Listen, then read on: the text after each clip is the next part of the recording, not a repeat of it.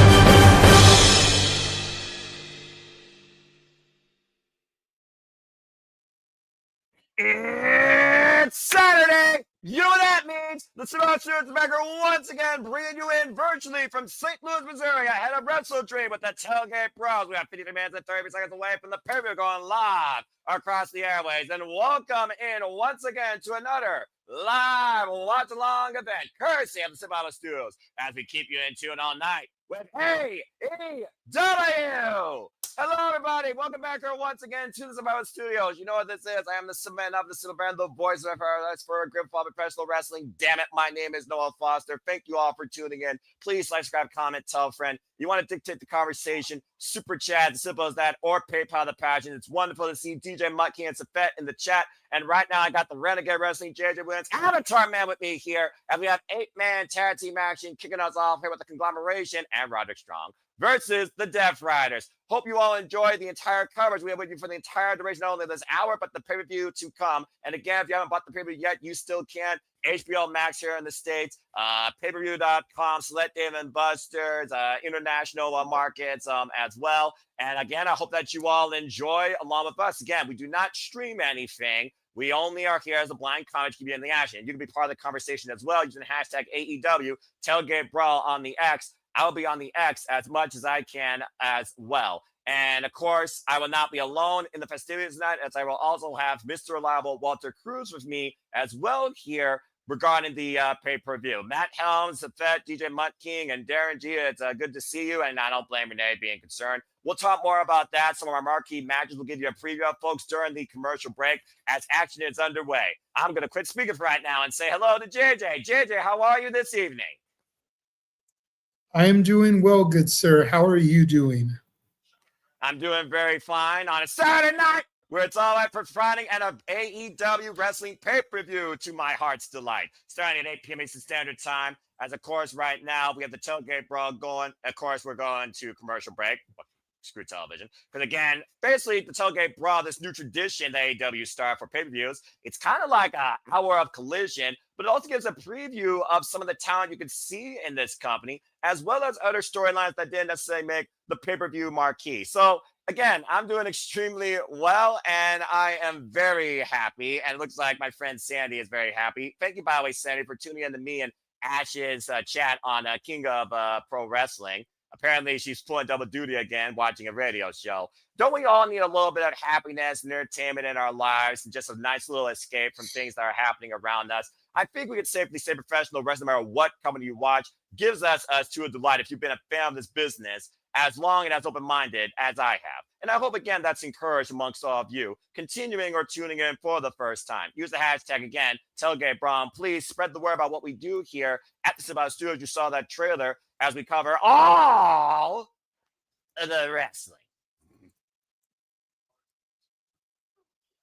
As right now, again, we got a commercial break. And, of course, right now. For those that are watching on Select Markets, this is the Tailgate Brawl. You can watch the wrestling with me via HBO Max or TNT, or go to YouTube 0 Hour for exclusive pre-show talk and coverage with Double J, Jeff Jarrett, Renee Paquette, and RJ City. So again, wherever you are watching, I hope that you're in tune for the actions. We are back here at the Tailgate Brawl. I'll keep you in tune with the action here as we have 50 minutes on the clock. Cloud Casanova and Termination East squaring off, picking things up from, of course, Dominion last year, where they faced off for the never-overweight six-man tag team championships. Of course, Roderick Strong's been very distant from the Conglomeration, as we saw him come out separately in that group entrance with Orange Cassidy and Kyle O'Reilly. And of course, Termination E is the strongest little man you will ever see in a fight. Never underestimate the Stone Pit Bull. And of course, still the reigning strong openweight champion.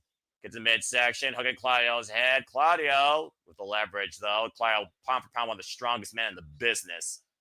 Good arm wringer, swing and a miss. Ishii off the ropes. Oh, taken down. Claudio Casanova, you know for yourself, JJ, has always been a stud of this business. Oh, 100%. I remember him back in the mid-2000s, the Kings of Wrestling with Chris Hero. Claudio picked up by Ishii and taken down with a suplex. No, I believe we have someone else in the green room as well waiting to come in. Well, isn't that a reliable conversation that you put forward? Because he truly is Mr. Reliable. ... Reliable. That's Walter Cruz that's entered the stream. And all hell freaking loves this 8-man tag team. Walter, good to see you once again on a Saturday night. We cover AEW together. Hey fellas, I'm good. It's AEW Saturday, so It's no one Saturday. puts pay-per-views on like them. Yeah, I got more magic. I got more energy. Covered now by Yuta. Gets a 2. I got more energy than Daddy Magic when it comes to AEW on a Saturday night. Or should I say Saturday night? It's, of course, some of our marquee matches we will be talking about during commercial breaks to come. Because, again, AEW has willing to let us breathe and also giving us less numbers on the pay-per-view, it seems. Kris Statlander defending AEW Women's World Championship against Thomas Toni Storm, Jon Moxley, Darby Allin Night Quit match. God help both those men. And, of course, him and Adam Page defending the AEW World Championship against Samoa Joe. And Mercedes Moné will have a TBS challenge for her TBS Championship. Now the longest reigning TBS champion in AEW history. Coming out as a self-defense for Samoa Women's World Championship last night against Persephone. Persephone is going to be a freaking breakout star in this business. Mark my words. Teammate to Orange Cassidy. Well, again, JJ will let you know how he feels about the CEO. There's no denying that. Whoa. Look, she may be the longest reigning, but she still is 4 defenses behind Jade, damn it. I mean, again, to your point, defensive 22 tonight. Stunned Up Millionaire. Darren Garcia, though, with the rear naked choke. And She just changed her name, too, on Twitter. Yeah, well, I mean, she's now Ultimo Moné, having 10 different championships, including the Body Slam Championship. Then all over the world, as we saw her recently with Kanji, the woman that she defended the Rev Pro Championship against. Up and around as Pac and Orange Cassidy. DDT! Golly, the way Pac's neck goes on that. Looks like I'm in a spasm. It's good to see Orange Cassidy back, man. And fine fashion, backslide on Claudio, and a kick out by referee Brandon Martinez. Capacity crowd expected here, of course, at the Chafis Arena. Of course, this was the stage, home to Dynasty last year, where we saw Swerve Strickland beat Samoa Joe for the AEW World Championship. Went for the Orange Plunge and Claudio sending Cassidy a swinging. Oh my God, he caught him mid-air to do that. Holy cow. Cassidy trying to counter the strength of Claudio, though, preventing the DDT. The leverage advantage, of course, on Claudio Castagnoli. Which Cassidy, though, able to slip out the back door, now trying to grab Claudio in the sleeper hold. Beautiful transition here. And look at the Paragon grabbing the Death Riders. And the locked in ground Cobras, but here comes Pac with a boot to the side of the head, breaking everything up. Ishii and come on. Be surprised. Come on now. No, I'm worried about Pac. He's grabbing his hamstrings. Like, dude, this dude is so injury prone that every time he doesn't move, I get nervous. I feel like the injury bug has really taken effect on the business this holiday season, particularly with key people involved. Shout out to Jacob too. I wish them all the best. Claudio again countering Orange Cassidy here, hoisting him up and stunt up counter. as we are 45 minutes and 25 seconds away from WrestleDream taking the airways. Free range airplane spin on the shoulder, taken down. Unbelievable and broken up by the Paragon. Hey, Walter, who do you think's more injury prone, Pac or Adam Cole, baby? Ooh, well, seeing that Adam Cole's actually out and we're not sure if we'll ever see him again. I guess it's Adam Cole, baby. Yeah, and I don't know necessarily want to give Adam Cole that conversation piece. Because again, with Adam Cole, like Ash the Embe, they are indefinitely removed from professional wrestling to the point we never see them wrestle again. So that's really nothing to ha-ha at. And I wish them both the best, whatever the future holds. But to JJ's point, a little side tangent, that's kind of the reason why Roderick Strong's kind of been in the mood that he's been and doesn't agree with being part of the Conglomeration. I actually did find a graphic layer that said the Conglomeration and Roderick Strong, because Roderick Strong does not believe he's part of this group. Just saying. Anyway, that's just a little food for thought for you all here. As again, we're just getting ready here. As we got a commercial break, screw television, for Tailgate Brawl. And again, if you're on YouTube, you're listening to Renee Paquette, RJ City, and of course, Double J, Jeff Jarrett, and He Great. Talking about matches.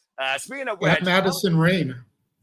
Yes, Madison Rain, of course, a coach for the AEW women's division. And, of course, we will see the women of AEW on full display here, not just for the AEW Women's World Championship, but this first ever one-on-one encounter. As we got a commercial break, why don't we go ahead and slowly talk about this match? Thekla goes 1-1 for the first time ever against Jamie Hayter after Jamie Hayter got decked by the Toxic Spider in her debut the day after Double or Nothing. Came back like a bad hell for being indoor, looking to take her head off. Already with wins over the Sisters of Sin, Sky Blue, and Julia Hart in back-to-back singles affairs, and declaring blood and guts, which we will be covering here, of course, next month from the Greensboro Coliseum.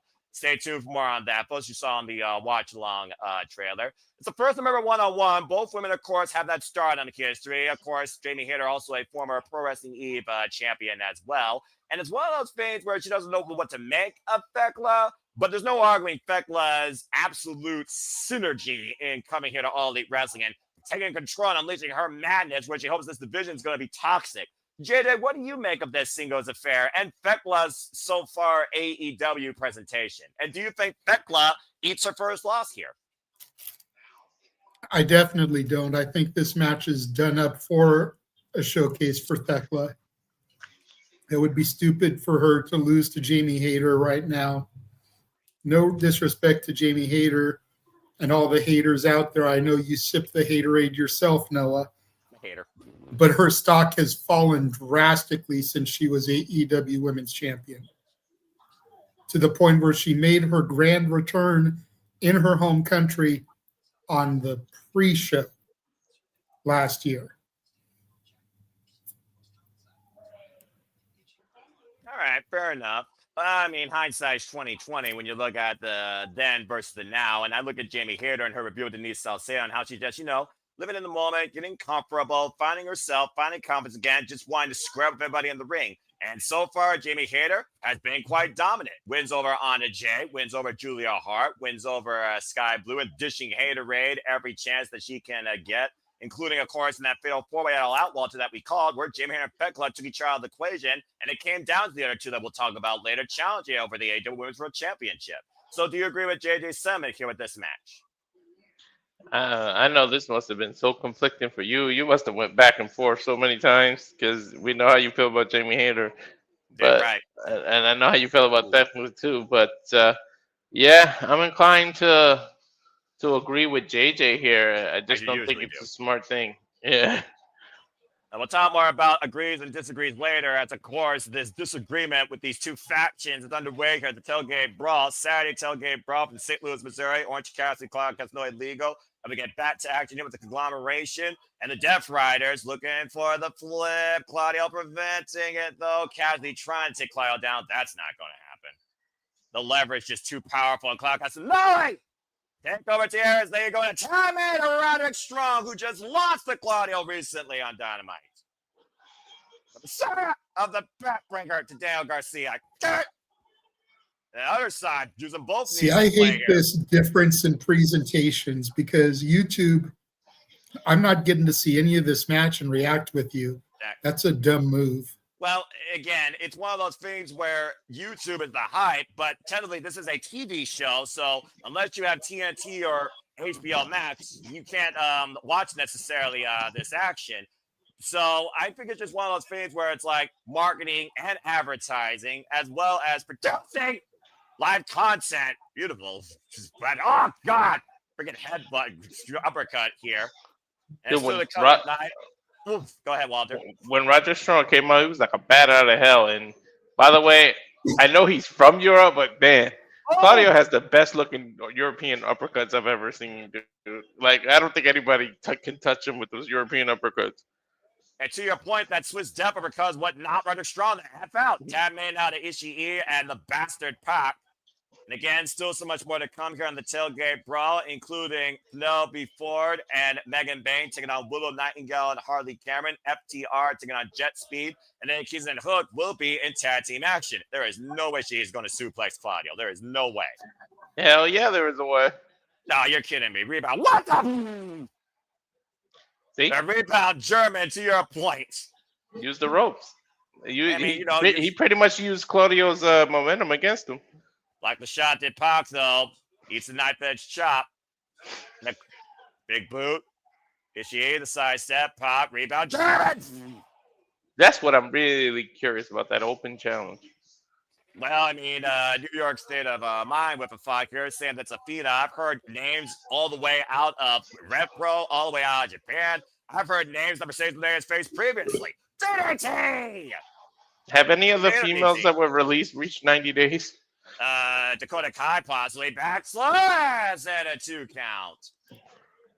So we are 38 minutes and 36 seconds away from the pay-per-view going live here. Action kicking off fast, furious here in this opening 8-man contest. Ryder Strong's up. Oh, good Lord. Into the hard cam area. Look who answered her last time. Oh, what did she change her name to? Now I forgot her name. Lacey Lane. Yeah. To be fair, the resin on there. Good God. Pop maybe inside out with that pumping bomber. Maybe it becomes a pattern where it's people that are debuting that answer her challenges. Possibly burger drop brain. Oh, chop block behind the ref's back. Death Riders again. Numbers coming into play. And Pog with the running boots. Running knee cover. 2 Death Riders with the win. Wow, he beat him with that? Well, I mean, that was a running boot, dude. That was a running knee. Off a chop block. Ishii had no balance and no base to give.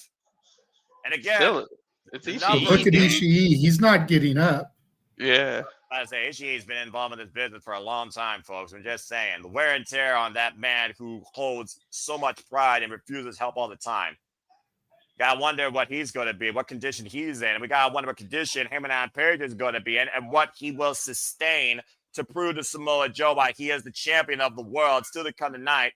Let's go ahead and segue a little bit and talk about the AEW World Championship match. JJ, you've been very vocal, verbatim, about Hangman Adam Page as long as I can remember. But you also have been very supportive when it comes to Samoa Joe, again, one of your boys out of California area. And with the idea that we don't know what Joe's future holds next year, where so many people of the business, including Hiroshi Tanahashi and AJ Styles, said that it's up. What do you think about this being Samoa Joe's possible last chance to be the AEW World Champion? And will Hangman Page prove a point against him? Well, I definitely think Hangman is going to get this victory here. You know, as much as I can't stand Hangman, it's too early in his reign for him to lose it. Joe's doing his thing with the ops. It would make no sense for him to get the W here. You know, I like Joe. Joe's a hell of a talent. It's going to be a sad day when he hangs his boots up. Mm-hmm. Just like Tanahashi, just like Cena, just like AJ. But I don't know. Like, I think he could maybe get one more run, maybe as Ring of Honor champion in, before he hangs him up for good. I think that would be a more fitting tribute to his end, as opposed to AEW champion would be one more run as Ring of Honor champion. Okay, fair enough. I respect that. Well, I mean, Walter, Samoa Joe, of course, the last time we were here in the Chavez Arena, as I said, with Dynasty, he walked in as the AEW World Champion and lost it to Swerve Strickland. So maybe this place, maybe this stage could be a moment where Samoa Joe proves a point again. We might get surprised there. Calling Hangman Page a pretender, where Heyman will give the world finally what they deserve, a real champion. It's almost like Samoa Joe is calling out Heyman Page's merit, saying that he owed Samoa Joe this because without the ops, he would not be world champion. Samoa Joe does have a point here. It was Samoa Joe that's been at bat for Heyman Page against this war against the Death Friars now for the last several months. Yeah, I'm pretty sure that's going to be in the back of Samoa Joe's mind that the last time he was here is when he lost the title. So it'd be interesting to see. But yeah, I'm going to go with Hangman Page too. I think Joe is past that point where he doesn't need titles anymore. It's not about that in this point in his career. It's about giving back to the business and leaving it in the hands of the future. So I think he's here to make other people look good now. Which is why I think him as 1/3 of the trios champions is the perfect thing for him, because he's really helping get Powerhouse Hobbs over, and he's helping establish Shibata more to the American audience. Yeah, not that Shibata really needs to get over, but he's still kind of new on American soil, and Joe is that bridge. That's a fair point. And to your point, Samoa Joe is also still 1/3 of the AEW Trios champions after being Los Fashions Ingobernables this past Wednesday at AEW Dynamite Homecoming. And again, Hangman Page has never met Samoa Joe one-on-one. The last time these two shared a ring was last year at Revolution, and Samoa Joe did make Hangman Page tap out. Call whatever you will, the circumstance, the motivation, that still proves Samoa Joe can put Hangman in that hold and can possibly put him to sleep. And I don't think Hangman is unaware of that at all. And he knows that Samoa Joe is going to be able to adventure his life, because Lord knows when you face Samoa Joe, you are in for a horribly brutal time. But yeah, it's just one of those things right now that Hangman Page, you think about, he literally went through death to get this championship back. You know he's going to send Samoa Joe for the ringer to prove a point and why he still is the champion of the world. Now going into, I believe, already his 4th title defense since he's won it. As, of course, we still have so much more to come here at AEW WrestleDream as we wait for the pay-per-view to get underway here at the top of the hour as the Tailgate Brawl here continues. I hope everyone's enjoying the coverage, conversation, reactions. Again, we're wondering who will show up to face Ultimo Monet for the TBS Championship. We got the Hurt Syndicate versus the Demand now in Trios Tornado action. We also, of course, have Beach, Kazuichka, Okada, and the new IWGP World Champion Konosuke Takeshita challenge for the AEW World Tag Team Championships against Brodido. And we have Jurassic Express returning to tag team match against the team that last beat them for the tag team championships before they were dismissed from being a tag team, the Young Bucks. But in the meantime, you got chips? Set up! You realize that opening contest basically took the first half hour of this Tailgate Brawl. Now we got 3 matches, 30 minutes. That means these are all going to be 10 minutes roughly. I don't think this one's going to be 10 minutes, though, because Lord knows, looking at Kingston, they don't waste time. 2 New Yorkers getting together just sounds as normal as freaking day and night. Never in my life did I think I would be calling Hook and Eddie Kingston as a tag team. But Lucky, you need tag team right here. Lucky they don't get paid by the hour. Ain't that the truth? 18 straight wins, by the way, for both Eddie Kingston and Hook. Of course, Eddie Kingston returned back at AEW All Out to take on Big Bill. And we just saw Eddie Kingston run through those fashion monopolies, the Beast Mortals, and El Dolistico. As they sat Sammy Guevara right now. Oh, God, what the hell? I don't even hear the audio. There we go. I see Eddie Kingston. Is that the frat house they're fighting? I was going to say, I see Griff Garrison, but I don't recognize the other person. I think that's Cole Carter, JJ. And clearly, Roosh is not done with Eddie Kingston by a long shot here. Of course, you mentioned the bull, you get the horns. And a referee for this contest, if you want to call it that, Stefan Smith. I love the set, by the way. I like the arc aesthetic. Again, I love the personalization that AEW puts into their stages. Tag made. I like the look, too. Who says wrestling can't have a presentation? Double shoulder block there by Hook and Eddie Kingston. And you were talking about before how Samoa Joe, JJ, is helping establish Powerhouse Hobbs. You think about Eddie Kingston, a guy that literally has pretty much always been a fighter, always did things his own way. What do you think Eddie Kingston could offer to Hook? And vice versa? The same thing, just guidance. Hook is bounced around from mentor to mentor. And I think as much as I dislike Eddie Kingston, I think Eddie fits the style that suits Hook best. You know, Eddie fights that style kind of similar to Taz, that brawler, down and dirty, gritty, grimy street style. And then, of course, Hook already been educated with the suplexes from his father. I think they're going to make a great pairing here. Eddie Kingston, also former Continental Classic champion. Of course, we know, Walter, that's going to be soon coming back here this year. God bless you. AEW Full Gear. Eddie Kingston, of course, who's been out on injury since last year, May, after his knees was blown out by Gabe Kidd at Resurgence. Nice flying shoulder tackle there by Eddie Kingston. And Tad made the hook. Of course, Hook re-signed AEW. We're gonna miss. I think it also helps when you literally have the business running through your blood in your veins. It helps for Hook to learn quicker because the business is already in his blood. But you pair him up with a person like Eddie Kingston, it can only be beneficial. Yeah, T-bone suplexes aren't beneficial for anybody though if you're on the tail end of that. An Irish whip off the ropes. And again, Griff Garrison both missing. And now, what the hell? Oh! Stereo T-bone suplexes. I don't think I've ever seen any kids that use that. And I don't think Jack Jameson was very happy about that. Oh, well, welcome inside the ring, you idiot. And the Kingston lining up his chest. Oh, those chops. I have no idea who's legal, by the way. Me neither. And they lost control. It doesn't matter. Accurate. And Griff Garrison just clocked his partner and you're a chin. Cole Carter knocked out Cole on his feet. Red Road to the autonomy. As mission, that's it. And to your point, JJ, not a bad combination so far for their second outing as a tag team. I'd like to transition off the spinning back fist, pass off the Hook into the Red Rum. Hook and Eddie Kingston with the win. Mm-hmm. And to your point earlier, you know, Kingston gets to remain relevant because Hook is somebody that's going to get pushed for a while. And Hook gets a mentor with years of experience in the game. As we take a look at Big Boom AJ looking for some Choco Chunk cookies wherever he's hosting this watch party.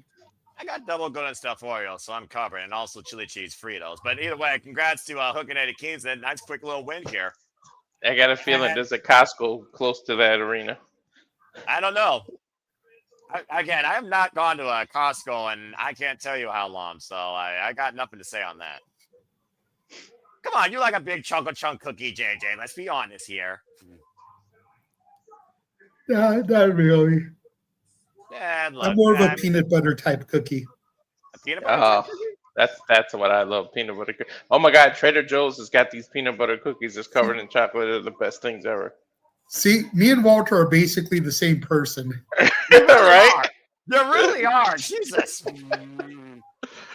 I'm freaking talking to two JJs here. Or is it two Walters? Why is Rocky Romero invading Big Boom AJ here? Because the Don Callis family can't help but get involved in someone else's business. And to be fair, we did see Big Boom AJ involved at the All-In 0 Hour against the Don Callis family. They haven't forgotten. Noah, look. Oh! Now you really are talking to two JJ. Oh, bloody hell. It's JJ Stereoception. Oh, God! Hello! What the hell? It just branded with what was that, a serving tray? I guess so. Well, apparently Roppongi revised with no love lost for Big Boom AJ.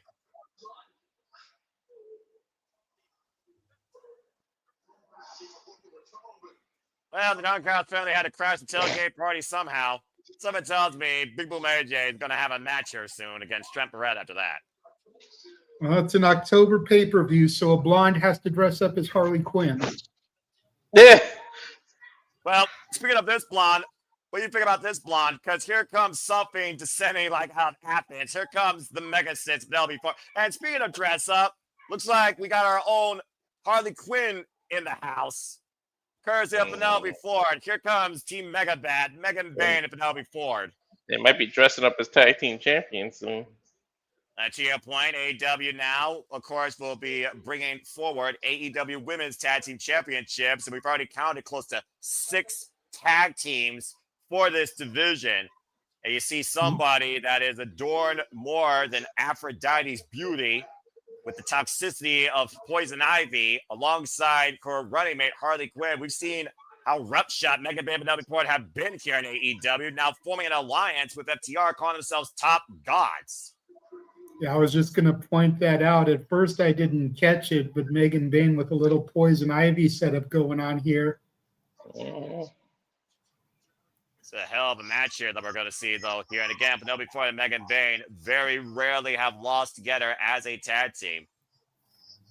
I'm sorry for doing this, Noah, but Megan Bayne is a toxin I'd willingly intake.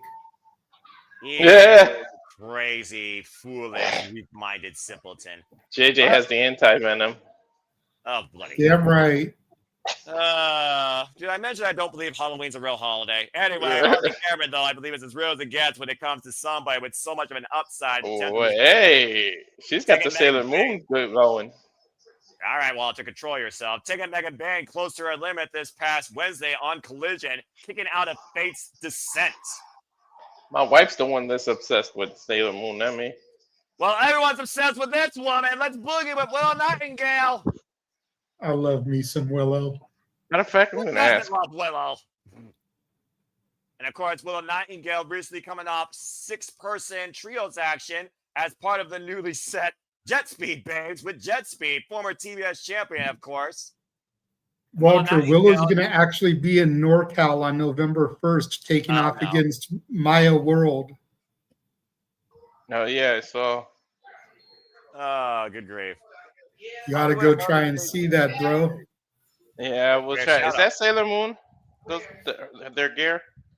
And it seems like it. Now, which Sailor are we talking about here? Mercury, Venus, when I was once a wee lad. I remember the show. I understand the reference, folks. Remember this cause my Posey bell rings are underway. Christopher Lakir with a hot take. Sisters of Sin, Sky Blue, and Gia Hart will be the first 2 women's tag team champions. I still hold out that maybe Ty J should be the rightful ones because they're the inaugural women's duo here in All Elite Wrestling. And they're also both day ones. Oof. I hear you on that, but I don't feel like Ty J have the fan support.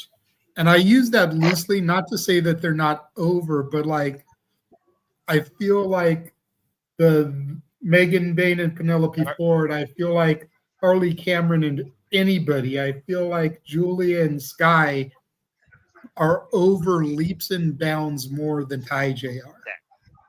I get your desire to have the inaugural women's team be the champions, but if they were to win them, I don't think they'd hold them for long. That's fair. I can see you trying to establish a strong foundation as Triangle Madness has held quite a foundation here in AEW. And of course, Sisters of Sin already lost both to Jamie Hayter, but other running mates to Thekla. God wonder if they come involved here. Cover now Willow in a 2 count. God wonder if we'll see any of them get involved here against Jamie Hayter versus Thekla.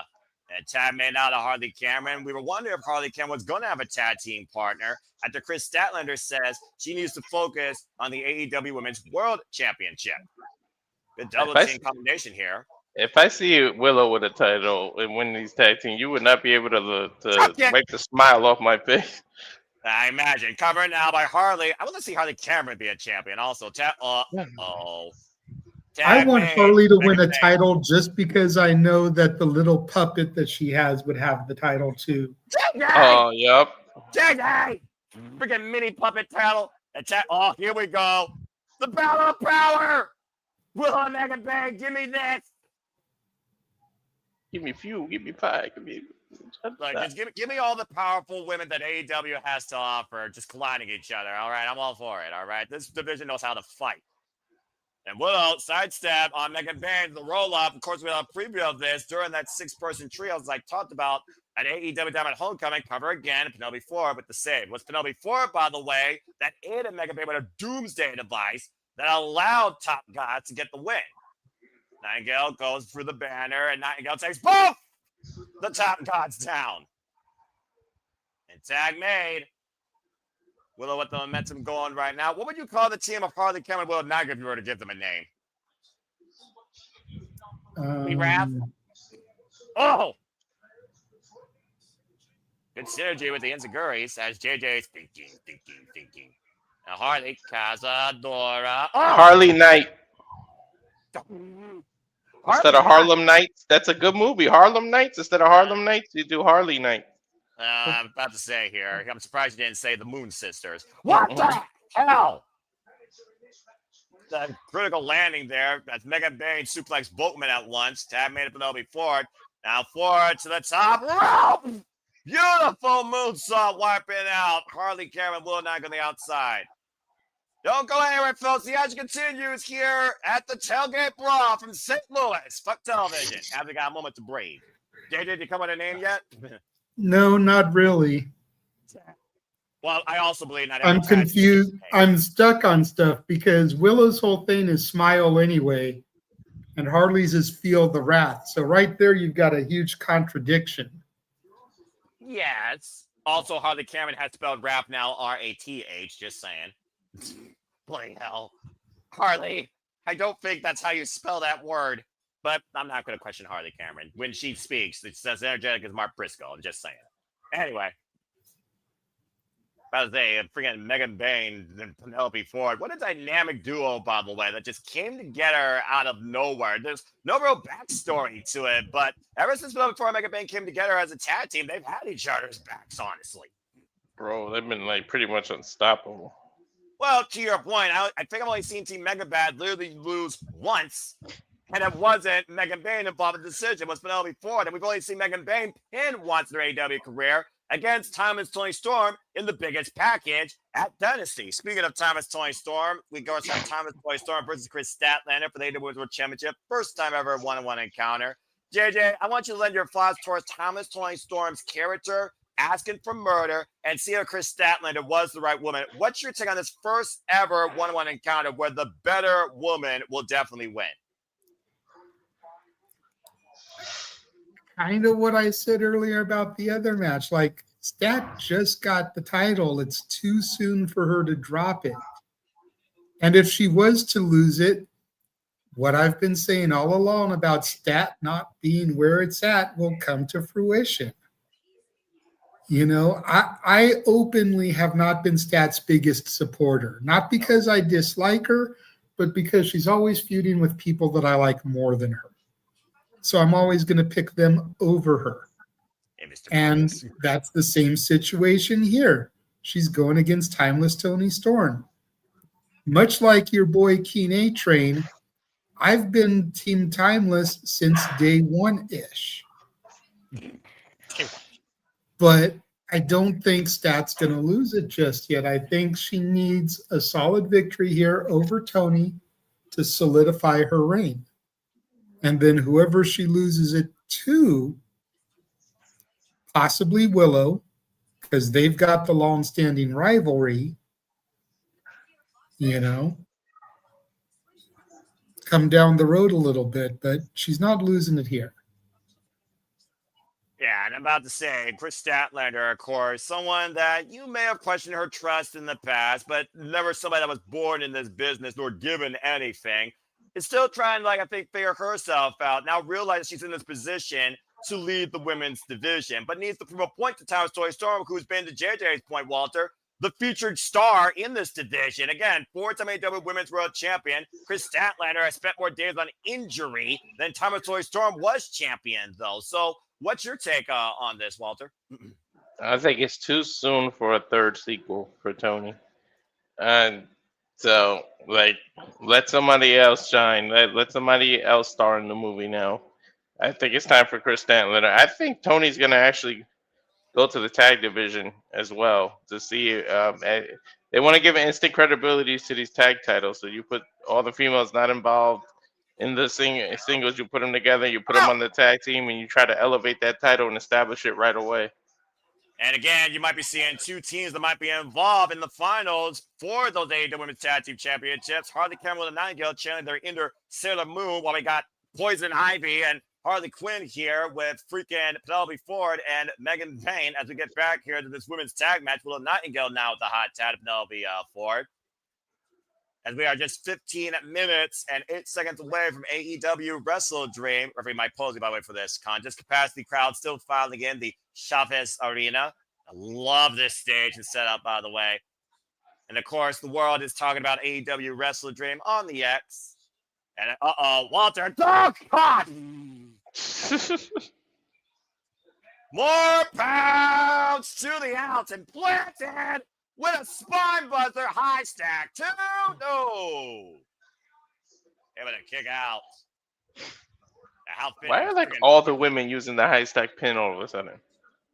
I mean, again, if you got the power, why wouldn't you force your opponent to kick out your weight? Looking for that Dr. Wiley bomb. Hoist it up. Escape there by Penelope Ford. I think she raked the eyes though of Willow. Desperation. Tab made to Megan Bayne. And Megan Bayne and Penelope Ford. What is this? Oh! The assist toss into the cutter. The cover now by Megan Bayne and Harley Cameron with the save. Harley Cameron there at the last possible second with the aid of her partner. Backstabber. Almost like I was watching The Matrix there with how slow Penelope Ford descended on those knees. And the Mega Six flies with a lariat. Damn. I cannot believe how that woman does that. Over the shoulder. Death Valley Driver. Ow. Matrix escape by Ford. Catch here. With the cutter. Great evasion as all 4 women are down. Ooh. Yeah. Stalemate. Everybody's out. That was a nice cutter. Yeah, I'm about to say that Matrix escape into the cutter is always a countermeasure that works so well for Penelope Ford. Of course, a former gymnast background. How fitting we're on the freaking Warner Bros. Discovery property. We're with DC properties here in Poison Ivy and Harley Quinn.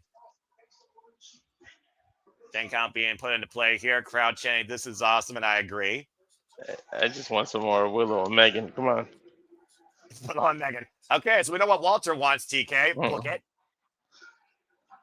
Megan Bayne and Willow Nightingale have never met one-on-one, to your point, Walter.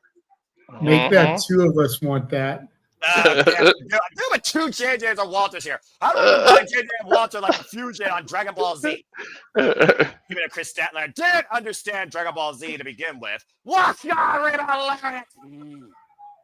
Got more important faces. Worry about the AEW Women's World Championship. Tab made to Harley Cameron as Willow takes Megan Bayne down. Cameron looking for some payback from this past Wednesday. Irish whip assist, runs with the elbow. Willow, though, runs into a boot.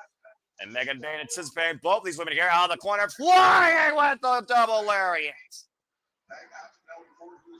A woman that size should not be that agile, in my opinion. It's incredible right? what Megan Bayne's capable of. As Megan Bayne hoists up Harley Cameron, looking for a sequel. Finish Doomsday. Now before to your top point. Away roll through. Ford crashed and burned. Great escape there by Harley Cameron. Off the shoulders of Megan Bayne. Crash landing. Shoulder first goes Megan Bayne. Sent to the outside of the ring. Penelope Ford is legal, by the way. And watch. Oh, God. Cannonball. Wiping out the Mega Sis. Did she get tripped up in the camera wire? Don't make this another, what was that match we saw? Yeah, let's not get Kingston, shall we? Into the midsection. Penelope Ford hoisting up Harley Cameron. Up on the shoulders. Oof. It was Mustafa Ali, right? That got caught in the... Exactly. And a kick of that, too, off that single knee to the face. I'm not sure if Penelope Ford got all of those knees to the face. I think she was looking for the double gut buster. You see right now the audience urging on Harley Cameron. Grabs the boots, waist lock, looking for the suplex. Ford still fighting back, though. And Harley, pump handle. What the hell? I've got it. Oh! The hell is that? A pump handle suplex. The camera showing me things I haven't seen out of her before. Tag made Willow Nightingale. A little bit of innovative offense there as Willow Nightingale with the power bomb to Willow. It's over. Handing Top Gods, as they're now called, their second loss in their AEW tag team career. Wow, I didn't expect them to lose. I can't lie. We'll see if Top Gods go 0 for 2. FTR takes on JetSpeed after this commercial break. Fuck television. That was really impressive. And again, Penelope Ford was the fall person, so the jury is out. Can anybody beat the Mega Sis? Still, that was a damn good tag match. That was fun. That was not an easy task at all. You're kidding me? Friggin' hell, you're kidding me? You're just waiting for Willow Nightingale. I have a feeling when Willow Nightingale and Penelope Bayne are made official, they're gonna somehow call it together. I'm just saying. You can call it hindsight if you want. I'm just saying. And again, everyone's talking about, of course, Mercedes Monet, the CEO, with her open challenge for the TBS titles. Name said, including but not limited to Izzy Moreno versus Mercedes right to sell, as DJ Mutkeen is saying here. And it's good to see everybody in the chat, as it looks like Elizabeth is already in the mood for Christmas. So good on her. Hope she has great fun with that. I'm curious what Christmas movie she's going to be watching. If she doesn't mind putting in the chat, I'm curious about that. What is the first Christmas movie you're going to be watching for the season? I mean, not in November yet. I mean, it's on the Hallmark Channel, so it's definitely going to be like a traditional Christmas movie. But before I noticed that, I was curious if she was going to say The Nightmare Before Christmas or Jack Frost, which is a horror movie.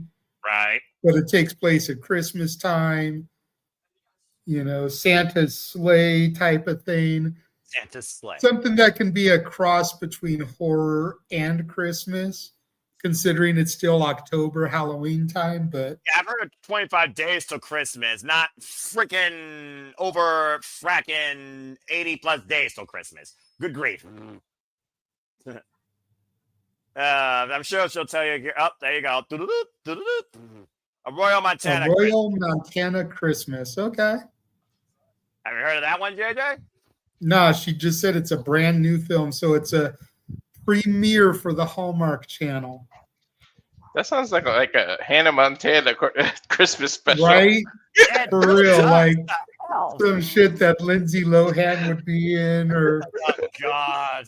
We mentioned Lindsay Lohan on AEW show. We're going to hell. All right. Well, anyway.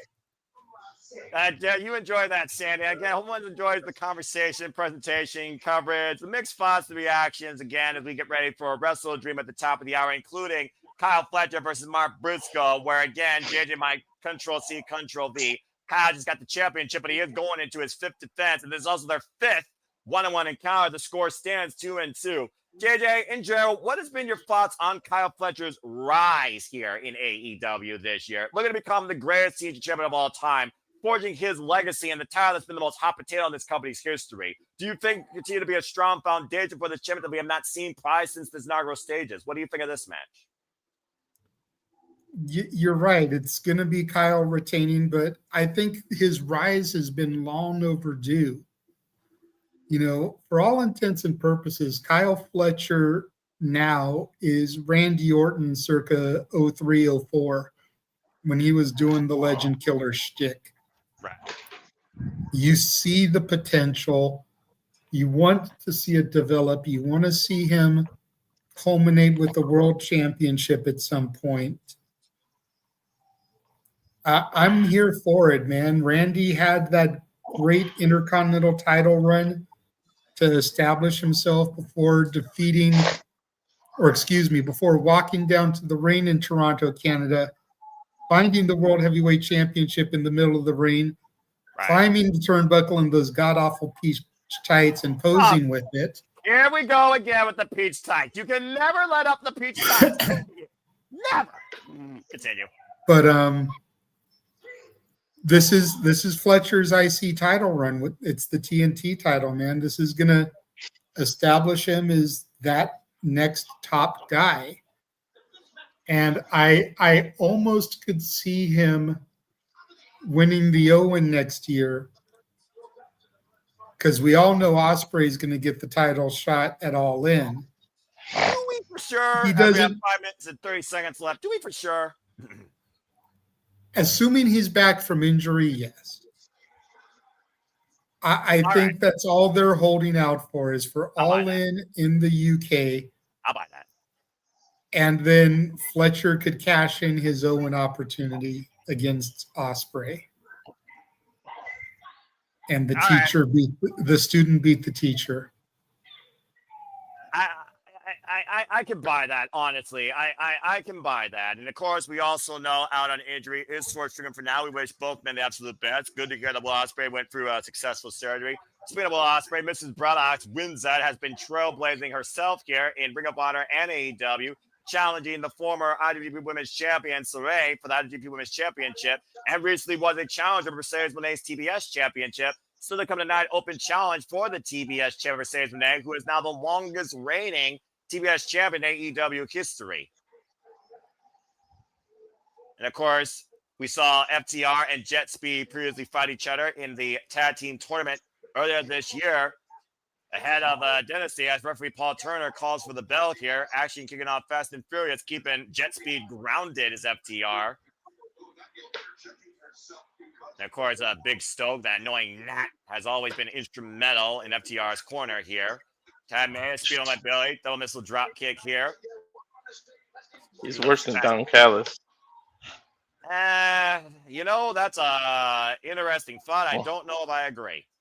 Swing and a miss. They're moving with purpose here. Oh, God. There goes German. Say what you will, but Don Callis has been more successful as a manager. Definitely can argue that. Stereo plunges. To your point, Don Callis is managing what could be the future AEW World Tag Team Champions, and managing the AEW Unified Champion and the IWGP World Heavyweight Champion. Konosuke, Takeshita, and Kazuichka Okada. The definition of can they coexist? 1A and 1B, the best and the best. Can they actually get it done against Brodido for the Don Callis family? Or at the end of the day, is egos going to come into play and be their undoing? We've seen how much disagreement there's been. But it was disagreement that led them to this opportunity, though, JJ. So, again, what's your thoughts on this? New tag champs. Brodido have just been placeholders. That's a crazy thought. Look, if we want to make this Okada Takeshita breakup mean something, they have to get the belts first. And if there's any title that can be hot potatoed, it's the tag title. They almost had a count out here. I don't know, man. I can literally see, because at the end of the day, Okada's only been pinned once, and Konosuke, he's the IWGP World Heavyweight Champion, a title that Okada is very familiar with. I don't think Okada and Konosuke care about these tag team champions. I don't think they want to be together, despite what Don Callis wants. At the end of the day, when your family has disagreements, JJ, the freaking leader, the role model, the parent, has to step in and make a decision. You don't show favoritism, but you might as well say that Don Callis is going to be forced to show favoritism if he hasn't shown it already. Yep. Of course, we are 2 minutes away for the pay-per-view ending. Go ahead and give your thoughts to this, Walter, and go ahead and try and echo JJ or your own thoughts for once, bro. No, I think we're gonna get a title retention. As a matter of fact, I think Takeshi's gonna jump off the apron when Okada tries to pin him, or vice versa. Okada's gonna jump off the apron, and it's gonna be a miscommunication. He's gonna leave him to the wolves. Do you think Don Callis is the one that instigates that? Oh my gosh, that was dangerous. Oh, knee! And both Cash and Dax catching JetSpeed with the suplexes over the top on the apron of the floor. We are less than 9 seconds away from WrestleDream taking the airways. And if this match will not end before we go live on pay-per-view, then I guess we're going to continue covering it. Good grief, that was dangerous. Both men could have literally broken each other's necks. Leave it a Stoke to argue with a kid. Is this going to be the beginning of the pay-per-view, I guess? I mean, technically it might be, Walter. It might be. It's not the first time we've seen a match crossover to a pay-per-view, and I'm not just saying that in AEW either. I've seen it in TNA. Of course, we get ready now for the preview, folks. Again, if you haven't already, stay tuned as we cover it. We're with you the entire night. And if you purchase it, get ready on HBO Max to change to that feed as we get ready to go to the pay-per-view stream. And again, I want to give a shout out to JJ Williams. Please stay tuned afterwards. We will have the weekly moderate conversation of Madness, the Shadow Shenanigans. Not a conversation, but a gaggle of karaoke ignorance. Definition with Weird Al Yankovic tonight. Stay tuned for more of that following our presentation of AEW WrestleDream, hosted by Renegade Wrestling, JJ Williams. Tonight's going to get weird. Time. As he bids us a fine adieu, and it gets ready for that later, probably preparing the wheels, getting his songs in order, and so much more. Again, if you haven't already, subscribe to the Renegade Wrestling, JJ Williams. As we get ready for AEW WrestleDream, 9 matches on tap tonight. This is going to be a hell of a show. As of course, right now we're here at WrestleDream officially, and the Tailgate Brawl closer is still underway here with FTR, currently Dax Harwood and Speedball My Belly legal. Toya Giovanni, of course, on commentary here. And again, folks, welcome to our coverage of AEW WrestleDream, for it is Saturday night, and you know what that means. Uh-oh. And Speedball, God, Revolution knees on the apron of Dax. And Catch Wheeler, the moonsault by Speedball, wipes at FTR on the outside. And welcome, everybody, officially to AEW WrestleDream. Hello, everybody. Noah Foster, Walter Cruz, Tip Reliable on the call for you here tonight for the entire preview. Please like, subscribe, comment, tell a friend. We want to take the conversation. Super chat pay that prize is as simple as that. Action kicking off fast and furious and continually here at AEW WrestleDream in St. Louis, Missouri, with FTR and JetSpeed finishing their match up. And Speedball in the corner looking for, what? Right out of the way. Avoid the crash. Dax, though, hoisting up Speedball. Third round attempt denied. Blindside made by Kevin Knight. Not sure Dax is aware of it, though. Front kick by Speedball to Dax. Kevin Knight legal. Rolls in. Turn and splash. And the cover now by Kevin Knight. A kick out of 2 by Dax. And again, folks, welcome in officially to AEW WrestleDream. Walter, are you ready to go tonight? Has action again is spilling over? Mm-hmm. And right now, again, the wherewithal, though, of FTR here. Kevin Knight. DDT! Cover now on Dax. And Paul gets a 2 count as Cash with the save. Of course, former tag team champion of New Japan Pro Wrestling, Kevin Knight, integral at Jet Stars with Takeshita, former IWGP Heavyweight Tag Team Champions, excuse me. And Nicholas, so far, it's been a good tailgate brawl. The pay was officially underway, and there's Big Stoke again getting involved. Miscommunication. And me on the lines by Kevin Knight to Cash and Stoke. Dax crashes his partner. Kevin Knight, schoolboy, roll up. Almost got him. Spine buster cover. And somehow Dax gets the shoulder up again. Good Lord. Imagine if the freaking JetSpeed gets a victory over FTR, arguably tag team of the year in AEW, Walter. We definitely shoot them up to bigger stardom. Gory bomb, Speed on My Belly, saying crashing face first in the apron, drop kick to Cash, sends him up the entranceway. Kevin Knight and Dax still legal. Dax catching the boots of Kevin Knight with the drop kick, now steps through, looking for a sharpshooter. And center of the ring, and it's locked in deep. You see right now, Dax literally trying to prevent Kevin Knight from forcing the break and reaching the ropes, hoisting as hard as he can on those legs, stretching them back. Good to see Bullyman, by the way, in the chat. Appreciate you tuning in. Appreciate everybody tuning in across all feeds here. Again, if you haven't already, please like, share, subscribe, comment, tell a friend as we do this for all the biggest shows. Preview specials across all things wrestling, WWE, NXT, AEW, ROH, TNA, independent series, including at Limit 2, GCW, and HOG, and New Japan Pro Wrestling, as Wrestle Kingdom 20 will also be part of our watch-along schedule. And somehow, JetSpeed are still alive against FTR, a match revisited from their tag team tournament encounter.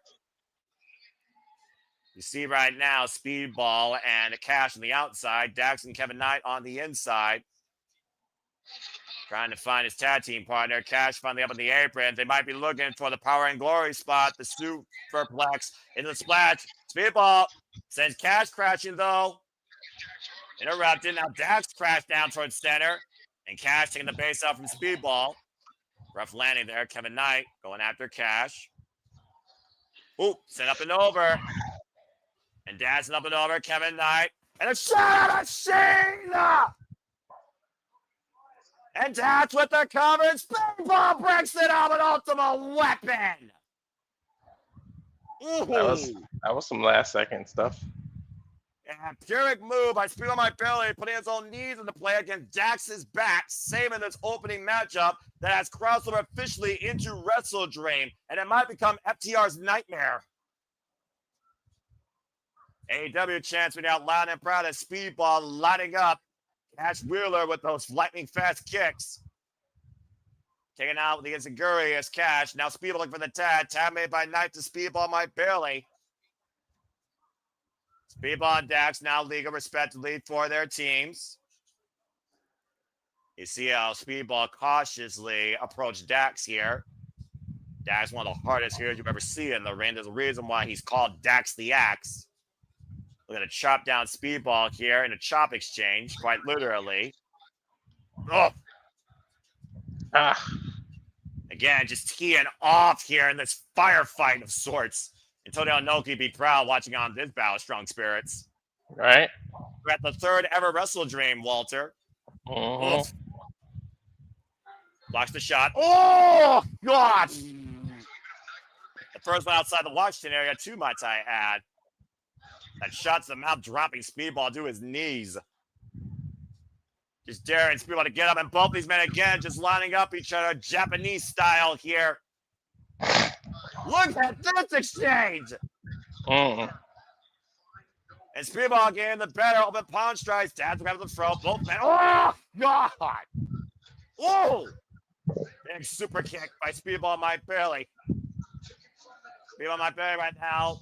Lining up Dax. Tornado kick and a corner connects. And of course, Speedball right now getting down. Oh, and Dax again gets up to his feet. Looking for that ultimate weapon as Dax felt it earlier. Now Dax trying to call for the play, looking for his partner, Catch. Once again, might be looking for that Power and Glory spot. Dax looking up Speedball. The superplex. And there's the splash, but on the knees. And Kevin Knight soars UFO splash, but hits knees as well. And Knight stood up and over to the floor on the outside. Cash set up and over by Dax, though. Speedball, the backslide cover. Two. No, come on, two count again. Damn. Time adventure. I thought that was it. I thought that was it, too, lining them up. And time adventure connects again. And Speedball with the cover on Dax. And Cash saves the matchup. Jeez. Knight flies in with the flying lariat. I swear, it's in the shoes, Walter, when it comes to Kevin Knight, how far he soars. Right. Right now, Speedball. Oh, wait, look at this. Stokely. He's got a hold of legs. Come on. Give me a fucking break. FTR steals it again. Facing that annoying gnat, Stokely Hathaway.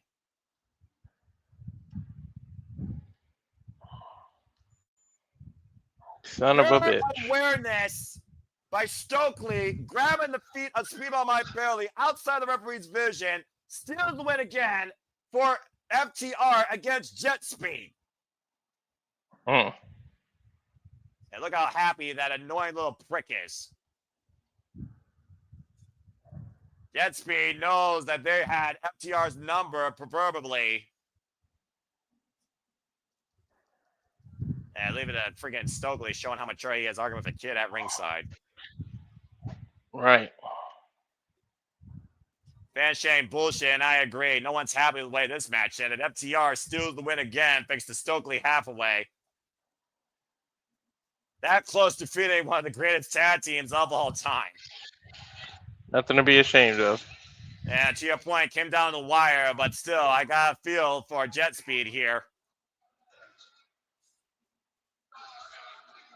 A hell of a hot start, though, tearing into WrestleDream here, as of course we are literally getting ready now for official pay-per-view action here. Speed on my belly and Kevin Knight.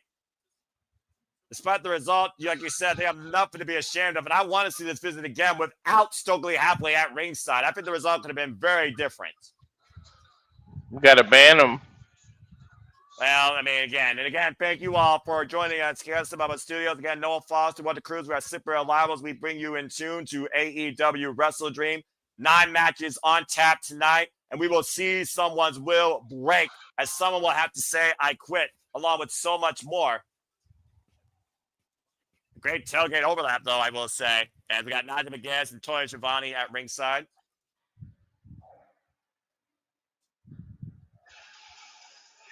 And apparently, there's a important announcement regarding this grudge match, Walter. Thekla and Jamie Hayter will be a pure one-on-one. Everyone is banned from ringside. Ooh. And it looks like we're going to kick things off with the women here next at WrestleDream. In the words of Booker T, I like it. This is going to be a fun match. Again, folks, the story of Thekla versus Jamie Hayter goes all the way back to the Dynamite after Double or Nothing when Thekla's toxic venom was injected into AEW and she was all elite. Took out Jamie Hayter as her first target because she was just there, she said. Now injecting her madness, creating the triangle of madness with Julia Hart and Sky Blue, Jamie Hayter came back up from Forbidden Door looking to take Thekla's head off. And we're going to find out for sure who hits harder with these two as they've been brawling around backstage and more as Jamie Hayter has called for blood and guts. The first women's blood and guts match in AEW history against the Triangle of Madness. With wins already over, Sky Blue and Julia Hart in singles action ahead of this first time ever one-on-one encounter. Is Thekla the reoccurring nightmare for Jamie Hayter, or will Jamie Hayter hit Thekla hard and be the antidote to her venom? We'll find out soon. And we'll find out right now where, again, nobody is allowed at ringside. All parties are banned. As we go to ringside here with Toni Schiavone. St. Louis is one of the great wrestling cities in the entire world. Damn right. Resident Keo at the Sheamus Arena. One of the greats of all time. There's legendary Lou Fez. Lou Fez Press. The wife of the late great Lou Fez. Charlie Fez. Okay. Hello, Charlie Fez. Thank you for taking in, of course, the experience. Wife of St. Louis pro wrestling legend. To your point, Walter. Uh-huh. That's pretty awesome. Charlie Fez taking in things here.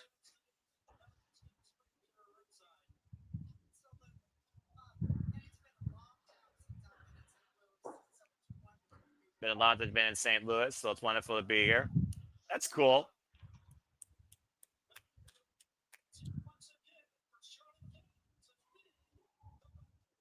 Charlie Fez, thank you for tuning by here as we get ready for action.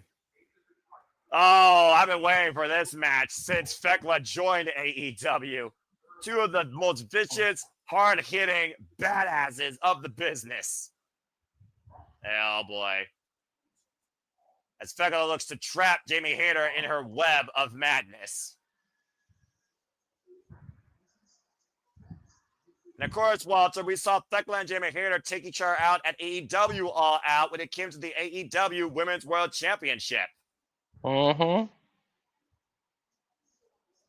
Talks despite Thekla, who is still undefeated in AEW, 5-0 in AEW singles matches.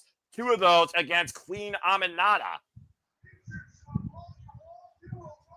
Talking about, of course, that she will not stop and this entire women's locker room is toxic. And of course, she said, Jamie Hayter, will you impress me? That's what I want you to do, impress me. Something tells me that Jamie Hayter is going to do more than that. She wants to leave an impression on Thekla tonight here, bro. And good to see Shadow Gamer Score X in the chat again. And again, it's hard to see who will quit during that. That and so much more still ahead here, bruv, as WrestleDream is officially underway. And again, great to see all of you in the chat. Please like, subscribe, comment, and tell a friend. Want to take to the conversation? Super chat paid by the price is as simple as that. We're happy to be that blind conduit, that coverage for you for AEW. And here comes my rave, because I'm a hater for life, damn it. I love this shit. Former Pro Wrestling Inc. champion, SWA Undisputed Women's champion, former AEW Women's champion, sporting the scarf of Antonio Inoki. There is only one Jamie Hayter in this industry. We talk about one of the great trailblazers of the wrestling business, not just Lou Fez, but Antonio Inoki, that was always about the strongest form of competition in sport is professional wrestling. The hug there for Charlie Fez. I wouldn't be surprised to see Jamie Hayter use the Lou Fez press and then some. This is poised to be an incredible first time ever singles encounter of Stardom strong spirit level proportions here. As of course, Jamie Hayter won in 2022 the AEW Women's World Championship. Has not held the title since Double or Nothing 2023 and was out on injury for over a year.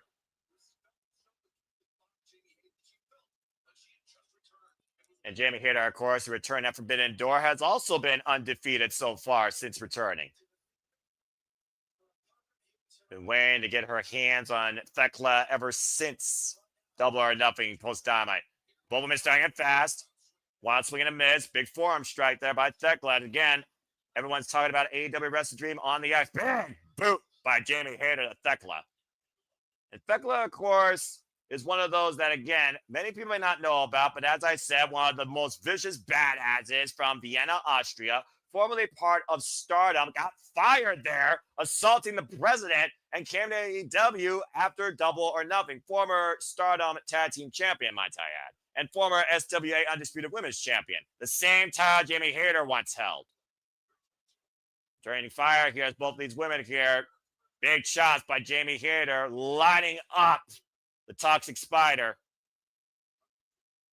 And again, the Triangle of Madness and Clean Minata, all parties have been banned from ringside. And Jamie Hayter right now asking Thekla to come back inside the ring. And Thekla right now resetting the pace here. Thekla, one of those that literally goes against convention and the corporation, marches to the beat of her own, I would say, proverbial drum, because not only is she a wrestler, she is also an artist and a leader of her own punk band. Get to the midsection.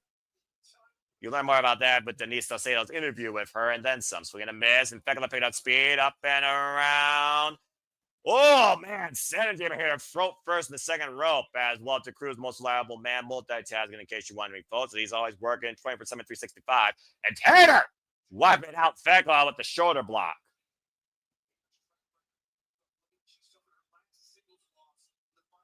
And right now, again, you saw Jamie Hayter suffer her first singles loss here this year, folks, at the Double or Nothing Owen Hart Foundation Finals tournament against Mercedes Moné.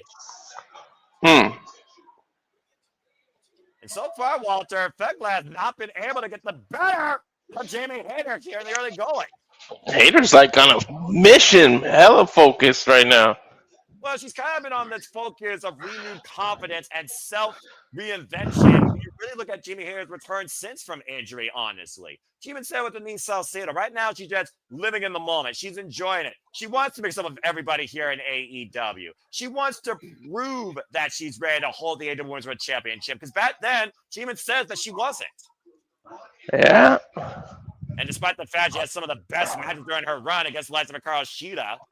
Oh, wait, look at this. Oh, God. And Charlie Fez watching on from ringside. Ooh, she warmed those hands up before them chops. I mean, again, Jamie Hayter, there's nothing about her that is soft. Except maybe her gentle heart. Probably the best ginger you can trust in the business, honestly. Who said redheads don't have a soul? And you can't teach that. How you doing? Oh, God, a big boot. The outside. Well, you can teach a boot to the face. That's physics for you. Almost pushed her head into the barricade, I think. Remember this comment, by the way, Bryce Rensburg. Dr. Spider right now, taking it to the skies! And wiping out here on the outside. And And both these women are throwing caution to the wind. As I said, Walter, this is one of the first AEW women's pay-per-view matches, not concerning a tournament gimmick or a championship, just a pure grudge. Yeah, exactly. But we haven't seen this since Saraya vs. DMD at Full Gear several years ago.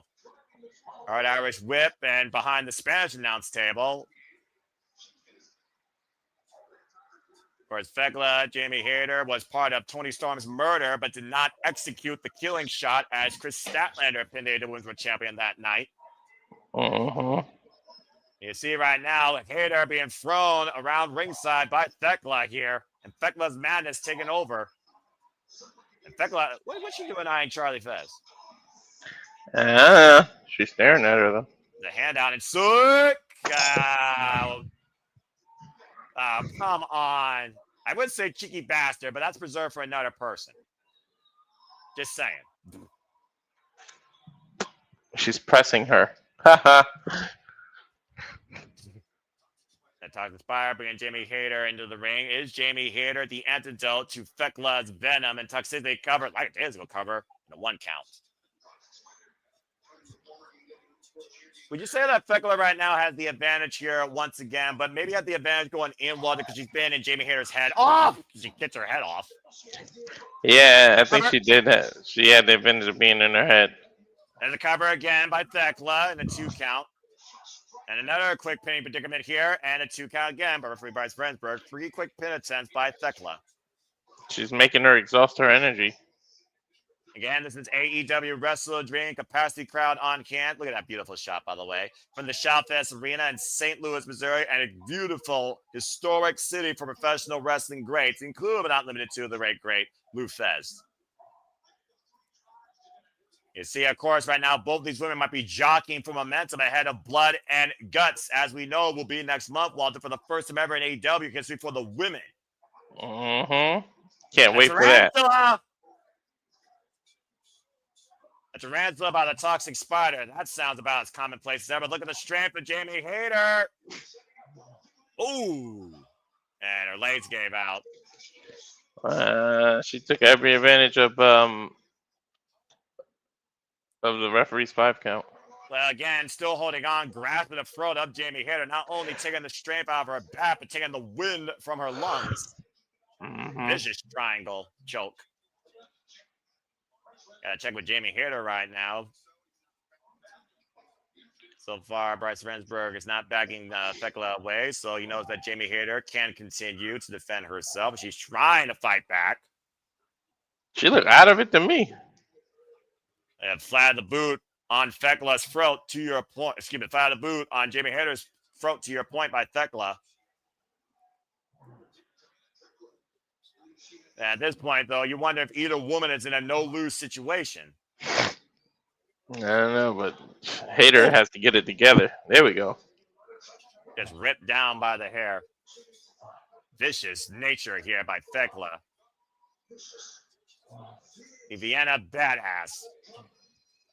Kicked out of Japan, attacking the president or Okada and most of the Stardom roster. What is in the food and water in Vienna, Austria? Because Gunther and now her and Tesla, jeez.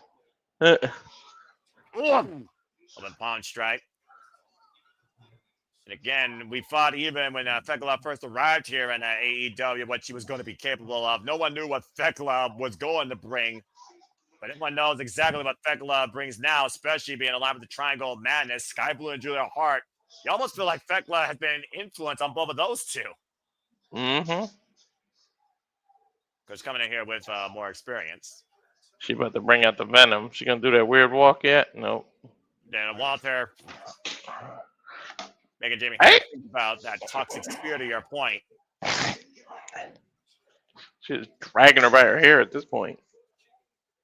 Again, Jamie Hayter was the one to declare Blood and Guts, folks, but we have not heard and I accept officially from the Triangle of Madness. But Blood and Guts will take place Wednesday, November 12th from the Greensboro Coliseum in North Carolina. First Horizon Coliseum, excuse me. And we will be covering that here at the Simba Studios, the damnedest, most violent match in AEW history. 2 rings, 1 cage. 1 way to win. Surrender or submission. Oh, God. Thekla would be the only one that will see that and smile at it. I mean, I'm a masochist for violence, not dating crazy chicks, but the AEW Women's Division going to blood and guts is a fever dream. I thought that was never possible. And Sky Blue's already asked for fire. I'm just saying. Sky Blue was born hardcore out of the womb. Drop kick! And Jamie Hayter was born to hit hard. And Hayter with the cover with the parlay back press and a 2 count. Sky Blue will probably be seeing red that night. And she will welcome it, dude, with eyes wide open. And hello to Wesley Conklin, also in the chat. Hello to everybody, of course, watching on. Hope everyone enjoys us covering AEW WrestleDream. As, of course, this is my high delight in professional wrestling because it's always good for a fight Saturday night with the AEW pay-per-view on my screen. Right. Keyword Saturday night. Oh, look at the strength of Jamie Hayter here. The knee, though, at the top of the head as Thekla escapes the attempted stalling drop suplex. Big right. Took a little bit too much time there, did Jamie Hayter. The flexibility of Thekla has also been quite a unique, innovative key to victory for Thekla as well, Walter, as we've noticed. Yeah. Yeah, head position, it seems. You would Where think is she she had going? legs. Well, the corner, Man, this Hayter spider's follows about in. to fly. Right now, though, Thekla and Hayter both giant position. Hayter picking up speed, and up and over. Lands on the apron.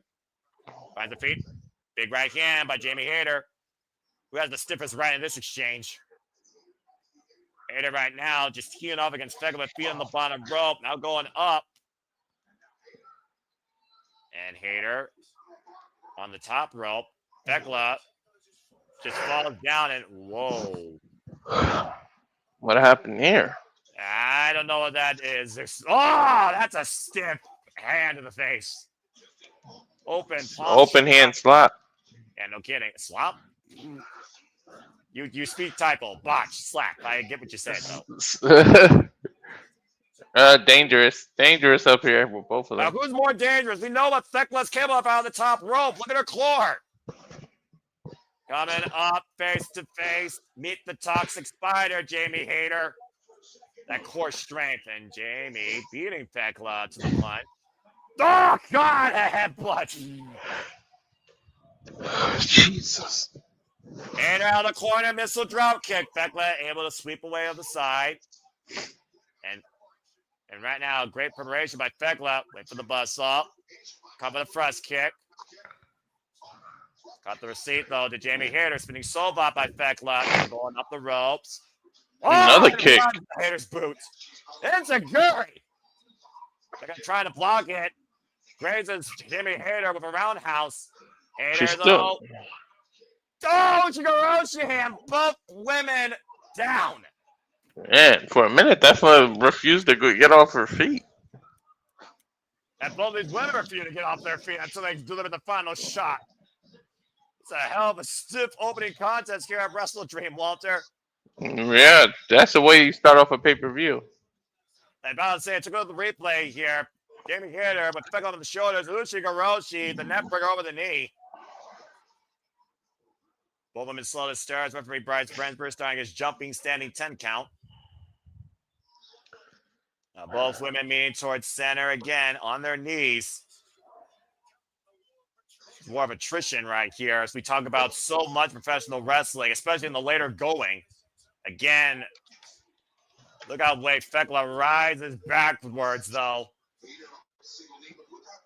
What does that do to Hayter's mentality when she sees that?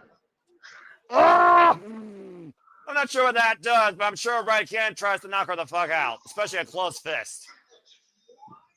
At close range, too. Again, both these men right now gotta be fighting on fields.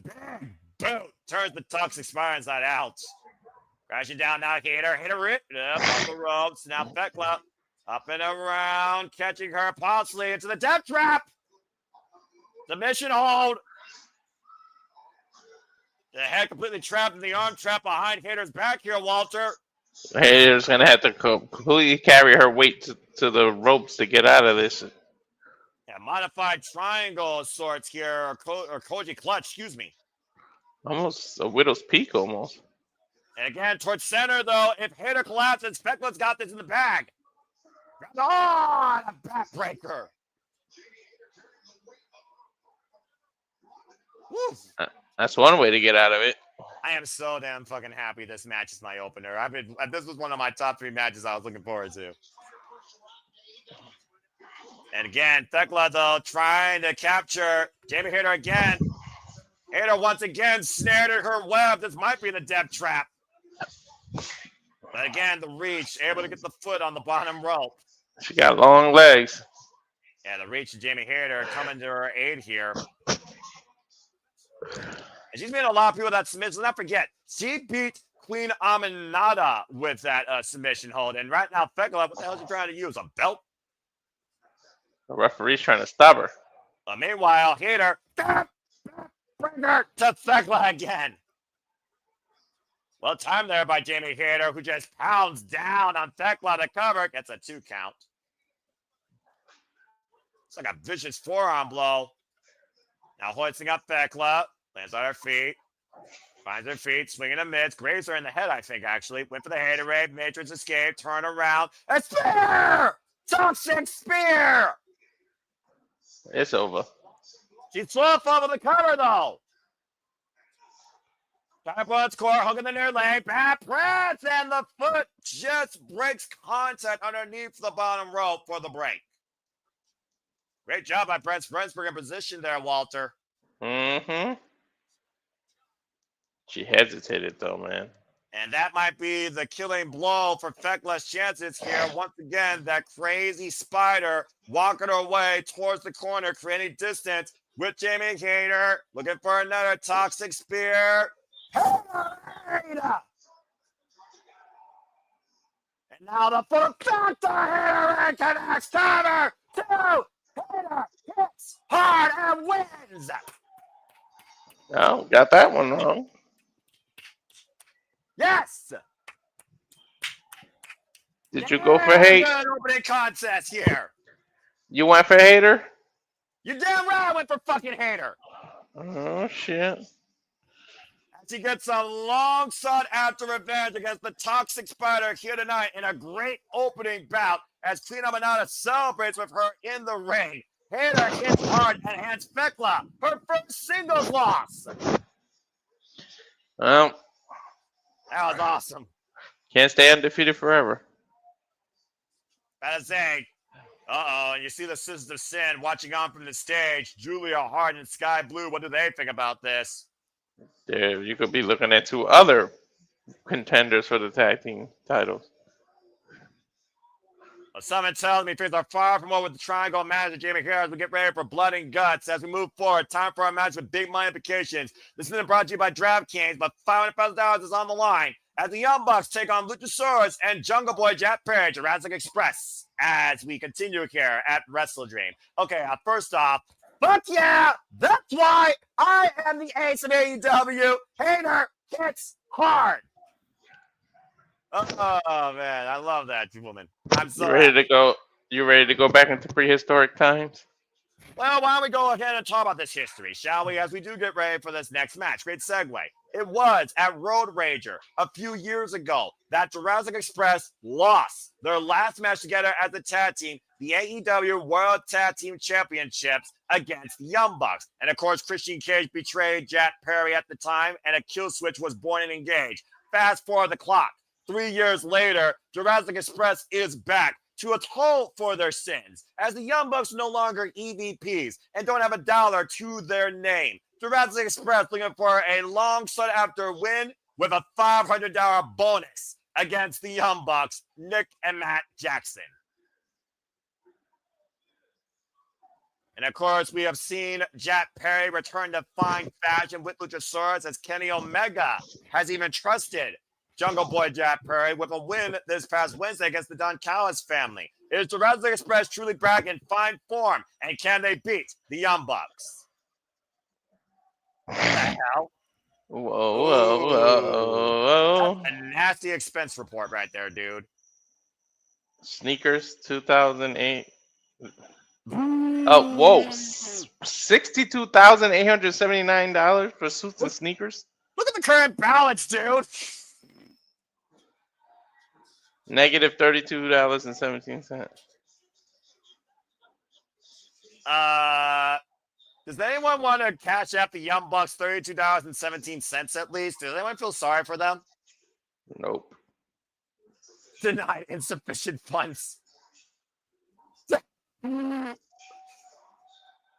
Walter, now I'm just a simple man, but last time I checked, there is no footwear worth $62,000. Well, I'm used to seeing insufficient funds for me, so. Insufficient funds. That is the worst thing a professional wrestler can see in their bank. Right. Hey, look, he's going to give them $20 for a photo op. There you go. That was nice. The Young Bucks getting $1 from the audience at ringside here for their troubles. They get the $5 and go to McDonald's, and pay for their next meal. They go to the shorts their next lift. Oh, the negative $32 bucks. About to say, that's what it's all about for the Young Bucks at the end of the day. They want that cash. They need that cash.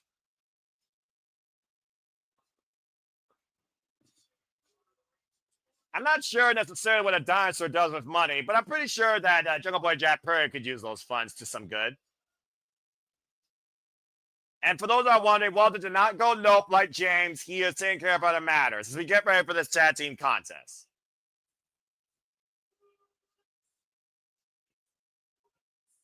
"13 wins their past 14 tag team matches, like I talked about, in the history of them as former AEW tag team champions. And of course, their only loss as a tag team was to the Young Bucks, Nick and Matt Jackson at Road Rager in a ladder match.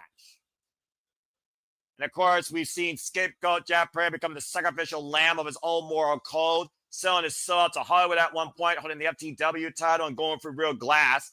Kill Switch was literally leaving Luchasaurus extinct as Jungle Boy Jack Perry returned back to AEW to reunite with Luchasaurus at AEW All Out. Now looking for a huge payday tonight at WrestleDream. And the referee for this contest is Rick Knox. Yeah, I don't know the Young Bucks. I just literally went to go get eye drops. All right, well, you want to see clearly when Jurassic Express wins, apparently. Whoa. I love this song. Non-copyright. By the way. And they're saying, shout out to Jimmy Hayter will be a future women's champion once again. Mark my words. I agree, Nathan. See, he's a hater too. He gets it. And Wesley, you did see it. And happy 40th anniversary to the Nintendo Entertainment System, by the way. That came out 40 years ago. Today, as Walter is a Nintendo head. Mm-hmm. The Young Bucks, of course, record-setting 3-time AEW World Tag Team Champions. Broke Bucks. That's the negative 200. That's the negative 32 bucks, by the way, folks. The broke bucks. Here's a simple announcement from the Simple Man. Gamble responsibly and don't spend $62,000 on sneakers. Thank you. I don't even spend $100 on my own tennis shoes. But my budget is no one's business. I do spend $40 on AEW pay-per-views, though, because they're always worth it. Sometimes, Walter, a sacrifice has to be made from your wallet when the end justifies the means, as we get ready here for this tag team match. Very true, very true. Hey, look at this face-off, though, with Jungle Boy Jack Perry and Matt Jackson. Not a history here.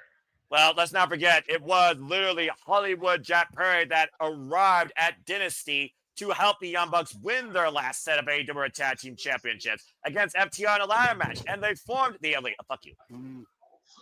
So fuck you to that Elite.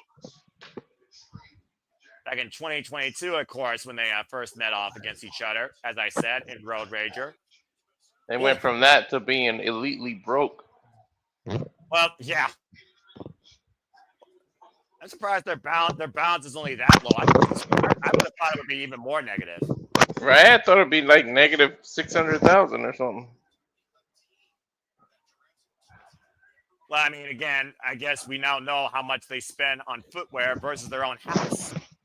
I think it's a suit too. It's a suit and suits. The pyro, the entrance, the music, the over the top. I get it. Maybe they could get a royalty check from Hanson. Drop kick and Jungle Boy Jack Perry in fine fashion here so far.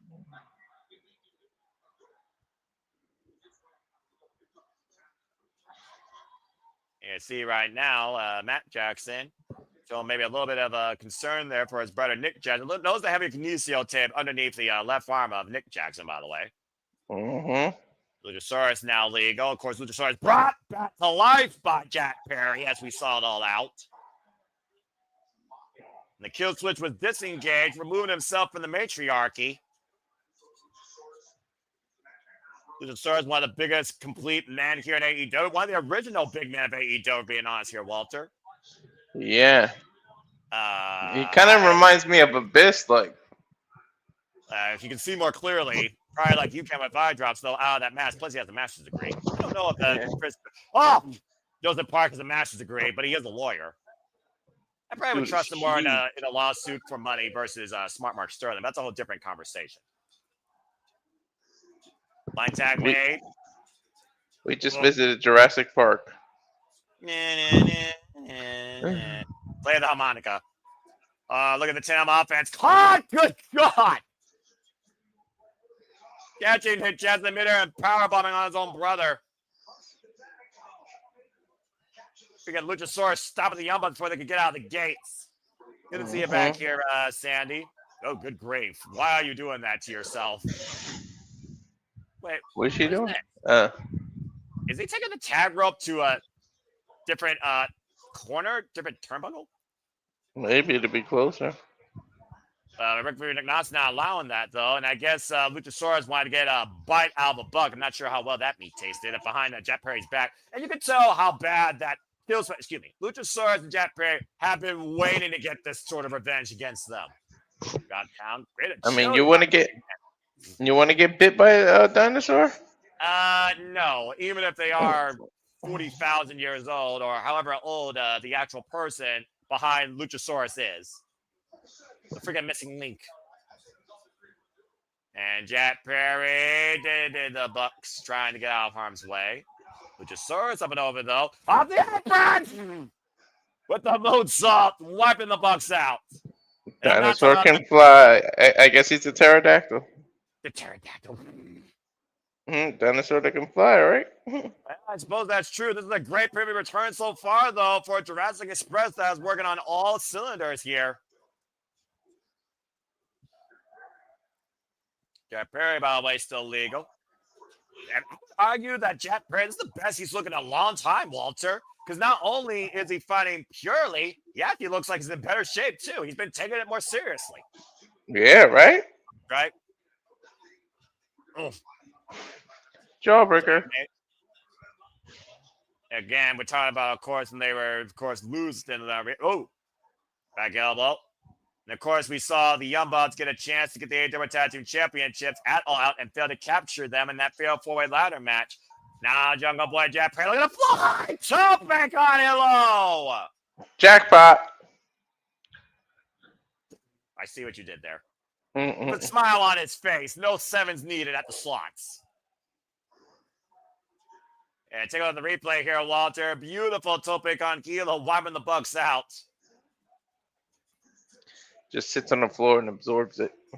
Well, again, a little bit of fan participation as AEW does here. I'm sure that's not the only fans here that are, of course, against the Young Bucks. Look at that nice sign. Oh, God! I hit the sign. Why do I feel like that sign was loaded? Right? Just a thought. Referee Rick Knox, by the way, didn't see the sign, so, of course, he could not call disqualification. Now Jack Perry off the ropes. Oh, God! You got the leg. I saw the sign. Uh-oh, it's a space! The Young Bucks going to work there, unfortunately. Luchasaurus, though, catching a bug. Meanwhile, watch Nick Jackson with the PK. And now off the barricade, the slide spread. Watch out, Luchasaurus. At the end of the day, Walter, you can say what you want about the Bucks and the men behind the Young Bucks name. You cannot argue what they are bell to bell in that ring. Yeah, you can never deny their talent. Yeah, there's no price on that, apparently. Again, you see that bag of cash. Imagine having a duffel bag with $500,000 cash in it, Walter. solve a lot of my issues right now. You and me both, bro. Just don't be a stupid fan and jump over the barricade and run for the bag and leave. Well, I'm pretty sure security will make a stop to that. There's a reason that one guy saved AEW's Jacksonville audience from that Molotov cocktail that Darby Allin tried to lit. I still can't believe that crazy motherfucker tried to did that. Oh, we'll see how crazy the Young Bucks are. How far is a man willing to go when he's got nothing to lose and everything to gain? That's the story of the Young Bucks here tonight, for sure. They might not have enough team to get a lift to the airport if they lose here tonight, Walter. Right? They're the cover now, and a 2 count, or 1 count, excuse me. About to say, if the Young Bucks were smarter with their money like I've been the last 2.5 years, they wouldn't find themselves in this situation. I just graduated from my debt consolidation program that helped me save $4,000 of debt for the last 3 years. Forever grateful for them. Yeah, I'm in one now. Well, there you go. Honest living is the way to go here. Guillotine weight drop, though. And you see right now, Matt Jackson mocking Jurassic Express. The negative bucks. Well, I mean, Sandy, I don't know how you would feel if you had negative $32 in your wallet. If you just saw the Young Bucks expense report. I can't justify spending $63,000 on anything but a house. And my house is worth more than that.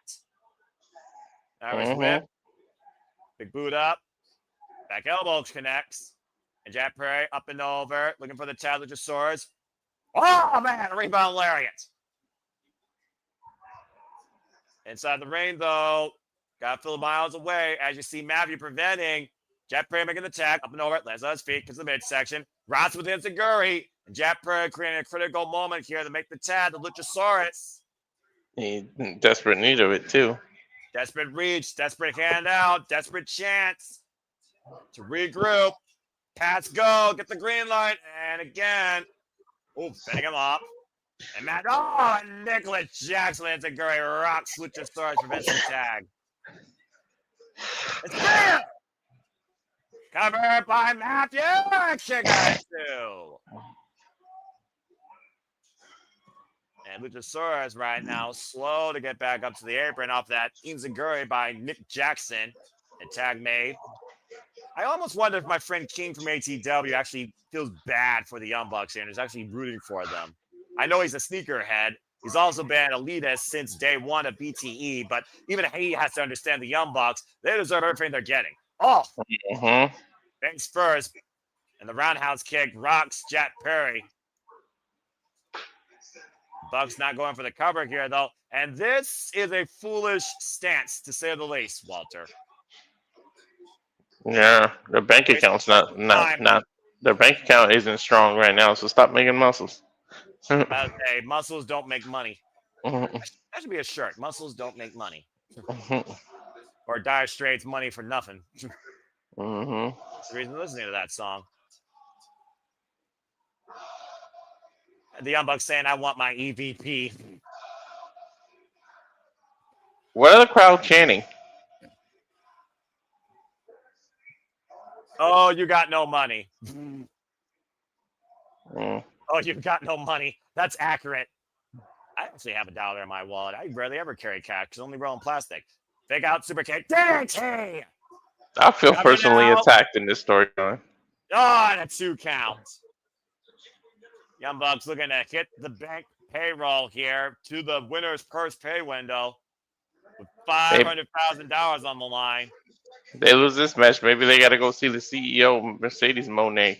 They could audition for Wheel of Fortune. They got a better chance there, probably. Oh, Celebrity Wheel of Fortune. With freaking Ryan Seacrest. And right now, Jack Perry's jump on the ropes. Double stomp. Taken out in the powerbomb. Counter! That was nice. And a tag made on Luchasaurus. Celebrity Wheel of Fortune wouldn't help them because they make you donate to charity. Oh, yeah, that's true. I was saying, big hands in the corner. Just a big deal to Matthew. Well, the Young Bucks are used to flying. Unbridled rage coming out of Luchasaurus tonight. Been waiting for this tag team revenge moment for a millennium. Double clothesline by Luchasaurus here, taking the capacity crowd into the Chavez Arena. Jurassic size clothesline. And what period are we talking about? Triassic, Jurassic, Cretaceous. This isn't a history lesson, Walter, even though we're talking about the history of the Young Bucks and Jurassic Express at the forefront. Double sweep of the leg by the Young Bucks, though, the Luchasaurus. PK follow through by Nick Jackson. I suffered through my kids watching Jurassic, what was it, Dinosaur Train so much that... I bet you were going to say that before time. Uh-oh. And Luchasaurus raising out for the deep, refusing to go extinct. Did he just do a kick up while still having them goozled? That's exactly right. Oh, back kick to Matt and hook it up, Nick. Uh-oh. And oh, God. What a revolution choke slam. He stacked them like chips at a poker table. And what a reach, by the way. Assist there, Jet Perry. Take over to Harris. The Hurricane Rana. The cutter, the cover, two! No! Somehow Nick Jackson barely able to escape. I thought they just hit Snake Eyes. Take a look at this from the tombstone position, by the way, into the assisted cutter. Grabbing it face first, but still not enough for the 3 count here. The fact of the matter that we're already seeing Jurassic Express come so well together as a tag team after only one tag team match since coming back together after 3 years is also impressive. Because the worst thing that could happen to a tag team is time away from each other. You see right now, I'm skipping out of the Doomsday device. Jet Perry, now legal, skips out of the corner. Over the top. Blind tag made now to Matt. I'm not sure Jet Perry is aware of it. Boot made. Waist lock. Looking for the German. And Matt, sunset flip. Oh, God. Suplex combination. Nick sacrificing himself there. Rubbing his knee. Momentum right now using Jet Perry against him here. Now hung up in a tarantula here of sorts or a triangle. And there's nothing Jet Perry can do about that super kick. As his head was down, hands were down, excuse me. Once again, braced on the top rope. Tried for it earlier. Double, stop. Sit-up power bomb. He was knocked. No. You were saying, Walter? He almost knocked his own brother off the rope. When he did that, he almost threw him off balance. Well, clearly the Young Bucks, again, let me talk about, they're desperate. They're desperate for that money. So they're willing to put each other at that freaking harm if it means getting paid. Shit. I'll be that desperate my damn self. Imagine being denied $500,000, Walter. How would you feel? I already know. How do you know about $500,000, bro? You know what? Talk to me about it later. Right now, outside step. I don't think even a 403B justifies that number. At least not my age. And right now, you see again. Oh! It's a Guri by Matthew. Now Nicholas hoisting Jet Perry on the shoulders. Uh-oh. What the hell is this? Oh, wait, and Luchasaurus now. And what the hell? We got an electric chair brawl at ringside. Well, he needs a swimming pool now. I'm about to say. Uh-oh, Luchasaurus looking for the choke slam. Caught with a thrust kick. And a super kick to Jet Perry. Oh, man, stunner. Again, Nick literally, I'm destroyer the airplane. Nick and Matthew literally putting their whole bodies at risk here, and all 4 men are down.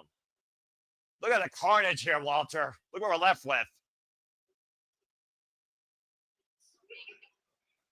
Oof. All 4 men leaving it on the outside of the ring versus those 4 women earlier that looked on the inside of the ring. Crowd chanting this is awesome. I agree. This is All Elite Wrestling's WrestleDream. Capacity crowd on Canada, the Chavez Arena. Standing room only, I think. All here for a club of non-professional wrestling. You were saying, Walter? They're getting a good amount of time, too. Well, I mean, again, for $500,000, you're going to get your money's worth. The pace has finally slowed down here, though, if you can believe that, folks, in the Young Bucks match. Big overhead shot there by Matthew. I believe that's Nicholas, excuse me. Or Matthew, no, because Matthew was the one with the Mickey was one with the beard. Whoa! Why did the cameraman just get shoved? I'm not sure. Out of position, possibly. You see right now, Jack Perry, Jungle Boy Jack Perry, isolated with Matt Jackson. Luchasaurus is taken out. And for the time being, we'll see how long that lasts. They know they got to isolate the big man, keep him out of play. Jack Perry trying to cover up here. It's smart to do that. Again, former members of the Elite that look to change the world and honestly take it over. You see the right eye. There might be some swelling there on Matt Jackson. Now the pump handle grab. Uh-oh. Oh, wait, looking for the Meltzer driver, the counter. Okada roll, cover. 2, pushed off. Catches Nick with a shot. And Matt, send it to his brother. Jack Perry up the ropes. Floats over and uh-oh. Oh, gosh! Apron bomb. A vicious power bomb by Nick Jackson. Uh-oh. Stopped! Package pile driver. Storm Zero of sorts. And a cover to no. How did he kick out of that? Heart, Walter, the intangible quality you can't measure that you talk about all the time. Sheer heart. Let's not forget, Jungle Boy Jack Perry was once the heart of AEW. A pillar. And clearly he's trying to remind AEW exactly why they trusted him with that in 2019. And Jurassic Express proving that they still have something left to offer here, truly and purely for tag team wrestling. That Jungle Boy's the better of 10 minutes, like just all alone in the ring. What is it, EVP trigger? You can't call it EVP trigger anymore. The not EVP is BTE trigger. Uh-oh. BTE. What? Jack Perry rolled out of the way. Perry, again, fighting off the world. Trying to turn a new chapter. And now caught by both Bucks. Hoisted up. Oh, God. Plant face first. BTE trigger. Cover. Tell the Young Bucks do not get paid yet. Luchasaurus with the save. BBT trigger, the Broke Brothers trigger. And right now, you wonder what the Young Bucks are willing to do next for that payday. Their last chance at a payday, honestly, probably. Jack Perry, though, down in the ring. Still holding up in this fight, though, for whatever's left of him. Luchasaurus nowhere to make the tag, though. Nick Jackson now legal. Matt Jackson now. And Nick looking for possibly more bang for your buck. Jack Perry would escape. Bomb turnbuckle. Jack Perry's like, good God! Yo! German suplex, Hennessy Harris, Luchasaurus, choke slam! And it's still moonsaults! Step on a destroyer! Luchasaurus is not legal, though. Jurassic Express working on all cylinders. Uh-oh. Escalera, Jack Perry to Matt. Doomsday device! And Jack Perry has legal and Jurassic no! That's bullshit. That should have been the 3. What the fuck?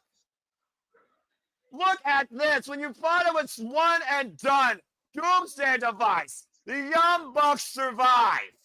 Again, Walter, how far is a desperate man willing to go to the pay window? You're seeing it on here tonight. $500,000, $500,000, man.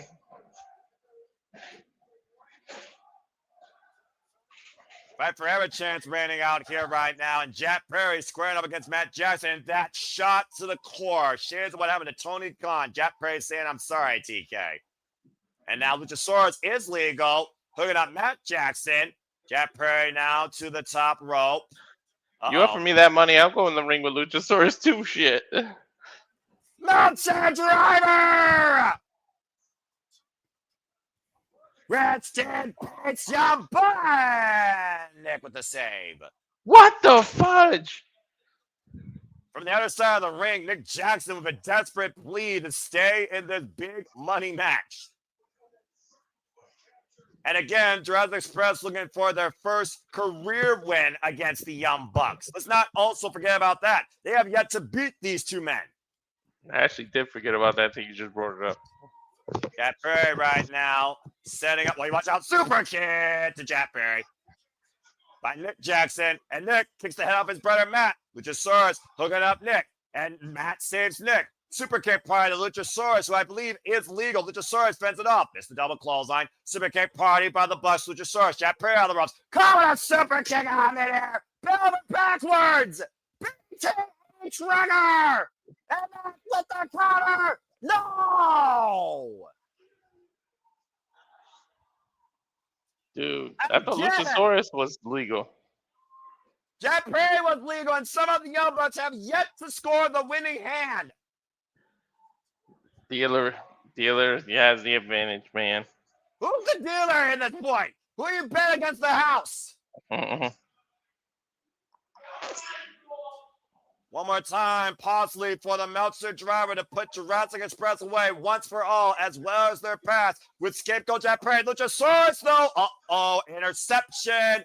A choke slam. A poison run on the mat. Matt Jackson now isolated with Jurassic Express. 3, 2, 1. Jurassic Express. Party with the counter. Jurassic Express wins.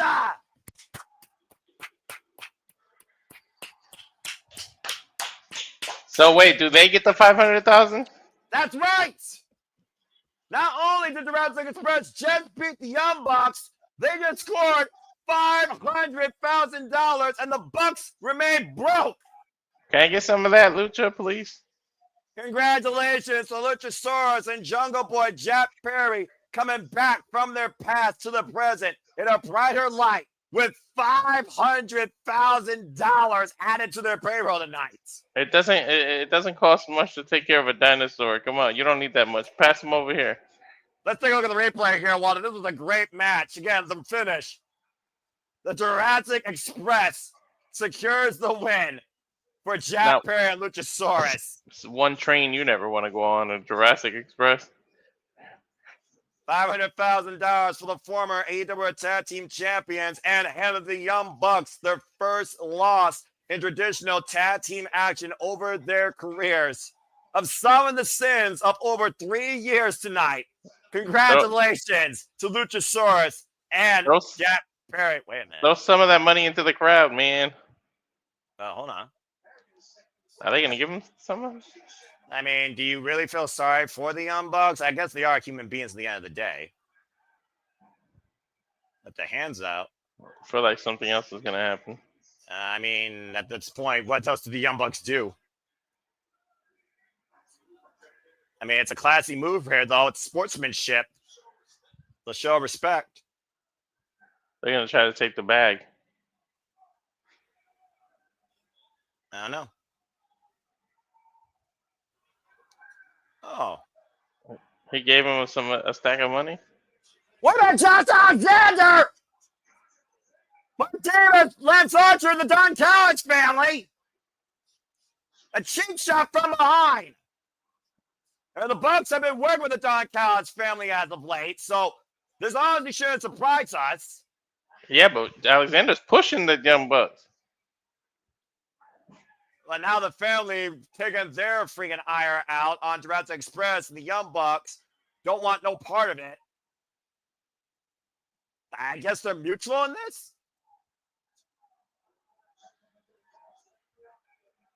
I mean, at the end of the day, what did the Young Bucks do?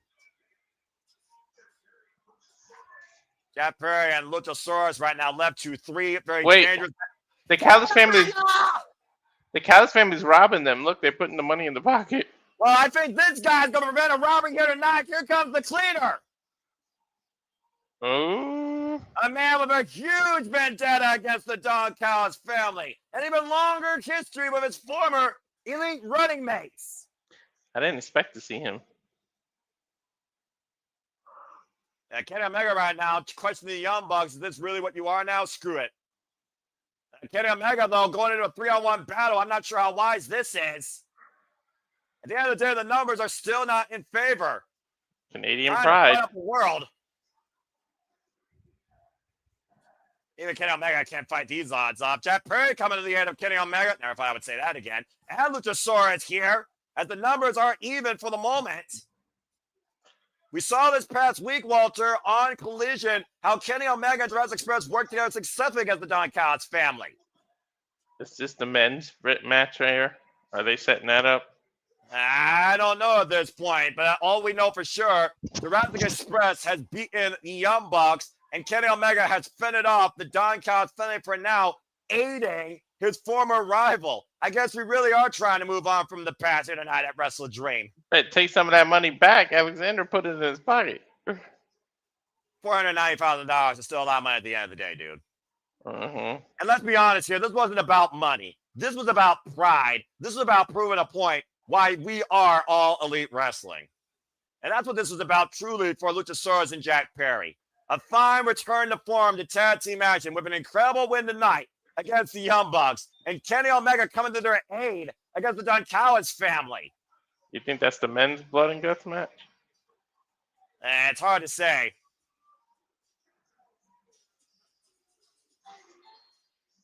Well, Luchasaurus, I'm not sure how Dinosaur spends their money, but I know they're going to have a hell of a good time tonight in St. Louis. Well, they do have a hell of an appetite, don't they? I guess that's true. Who's going to Look at the fit fans, that though. bill? A great moment here tonight at WrestleDream. Congratulations again to Luchasaurus and Jungle Boy Jack Perry. Still got more vendettas to come, including an I Quit match, a Trios Tornado tag, as well as multiple World Championship matches to come, folks. As WrestleDream continues here tonight, we're here for you the entire duration. Bridgman, St. Louis, Missouri. Whoa, whoa, whoa, whoa. I never thought I'd hear that theme again. I mean, Walter, it's been a long, long time missed. And of course, Kenny Omega with a new leash on life after surviving diverticulitis. Jungle Boy Jack Perry and Luchasaurus finding themselves once again here tonight at WrestleDream. Congratulations.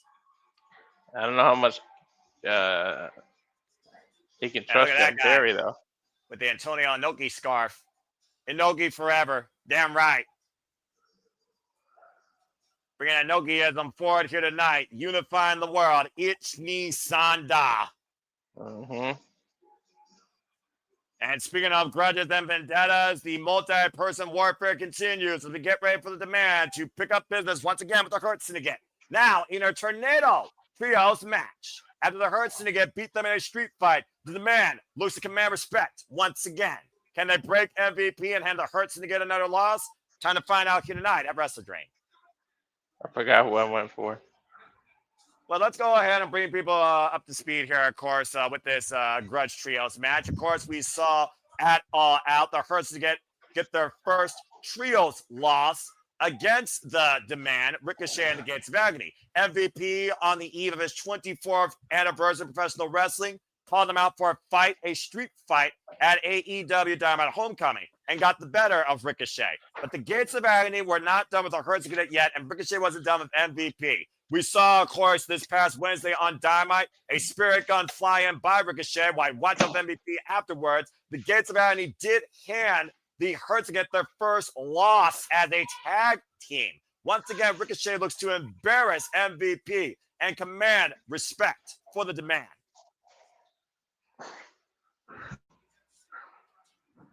And this time it is a Tornado Trios tag. The rule book thrown out the window. There are no tags needed here tonight. Something has to give with the Demand the Hurt Syndicate. What Ricochet doesn't understand is that respect is earned. You don't ask for it. You don't demand it. You earn it. We all know Ricochet is a few fries short of a Happy Meal. But here comes the most complete and best dressed faction of professional wrestling. MVP, Bobby Lashley, and Shelton Benjamin. And this is not going to be a fight, but it might as well be. Heading once again in a six-man tag team action. Tornado affair this time. Think Bobby Lashley's going to take his suit off? Well, I don't think he's got a suit tonight. But to your Oh, point, no. Bobby Lashley beat the man in street clothes. No suit. Nah, they dressed to fight. Damn right they are. The standard of excellence, the almighty, and the inaugural IWGP Intercontinental Champion. Sorry, I was a little behind you. I had to hit go live. People. That's fine. We are people. So I didn't see when I said that, I didn't see their suit. Well, did you just see Ricochet and the Gates of Vanity bombard them from behind? Yeah, and he's stomping right on MVP. Ricochet's a punk. Why you always go after MVP? Go after the Shelton or Bobby. Well, remember what MVP said. He punked Ricochet. No one likes a kiss ass, and Ricochet never forgot about that. There's a reason why Ricochet aligned himself with the Gates of Vanity, to get the better of MVP and embarrass him. There's a reason why the Hurt Syndicate lost the AEW Tag Team Championships and wouldn't be involved in the decision. Oh! Didn't he not give him the business card or something, or threw it back at him? Yeah, he ripped it in half after he asked for that business card back. And of course, we've seen the battle of the big men here. Leona and Bobby Lashley go to a no contest. Who's the better of those two men? That's still yet to be determined. Watch out! Spirit done by Ricochet to Bobby Lashley out of nowhere. I'm staring at Shelton, and I have to remember this dude is 48 years old. That's freaking crazy. Both these men are nearly 50 years old. That is crazy. And they look better than ever. Yeah, Bobby not looking so good right now. Well, with a double team by Leona and Ricochet, no man looks good in that affair. I'm just saying.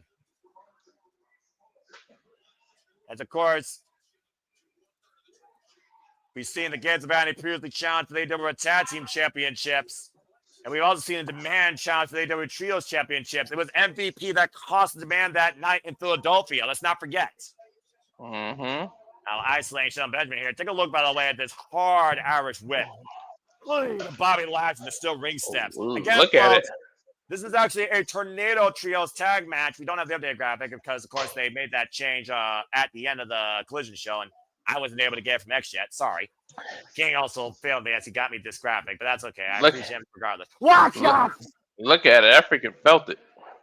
That freaking D for that lariat. Ricochet turned inside out by Shelton Benjamin, who immediately applies an angle out to the Ring of Our Dojo graduate, Bishop Khan.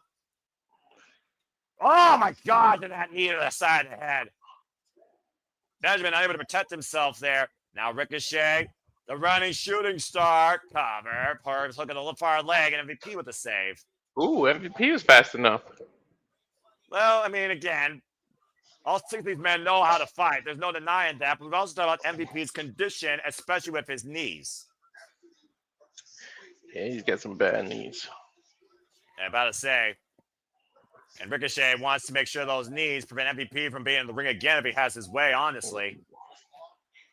As, of course, AEW WrestleDream is the talk of the night so far on the X. And you see Bishop Khan and Ricochet isolating MVP. This was the finish, of course, at All Out, Walter. Mm-hmm. Ooh, big shot. And you see right now Bobby Lashley trying to fend off Leona.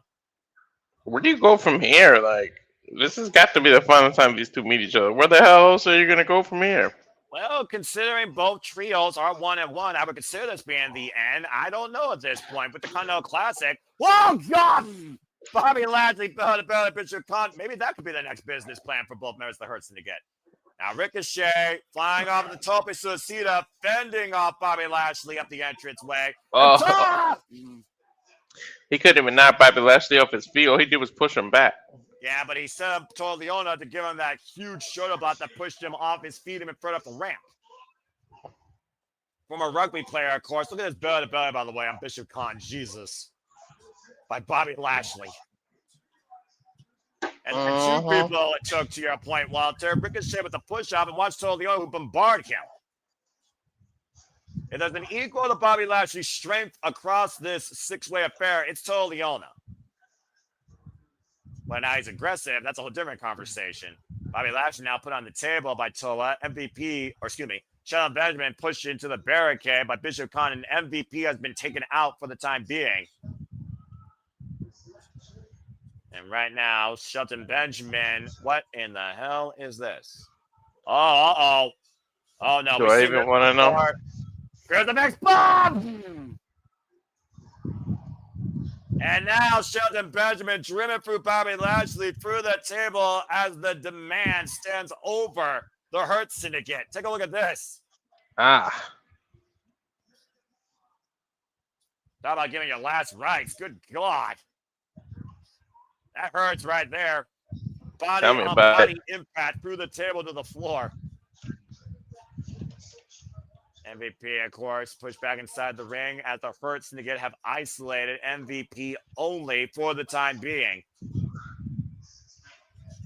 It was a street fight where the Hurt Syndicate isolated Ricochet here.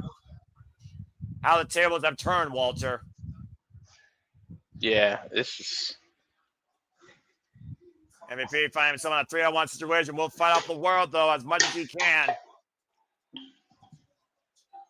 Well, I'm about to say, the BJJ. Everyone's BJJ is all about defense, so.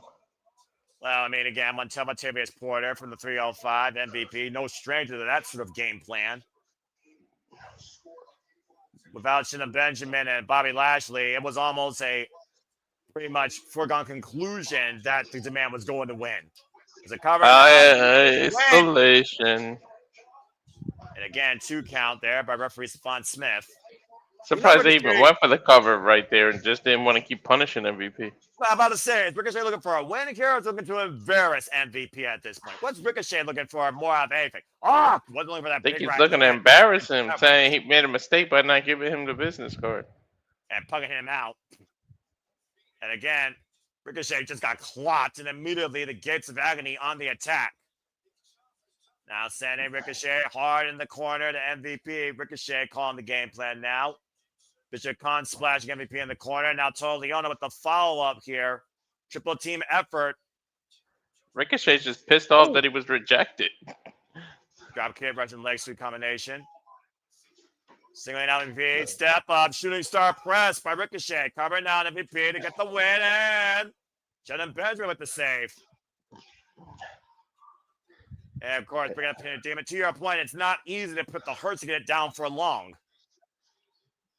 Those stomps will put anybody down, though. You would think a choke slam on your partner for a table to the floor would keep you out of the equation if your name's not Shannon Benjamin and Bobby Lashley, though. Uh-oh. We hurt people. We hurt people. We hurt people. Irish whip. Ricochets and up and over. Landed on the floor hard. Shoulder first with Bishop Khan into the ring post. And head first goes Toa Leona as MVP once again, preserving the Hurt Syndicate and himself in this Trios Tornado tag match. Mind you, all people are legal at the same time. Anybody can pin anybody. Tornado rules. Bobby Lashley now to his feet, and Bobby Lashley does this. Look for Mega Walter. Oh! Ooh. I thought the barricade was about to be in sync and say bye, bye, bye. Well, so far, Bobby Lashley wiping out the Giz Manning on the outside. He literally blocked Ricochet's lariat. Turn inside out with the lariat. He blocked Ricochet's lariat like, get off me, like a fly on the wall. And just literally sent him 360. Again, Bobby Lashley is a freak. Straight up freak. Big show in the midsection, takes down Bishop Khan. He literally swatted his arm like Ricochet waited like he was a kid. DDT Flatliner combination by Bobby Lashley to the Gates of Agony. I mean, compared to Bobby Lashley, doesn't everyone look like a kid? I'm just saying. True. And Ricochet up on the shoulder. Uh-oh. That Dominator? No! Great call, Walter. Dominator cover. 2 and kick out. I haven't seen Bobby use the Dominator in a while. Yeah, I'm about to say. Put out all the stops here tonight. Driving Ricochet down face first. Dude, how did he kick out? Shit. And now back to live action. They talked about resilience earlier after Jurassic Express and the Young Bucks. And again, the raw power of Bobby Lashley, a man that takes no days from off from the gym, as Brian Danielson told us. Brian once pleaded Bobby Lashley to take a break, man, and Bobby's like, nope. Oh, what the hell is this? I sense disaster. Now, wait a minute. The Gates of Agony, what the hell? Oh! You still sacrificed your own partner. Yeah, I'm not sure you got the worst of that situation as Ricochet fell from the heavens. But to your point, double pin now, MVP and Toa Leona, and broken up by everybody. I'm not sure what the hell's going on. Oh, what would have happened if the ref hit 3 on that? Restart? I don't know. Take a look at the replay, though. The powerbomb of the gates right to Bobby Lashley as Ricochet falls from the stalling vertical position. Superplex style. And right now, a very Pyrrhic move at MVP here. Shelton Benjamin, Bishop Khan fighting on the inside of the ring. Khan with the TKO. Shelton Benjamin, now MVP on the outside with Toa Liona. Bobby Lashley with Toa. It's all breaking down. It's been breaking down since the bell rang and then some. Bishop Khan with the plunge of wiping out Lashley. Take a very unorthodox landing right there, honestly. Yeah, Bobby looks hurt. Drop kick. You almost got to consider whoever wins this, Walter, would be in line probably for a trios championship match. I don't think MVP wants to keep getting in the ring, though. Are you sure about that? And Ricochet, caught by Shelton. Oh my gosh! Oh my God, he German suplexed him over the rope. Then He bodied him, literally. That is fucking amazing. I don't think Shelton is really appreciated as much as he should be. You think? Shelton Benjamin picking up speed, so to 100. Flies over the top! Topic on Hello, wiping everyone out. Sliding on the wood, on the table, everything. He don't give a fuck. Look at this to your point, by the way. Caught in the German suplex, standing switch, and body him. Suplex, free throw, Ricochet over the top rope, and a follow-up tope con Hello. Friendly fire be damned. Shelton Benjamin wiped out everybody. He slipped on the table like he didn't give a shit. I gotta say, he was adrenaline was in his soul at that moment. No doubt about that. Underappreciated player of the game, Shelton Benjamin. Oh, the front kick to Bishop Khan. Super kick. Now Shelton Benjamin looking for that rising knee, that clap Ricochet back in the Yu Hakusho era. Ricochet sending Shelton Benjamin to the outside. Now Ricochet springboard. MVP gets out of the way though. Throat thrust. Playmaker, knee to the face, and Hey, Walter, you know much about sports in St. Louis? Yep, I know they used to be bowling. And the 305, we be balling. Elbow drop. MVP, hook it up to him. Fisherman serves a brand and on diving headbutt breaks it up. Yeesh. Here we go. Meat. For the half Nelson suplex is Bobby Lashley. Toa Liona now looking for a sleeper hold. I need this singles match for a decisive winner at some point, Tony Khan. Can you even lock the hurt lock on that big man? Well, considering Bobby Lashley the only man to break the match, like I would say no. Oh! What a step up knee strike. Spear! Can you spear another? That's the Hurt Syndicate for you, folks. Oh, and look at this picture. Ricochet left all alone once again. Poetic justice. They hurt people. Hi, Ricochet. Say hello to the Hurt Syndicate. And Bishop Khan saving Ricochet's hide. Now Bishop Khan jumping into the fire. There was nowhere to run for Ricochet. Big boot. Well, stupid men do stupid things. That running rising knee struck in the corner by Shelton Benjamin. Now Bobby Lashley. Spear! Bishop didn't care about the numbers. And the cover. 2. They hurt. They win.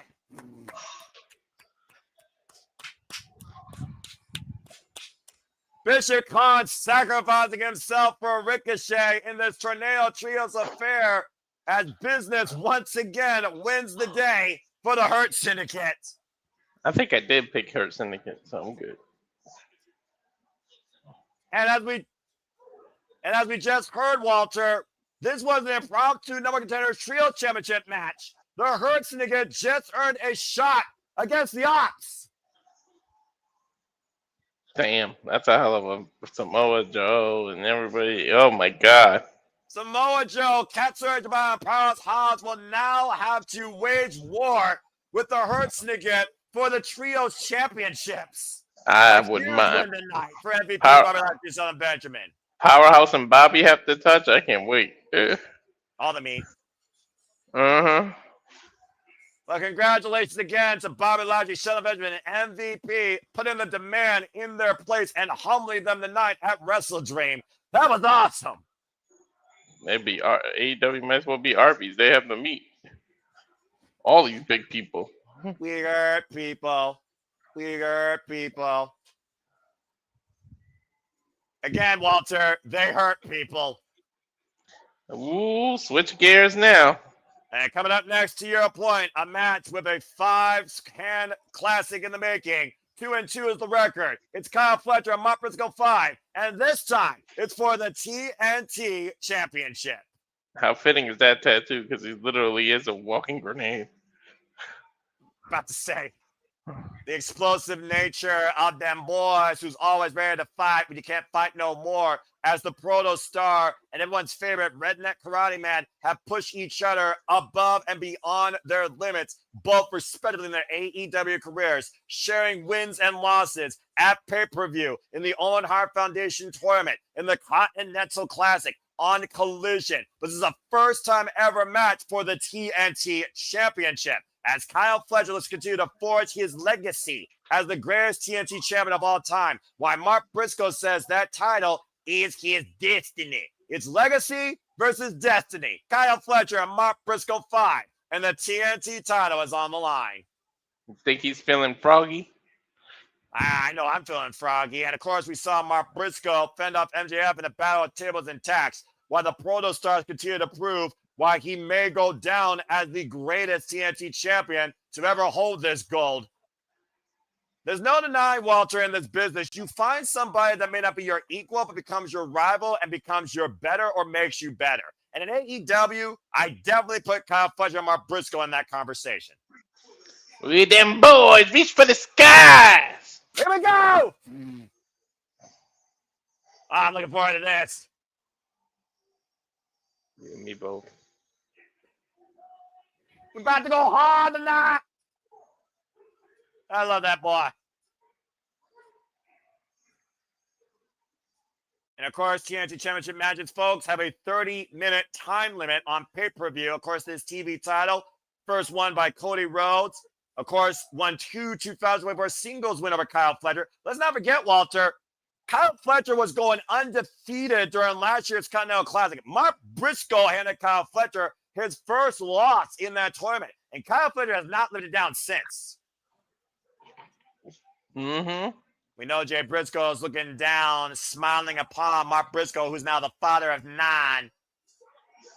As the Proto Star looks to shine bright tonight, still the TNT champion.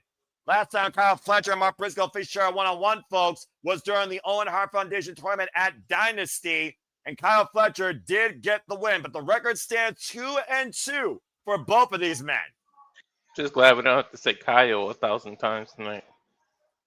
Oh, you mean after the Battle of Kyles, where Kyle and Kyle took the show and Kyle beat Kyle and was an incredible Battle of the Kyles? Oh, he went for the inverted look with the pink. More black than pink. Kyle Fletcher here, of course, the Proto Star, who's been proven why he's the greatest TNT champion of all time, been winning most of his matches on his own.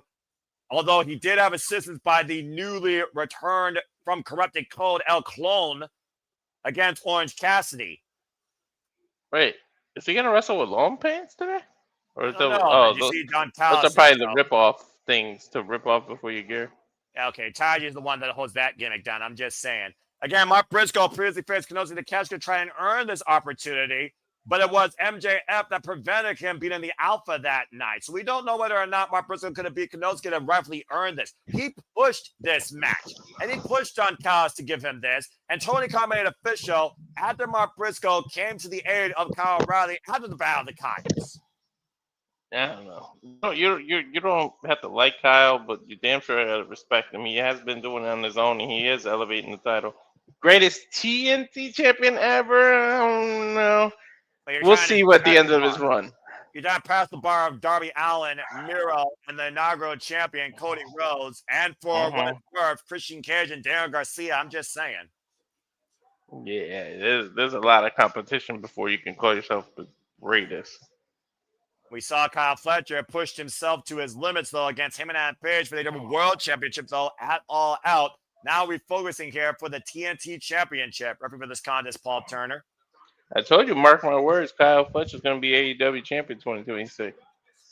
It's a hot take for you, as I'm sure someone's going to say AEW Women's World Champion will again be Jamie Hayter at some point. He can't even pull off his pants. Maybe he didn't want to pull them off the right way in front of the audience. I don't know. Didn't want to get the people what they want. Bell reigns are underway. We did see Conglomeration lose earlier, by the way, to the Death Riders in the Tailgate Brawl. Hands to the sky. And of course, like I said, Kyle Fletcher's current run, inaugural run as TNT champion, has wins over Tomohiro E, Hiromu Takahashi, Orange Cassidy, and Kyle Fletcher. Look at the difference in their demeanors, man. Yeah, I'm about to say, you look at the difference in the demeanors, look at the difference in the body, the tail of the tape here. You would almost say Kyle Fletcher's the better condition, but I would say Mark Briscoe is the more disciplined. Nah, he can go, dude. Briscoe can go. Don't let that fool you.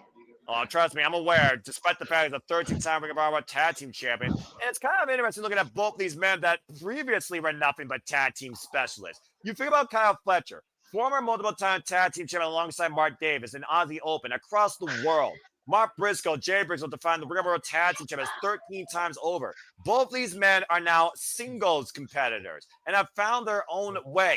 While Mark Briscoe is looking for his own destiny, Kyle Fletcher is forging his own legacy. Kyle Fletcher has had a breakout year this year, and Mark Briscoe has been breaking out his whole AEW career.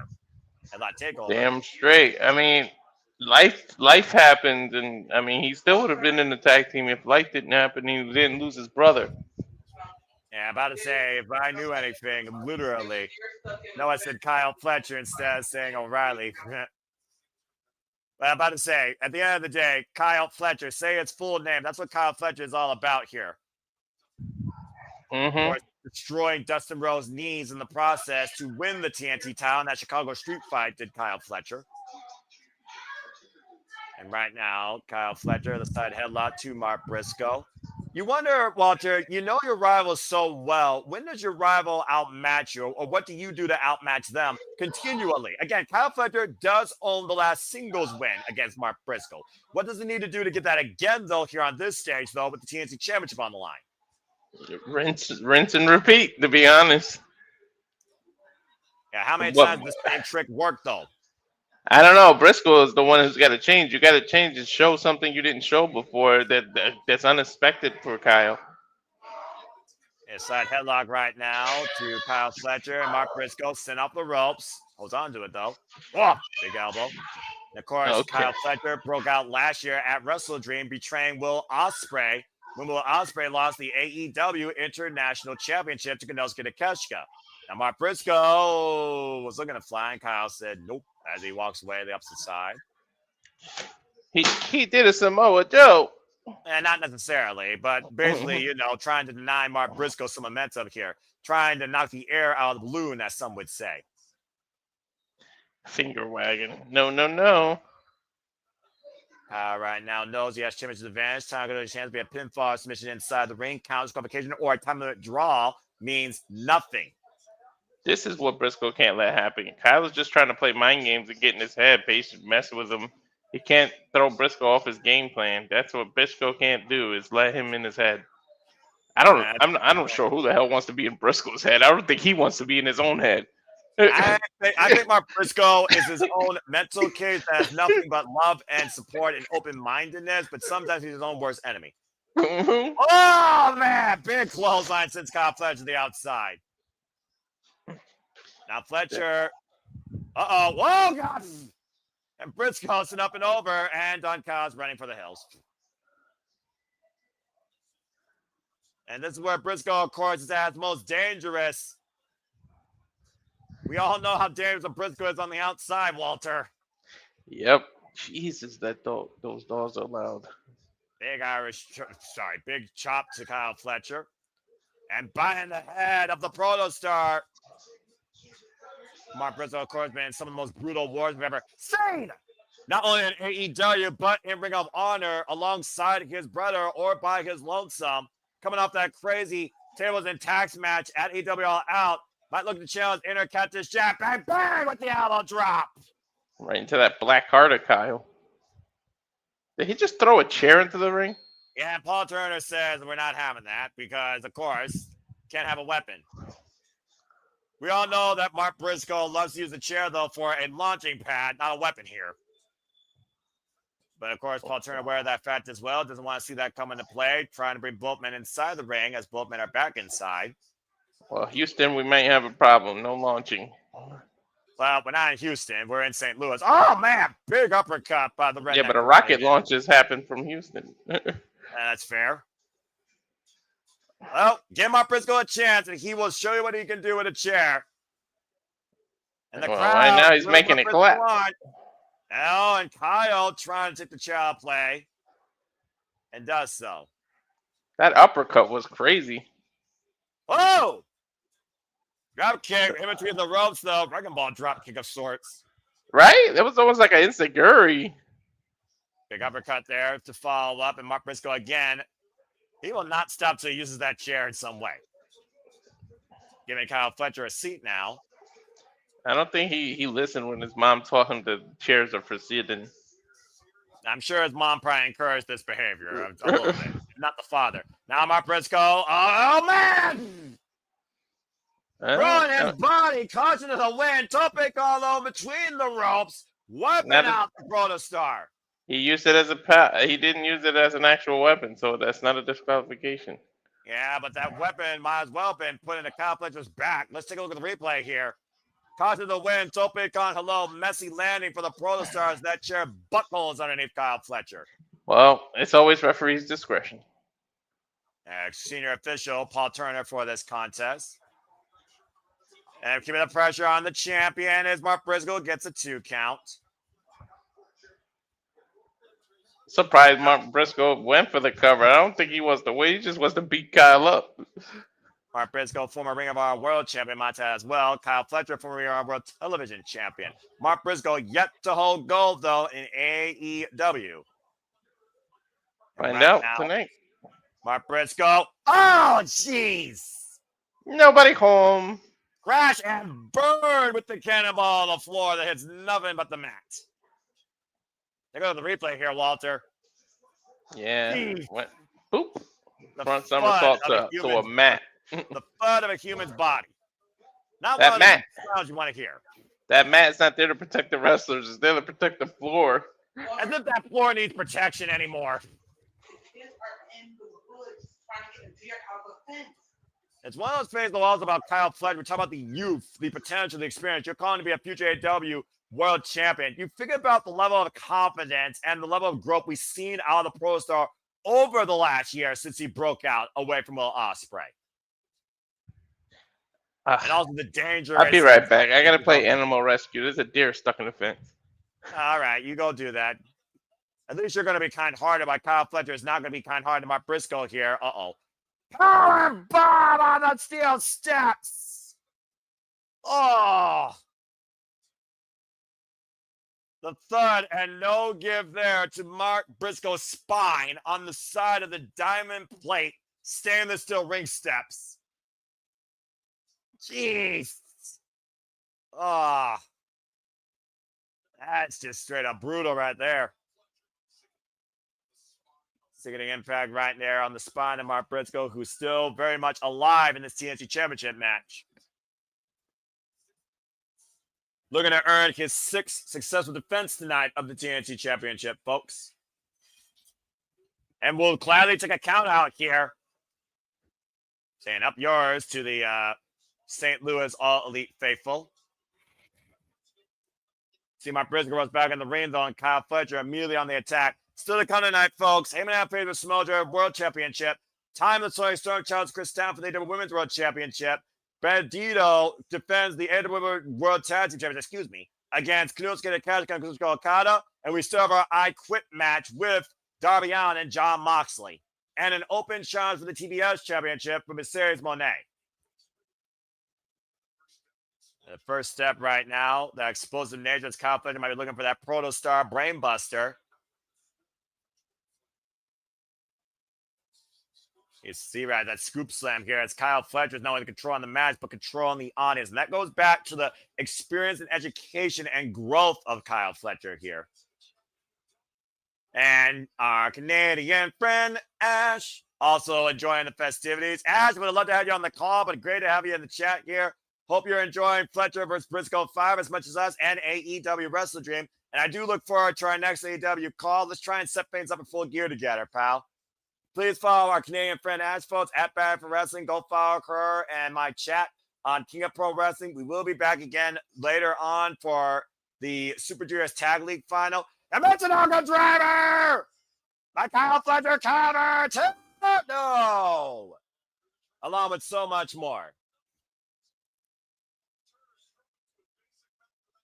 And Paul Turner right now. As Don Kyles blames the referee. Can't blame nobody. Can't ever blame himself for his stupidity. Vicious Mitsunoka Driver, though, by Kyle Fletcher. Explosive impact on Mark Briscoe for a 2 count. Jumping in with the forearm shot. Fletcher. Does the elbow. Backdrop suplex. And now the cover by Kyle Fletcher to Mark Briscoe. The hand to the side of the head. Now looking for a sleeper hold. Trying to put Mark Briscoe to bed. Trapping him in the center of the ring. Planting the chin underneath the jawline here. And you see Kyle Fletcher right now trying to wear down Mark Briscoe while the people wheel him on. Again, appreciate you, Ash. As always, please follow Ash as you see, folks. Barry for Wrestling and shout out Bat Dash on the X. Join Barry's Army today. Don't be a dickhead. Big forearm smash there. And elbow advancement in kind by the champion and challenger. Both trying to break each other's will here. Not sure right now who's going to get the better of this exchange. And Mark Briscoe right now, when he gets to a brawl, you usually put him as the better man. Drop to a knee as Kyle Fletcher looks to follow up for something explosive here off the ropes. Mark Briscoe doesn't need the clothesline. And Kyle takes the clothesline. Big boot from Mark Briscoe. Briscoe back on his feet, though. Big boot to Kyle Fletcher. Kyle Fletcher back on his feet, though. Both men with a boot. Break up the center. Oh, God! Momentary crowd hilarious. Both men down for the moment. Good grief. Take a look at the replay here if you can with me, folks. As both men collide, center of the ring, turn each other inside out, upside down with a lariat collision. Not sure who took the worst of that impact there. Referee Paul Turner starting a standing 10 count. As Mark Briscoe has been looking to capture the TNT title for a long time, particularly against Kyle Fletcher. Open palm strike there. And Kyle Fletcher, though, may not have anything behind those forearms anymore. And good to know that you are currently home. Hope you're enjoying things. If you want to join in during the Women's World Championship match, I welcome you, you know. I'll get a ladies' reaction. The sidestep here. But it's entirely up to you, pal. Again, just enjoy the show. Enjoy time with your family. And as we always encourage our folks, enjoy life and enjoy wrestling. Barry Briscoe in the corner. Knife fish chop by Mark Briscoe, though, to Kyle Fletcher, lining up the Pro Star's chest like a star in the night. Open palm strike. You can hear that in St. Louis. Mark Briscoe picking up speed here. I'll send you the link before that. Absolutely. Why not? Get a 3-person all-elite booth in here. I'm sure people will enjoy that. We got JR sometimes on the call during those main events. Up and over. Briscoe lands on his feet. The waist lock. And the jumping. Overhead Pele. Rocks Kyle Fletcher off the ropes. Now Mark Briscoe hooking up Kyle. Fisherman. Buster! Floats over. Cover. 2. No. Oof. Don Callis with a rare miscalculation call there from Mark Briscoe, who didn't hold on to the Fisherman Buster like Harley Race, another all-time great, who's wrestled many a times out of the St. Louis area, former NWA World Champion, by the way. And right now, Kyle Fletcher hooking up Mark Briscoe. Fletcher looking to launch him like a lawn dart. Briscoe able to escape. Gets in the midsection.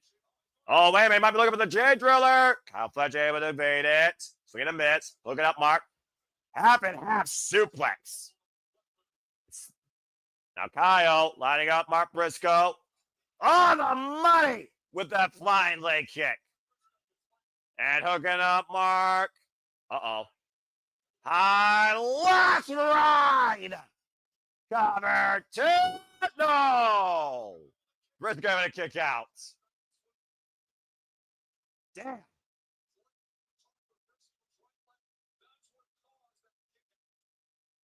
And of course, I always talk about that type of move when people hit that, not enough body weight on the shoulders. Good God. You hear the audience chanting, them boys right now. Now Fletcher back up to his feet. Uh-oh, got Mark Briscoe scouting the corner. Another flying kick to Mark Briscoe's head. Now looking to hook him up for the Pro Star Brainbuster. Mark Briscoe escaped. Waist lock. That elbow strike here. Mark Briscoe maintaining his hold. Looking for the deadlift. Mark Briscoe in the corner. Creates separation. Falls up again with an explosive leg kick in the corner. Now Mark Briscoe perched on the top rope, and Kyle Fletcher, might be looking for a bit of overkill here with that vertical drop brainbuster on the top turnbuckle. Briscoe in a world of trouble. Briscoe able to escape, though. Fletcher sends Fletcher core first across the turnbuckle pad. I don't mind it. Briscoe collecting the legs of Kyle Fletcher here. Butts now. Back of the head. I'm sure everyone would like a little bit of our Canadian friend here. What the hell is this? Could be figuring possibly a Razor's Edge out of the corner? PT bomb of sorts. And again, Kyle able to fend him off. Got him girded onto the back of the shoulder blades. Oh boy, this is not going to end well. This is dangerous. I sense disaster out here in the corner. Kyle Fletcher hooking up Mark Briscoe. Oh, superplex! Mark Briscoe crashed, and so did Kyle Fletcher as both men are down.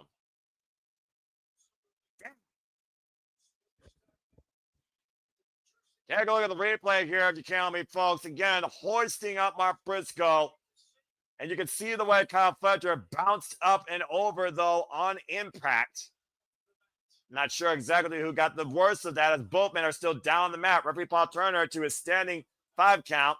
Ash, I sent you the link. You're welcome to join in at any moment. You can join after this match if you want.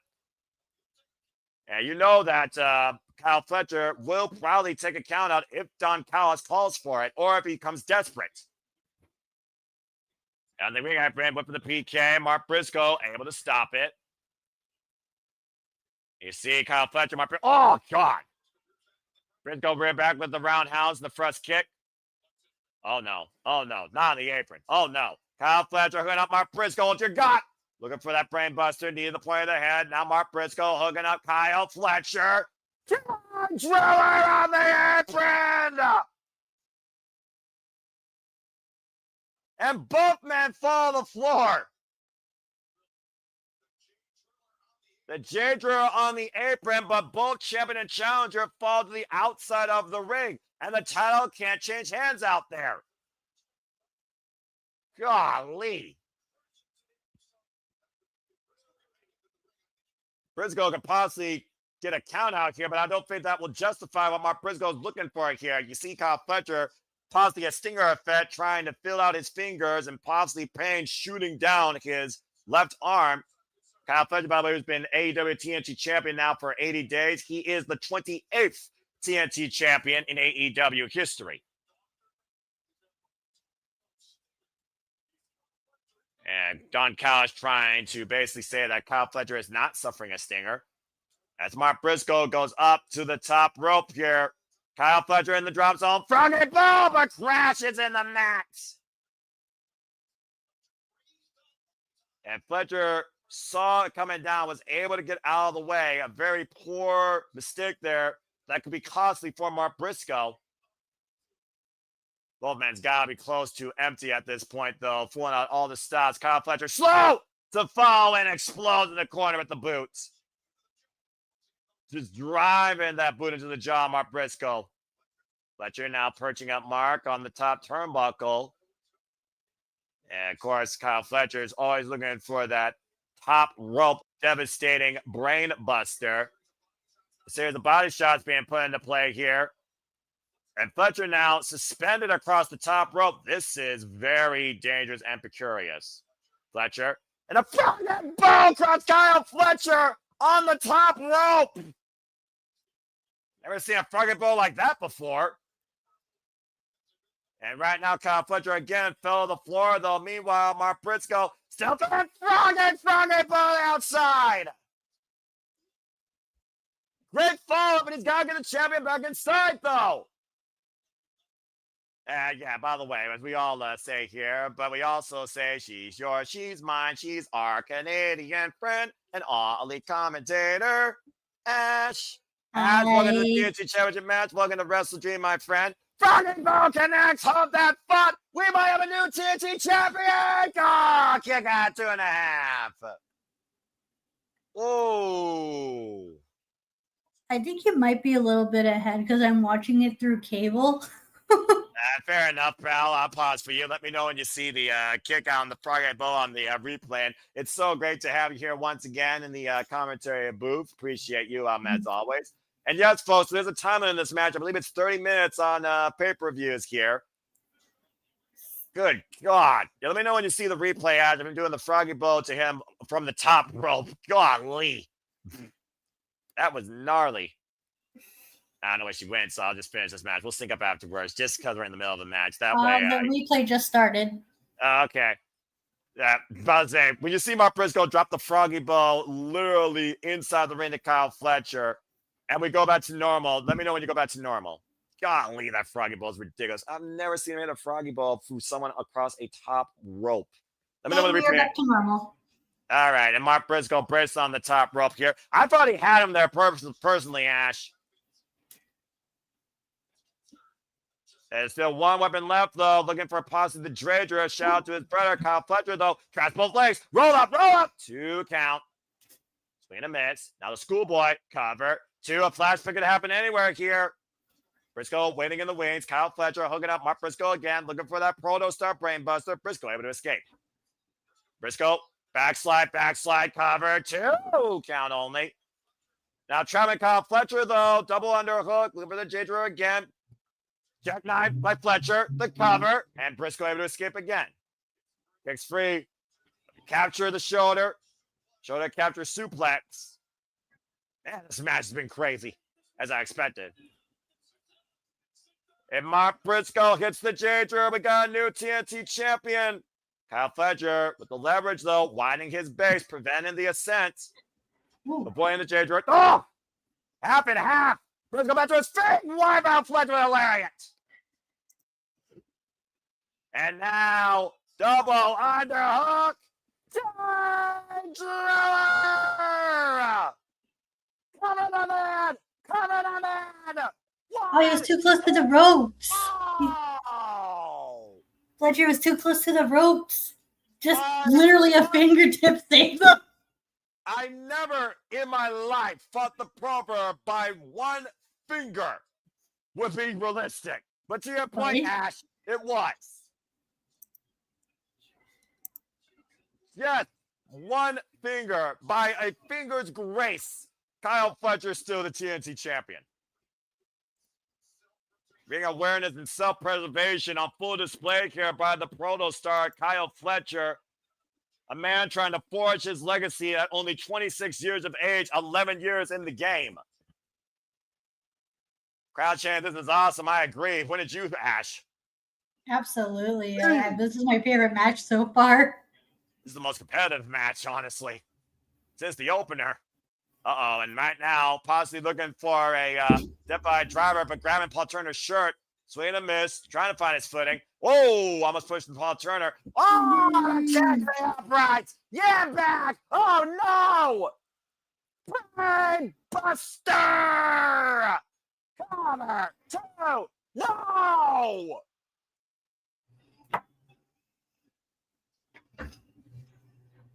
He kicks out. Callis can't believe it. Even Don Callis can't believe it. I can't believe it. That was the Protostar brainbuster after a low blow. Kyle's beside himself. Kyle Fletcher running knee strike clock. Briscoe and kick out again. Briscoe will not stay down. Uh-oh. Long John in the corner. And Kyle again explodes him with that kick. Uh-oh, this is it, Ash. I think this is it. If he hits this, I think it's over. Going to the highest lengths possible, putting his own body on the line, trying to hook Mark Briscoe up for that. Oh, no.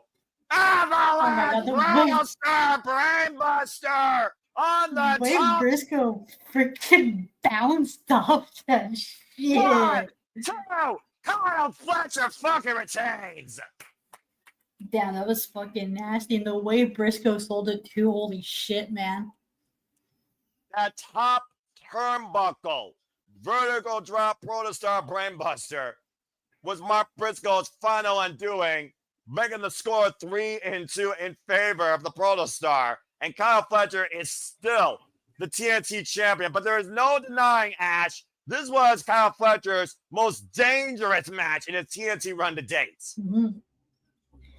That brainbuster on the top turnbuckle, to your point, the way Mark Briscoe bounced up and over on his head, not once, but twice. He was down for the count. Yeah, there's no way he was kicking out of that. That was gnarly. What a ridiculous brainbuster on the top turnbuckle. I was almost holding out that Mark Briscoe could have actually won it here. It looked like it at some points. It did look at it. Right. Kyle Fletcher now his 6th successful defense as the TNT champion. Say his name in full, folks. He earned it tonight.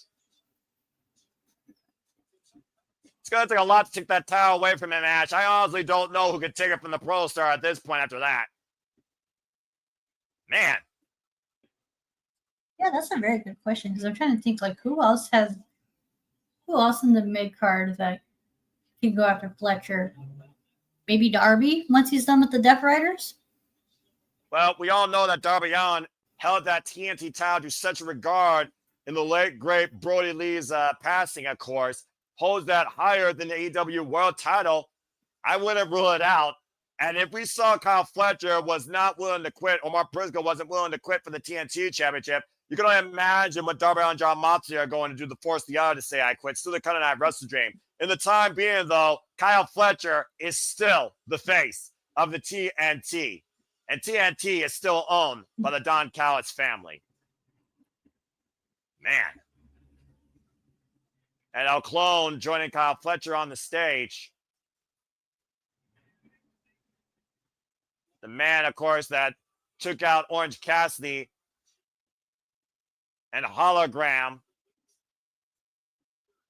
And now you see the Conglomeration, Orange Cassidy, Kyle O'Reilly, Willow Nightingale, and Tomoshi checking on their boy.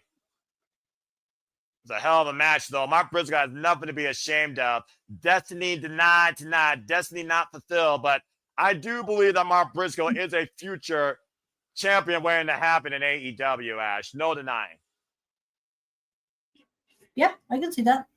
We just don't know when. That's the sad part. Well, spotlight, please, because the perfect time has arrived for you to bring your voice to center stage. And it's time for the AEW Women's World Championship. Kris Statlander, Thomas Toni Storm, a first-time ever one-on-one encounter. Ash, talk to me your thoughts about Kris Statlander's rise in the AEW Women's World title and what Toni Storm has done with this championship and what it means for Toni Storm to truly see if Kris Statlander is the better woman to hold it.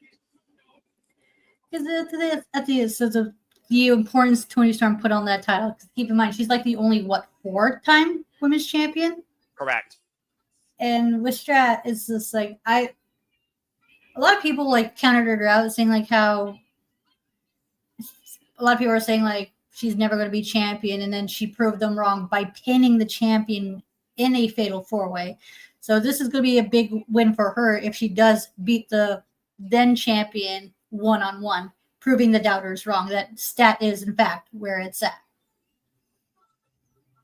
Kris Statlander, of course, who has been on a road of reformation, a journey of reinvention without costing herself so much in her AEW career and risking it all. 600 days on injury, double knee surgery, lost friends, broken relationships, now stands alone as the AEW Women's World Champion. Looking to send Toni Storm in black and white once and for all. Why she's won against her in trios matches, triple threats, and fatal four-ways.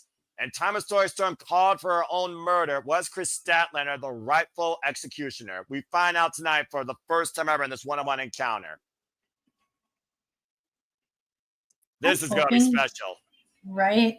I'm hoping Statlander retains because it would be nice to see how Toni Storm as a character is without that title. Well, I mean, again, we saw in the center interview, what is Toni Storm without this championship? Ooh. What happens to odds when he dies? Does our word doesn't go to my inspired vibrations? Where throwaway is trash, something better comes along. The woman in red that asked for her own murder.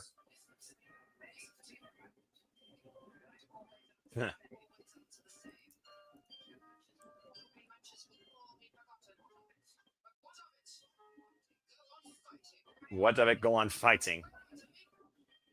I'm ready to meet my murder. But Dev is not ready for me.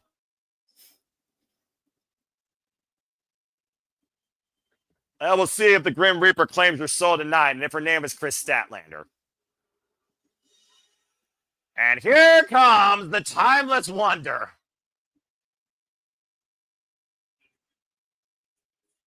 Timeless Toni Storm. A one-of-a-kind act of the professional wrestling business. Toni Storm, to your point, Ash, a four-time AEW Women's World Champion.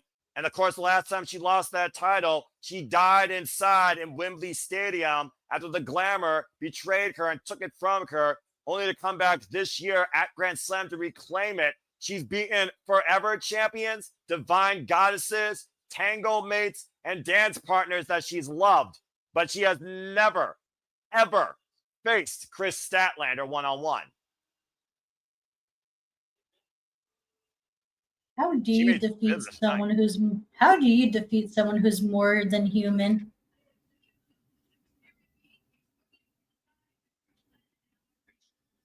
Once known as the galaxy's greatest alien. She was one, but she was so much more. Look at Toni Storm with the VL package. Of course, couldn't be taken back, of course, by the Death Riders. And it looks like we have Ranking Wrestling JJ Williams here for a moment during this VL package, so I'll bring him in real quick for the bell range. JJ, what's up, bro? Not a whole lot, gentlemen and lady. How's it going, Ash? I'm good. Yourself? I've been better. Talked to Noah a little bit before the show began, our stream began, but just wanted to pop in real quick, let Noah and Walter know that I've been fed. I took a little nap. I woke up feeling a lot better than I was at the outset of our stream, Noah. And I know that we have $75 promised to us for spins for Weird Al karaoke this evening already. All right. So just beware. We've got $50 coming from Emmanuel Dominguez and another 25 from his lovely sister Arlene Dominguez. Plus whatever we may get in Canadian, eh? Well, none of that is valuable to me as Kris Statlander is on my screen as the AEW Women's World Champion as she gets ready for the testing by fire against timeless Toni Storm, referee for this contest, Aubrey Harris. But thank you for that little bit of announcement, and I'm glad you're doing better. Again, it's Saturday night, damn it! That's where it's at! As you see, Aubrey Harris holding up the AEW Women's World Championship. And thank you for that comment, JJ. Time of Toni Storm, Kris Statlander, first ever one-on-one encounter. The Cosmic Killer versus the Timeless Wonder. Bell rings are underway, Ash.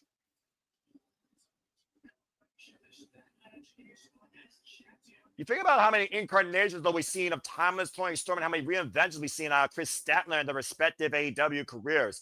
There really is a lot you could share with both of these women, honestly, when it comes to a common similarity of self-discovery. Yeah, that's true. Both of them are like Toni Storm reinventing herself in her new environment, and Kris Statlander trying to figure out who she is as Kris Statlander. Nice headlock takeover there by Thomas Toni Storm. Continue. I was about to say as a person, but what can you classify Statlander as? Well, I can tell you Kris Statlander is 30 years of age, 11 years in the game, an all-around high flyer, a combination of agility and strength, former AEW Women's Champion, former TBS Champion, and might add the first woman to hold now both the TBS and AEW Women's World Champion. Now the newest AEW Women's World Champion, and she is the 15th AEW Women's World Champion in this company's history. Waistlock here, as of course Thomas Toni Storm called for her own murder cover. And she literally said, you want to get crazy, bitches? She called out Thekla, Jamie Hayter, and Kris Statlander. And to your point, Kris Statlander murdered Thomas Toni Storm's last run as champion, pinning her in the fatal four-way with the seatbelt.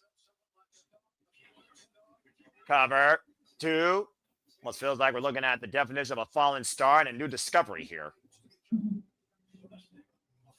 Looking to become the first-time, 5-time AEW champion, period, is Timeless Toni Storm.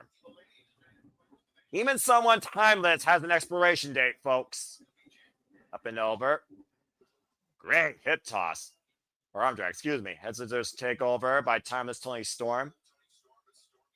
You see Storm using the legs, though, to keep Kris Statlander down. Statlander, though, able to bridge out and escape with a kip up. Ducks underneath. Slips out. Got it in the side headlock. I love how so far both these women are jockeying for position. Right, they're evenly matched. Like good mat work on display by both of them. Timeless Toni Storm, by the way, folks, held that title previously in her last run alone, Ash. 217 days across 7 successful defenses. Is that the longest the AEW women's title has been held, or was it held a lot longer? It was held a lot longer. The longest run is still held by Dr. Breaker DMD, who held it for 290 days. Second highest, excuse me. The first highest was, of course, Takeshita, who held it for over a year, 372 days. Oh, wow. But Timeless Toni Storm has held it the most combined days, period. Given, like, because she's been champion for, like, four times, right? Yeah, exactly. In all of her reigns, ranging from long to short, right? Well, also all her characters were reigns. Let's think about it. Motley Crue Toni Storm vacated title. Outcast Toni Storm beat Jamie Hayter. Illustrious turned timeless villain Toni Storm held the championship during third encounter. And a timeless wonder that was beloved by the audience held it in her previous one. Oh, good shoulder block there. And timeless Toni Storm looking to follow up. Giving a hip attack to Statlander on the outside. She held the AEW Women's World Championship, folks, for a total 640 days across her 4 reigns. Now Toni Storm hooking up Stat, positive DDT. Statlander able to escape, avoiding disaster. Now looking possibly for a catapult and drives Toni Storm face first in the apron. And Kris Statlander again. Wait, what's Statlander looking for here? Pendulum moonsaults. Lands on her feet perfectly. The unorthodox, innovative nature of Kris Statlander, Ash. That was smooth. I love that. I want to see her do more high flying shit. Like, you know. Take a look at the replay here. Whoop. You didn't know which way Kris Statlander was coming, but you knew she was coming at you. Right. Now hoisting up Timeless Toni Storm up on her shoulders. And again, always an impressive show of strength is Kris Statlander. Arguably, pound for pound, the strongest female competitor in AEW. Oh. And you can go look at more Kris Statlander's story back from injury and who she's looking to become and discover herself as a person as the AEW Women's World Champion. The close of Renee cover and a kick out by 2 by Aubrey Edwards. Aubrey Edwards, of course, who was just down to be in Mexico last night when Mercedes Moné defended her CML Women's World Championship against Persephone. Successfully, might I add. Big scoop slam. And a big sliding leg cover. Hook up both legs and a 2 count.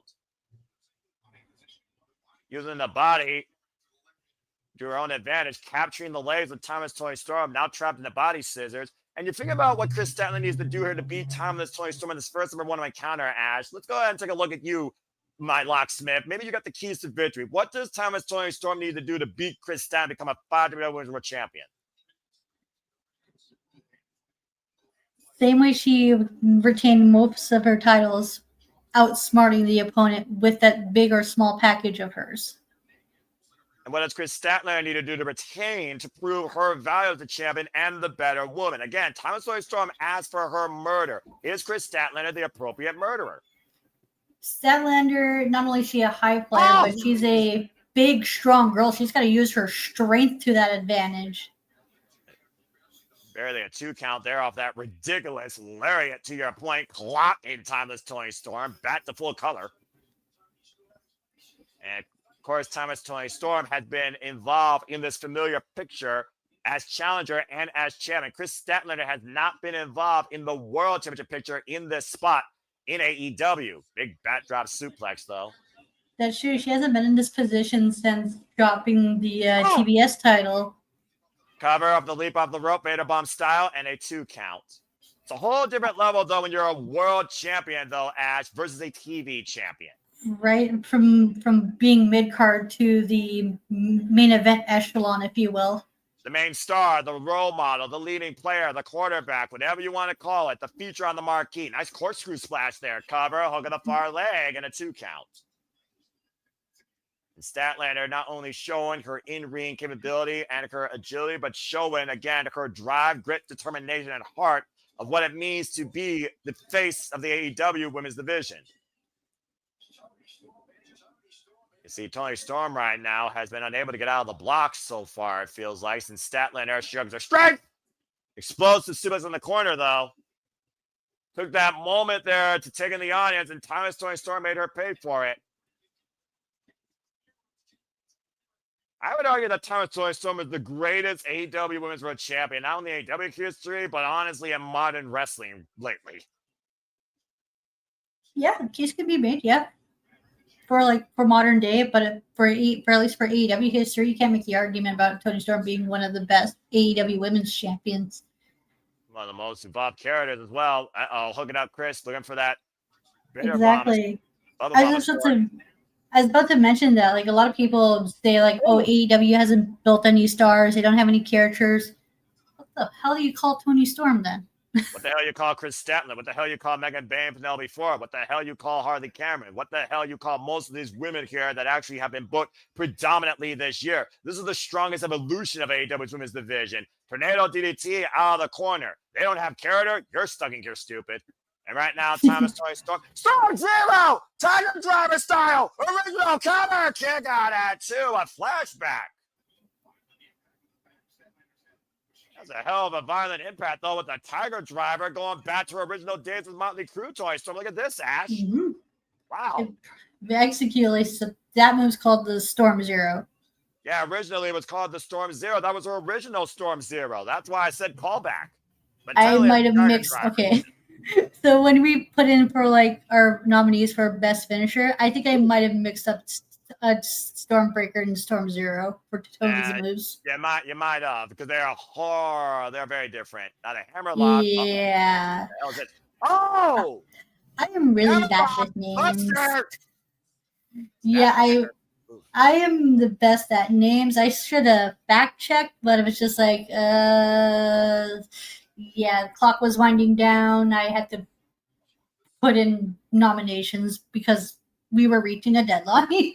That's fair. Hip attack denied. And I do wonder if this is Timeless Toni Storm's deadline on holding the Women's World Championship again. Now hoist up on the shoulders of Kris Statlander. And drop face Oh, first. is that the seatbelt pin? No, we've seen this modified submission hold by Kris Statlander pulled out recently in her matches since return from injury. That looks freaking holy shit. I did not know Statlander could do that. Because to be fair, it's been a while since I saw a one-on-one Statlander match. Holy Yeah, shit, to your point, the leg braced across the jawline of timeless Toni Storm while hyperextending the right arm and hammerlocking the left one inside her leg as she forced the break with her legs. Toni Storm was able to pivot her way to force the break. Continued reinvention has been the story of both Timeless Toni Storm and Kris Statlander in and out of the ring. Toni Storm able to escape, though. Looking for the crossface chicken wing. Got her down. Body grapevine. Kris Statlander in a world of trouble here. We saw Athena tap out to this for the first time in her AEW women's career. Oh, yeah, that's right. That was at Forbidden Door, right? Exactly. Do you see think we Kris might see Statlander trying to pivot? Do you think we might see Athena challenge, Oh, rise to the challenge against Mercedes tonight? I wouldn't rule it out, Ash. A lot of names have been mentioned, and we'll talk more about that match still to come tonight as well. Looking for the Storm Zero. Time of Storm Zero. Classic roll through. Able to escape. Now, Kris Statlander. What the hell? Now, look at this. Trying to almost a modified pendulum. And submission hold of sorts. Now push on the rope. Small package too. Oh. Just about got her there. Toni Storm, though, unable to put Kris Statlander down, who plants her. Bayne the blue thunder bomb without less revolution. Now capturing the leg. Trimming down. It's a no-go driver. No. And again, Thomas Toni Storm able to kick out. Whew. Take a look at the replay here, Ash.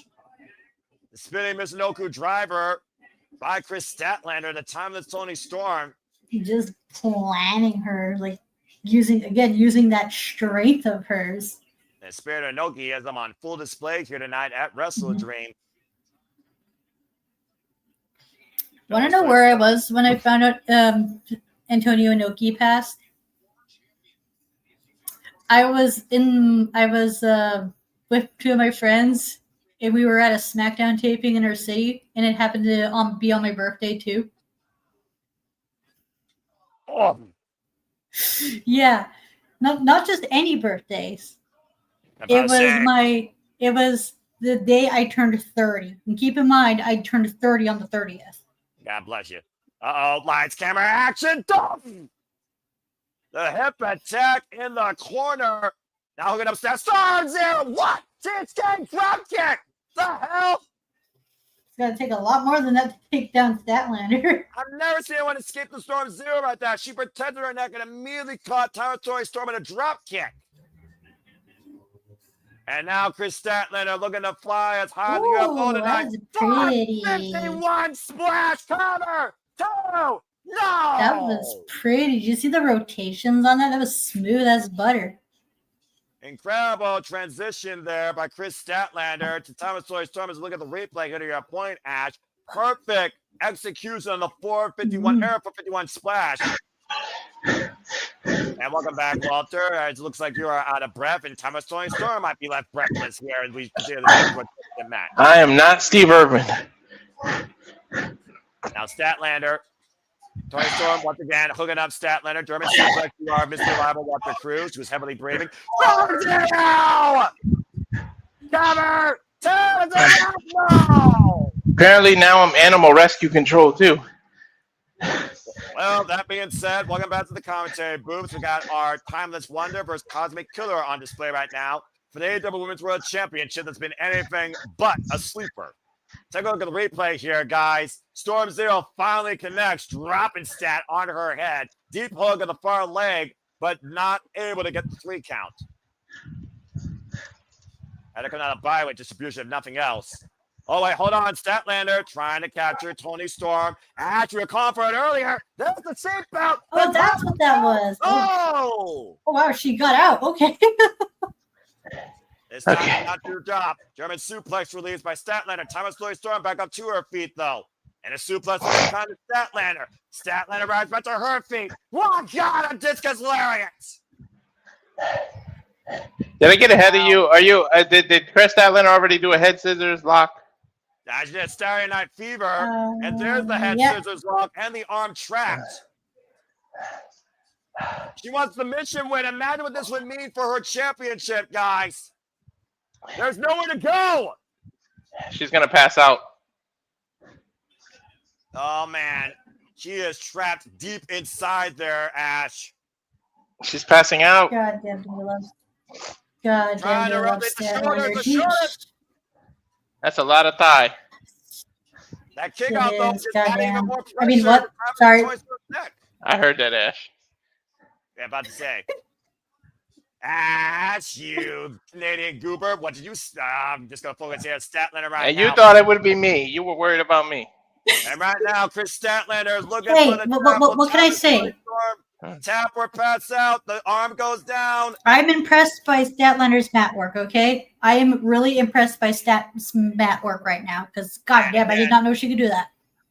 I didn't know Stat was. Is this a tombstone? What's she doing? No. Right now, still trapping her here heavily right now. Walter bridging, unable to escape his time as Toni Storm, though. Still not refusing to let go of this hold, though, as the champion. How much can Toni Storm take? Not much longer. And you see Kris Statlander finally letting go of the hold. Now hooking up Kris Statlander. Toni Storm. Uh-oh. Saturday Night Fever! Power! 2! And not twice up! It's where it's fucking at!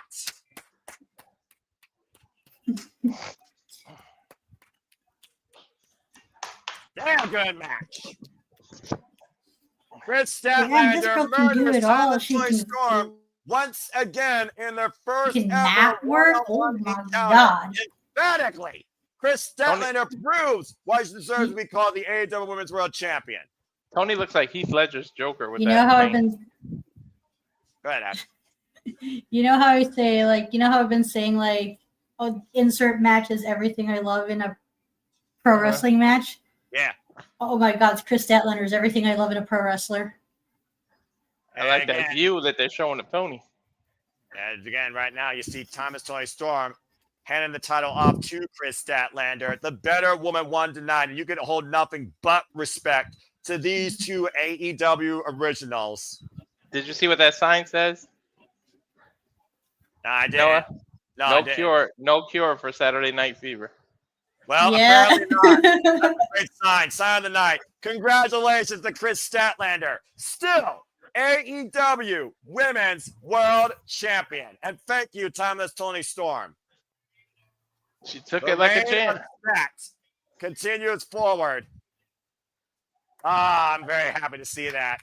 The respect she just gave Kris Statlander, she passed the proverbial torch. B-O-O. You gotta be fucking kidding me.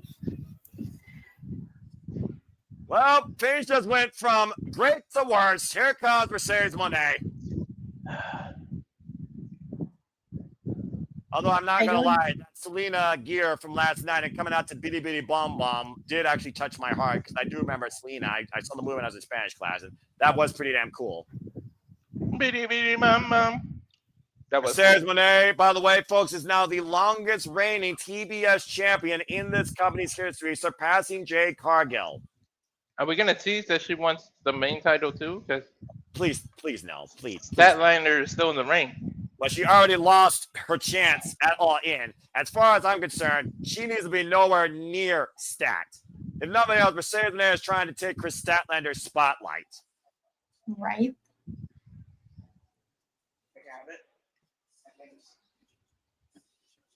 Yeah, about to say, Kris Statlander. Yeah, I don't believe this ridiculous. Wow, just when I think the frat house couldn't be more stupid. Anyway, I'm not going to trash Mercedes Moné. I don't do that thing here. I leave that to Walter and others. But Mercedes Moné's got a microphone, so it looks like the CEO does have something to say. GTA. Oh, stop that. I mean, where's the lie? And the crowd goes quiet. Somebody's debuting that thing.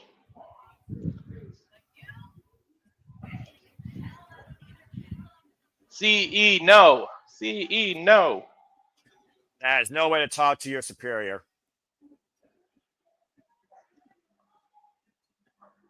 And to think the only AEW show I've ever been to was her debut.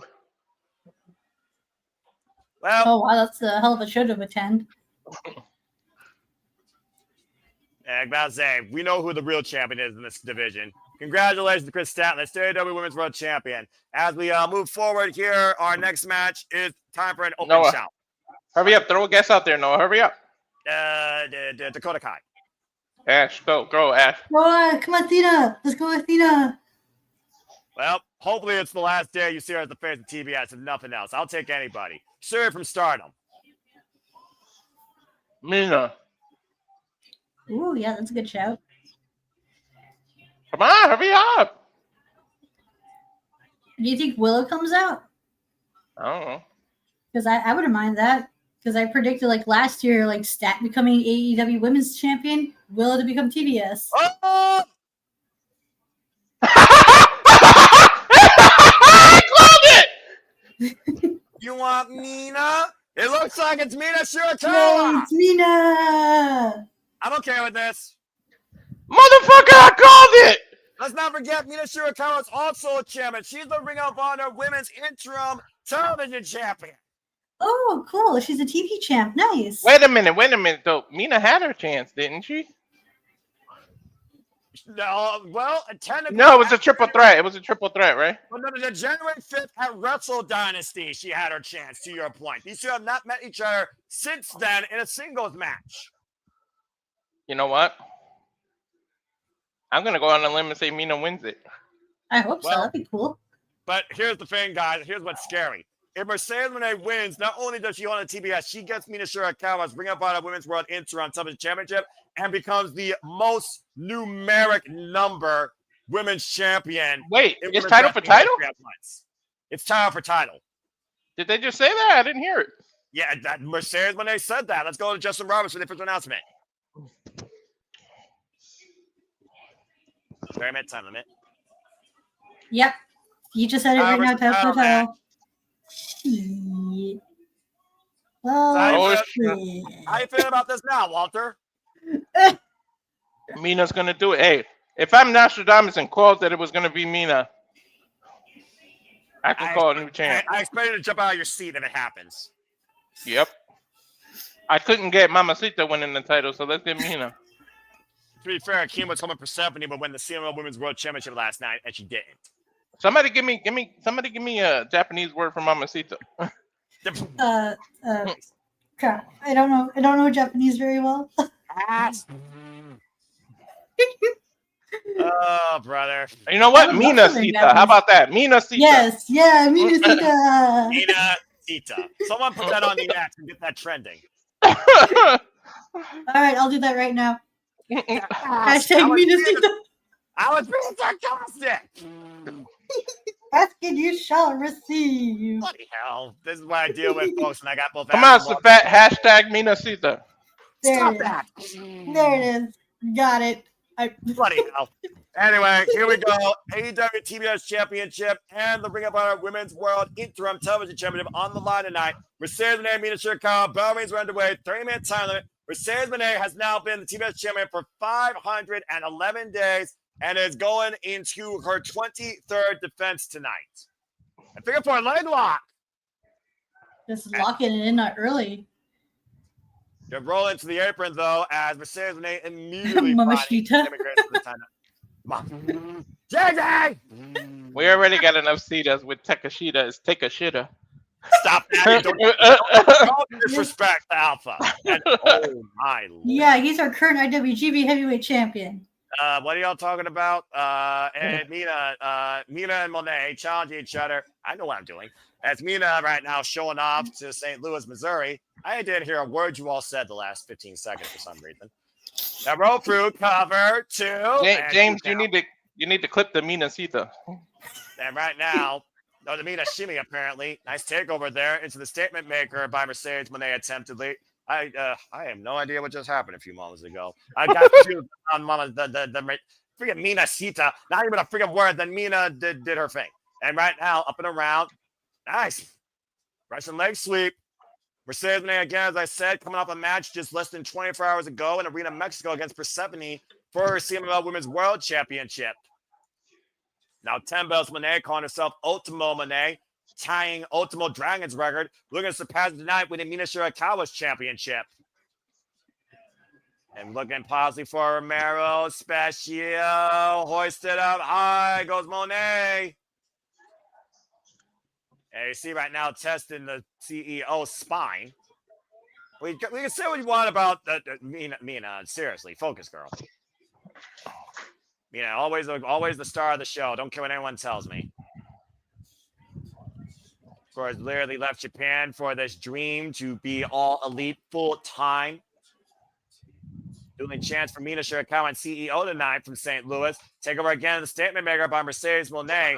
As Mercedes Moné has defended this title successfully against Lacey Lane, Rico, Alex Windsor, Bo Silva, Persephone, Lena Isis, Billy Starks, Momo Watanabe, Harley Cameron, Anna J, Kris Statlander, Queen Amanada, Emi Sakura, Databrigger DMD, and even Hikaru Shida, amongst others, during her run. I could talk all this crap I want, but she is a defending champion. There's no denying that. And again, right now, you see Mercedes Moné bringing Mina Shirakawa back inside the ring. Backstabber. Back towards center. And again, hooking up, Mina up. Oh, God.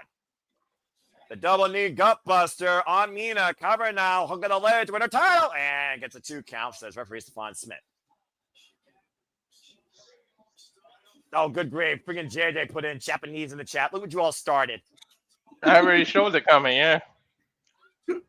I'm about to say, though, we see Mina Shirakawa Ash already challenge Athena for her Ring of Honor Women's World Championship. Do you really think Mina Shirakawa could be the CEO's undoing tonight for her cornerstone of her portfolio? Yeah, if I get that trending, y'all owe me some subscriptions, people.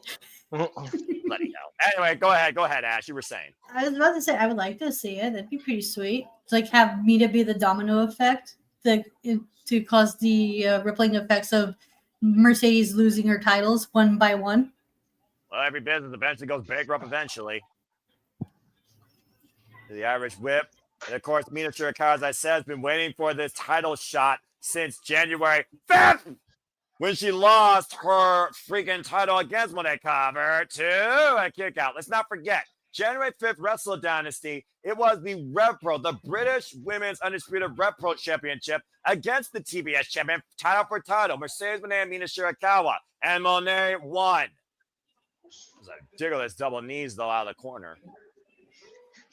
Yeah, she loves using Meteora.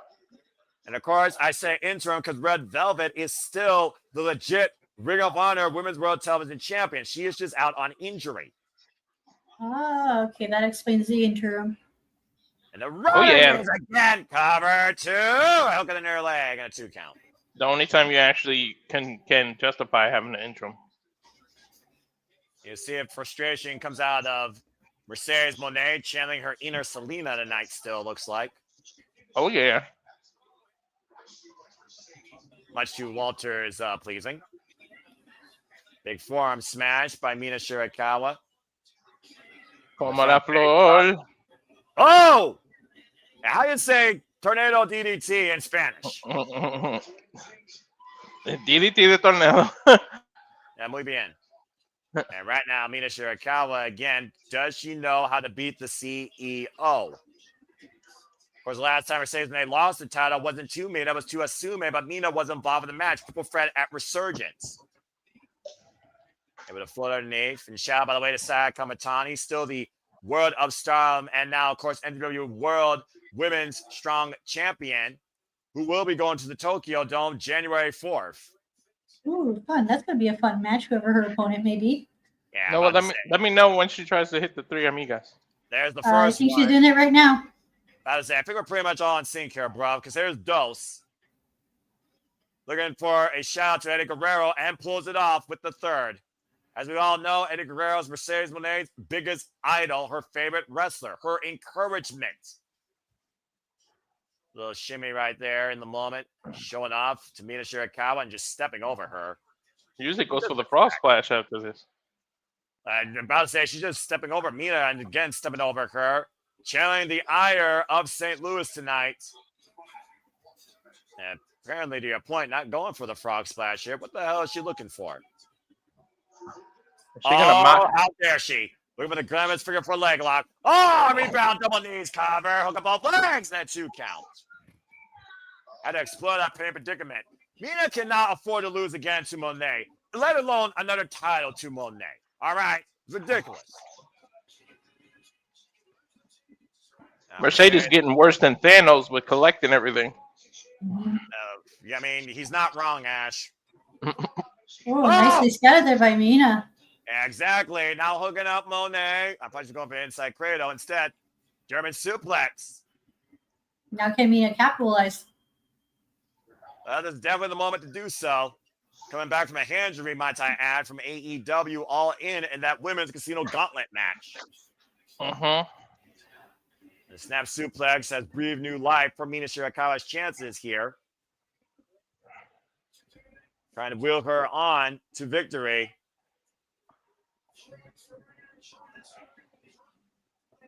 And right now, you see her get the better of her opponent. Now firing back. Big elbow.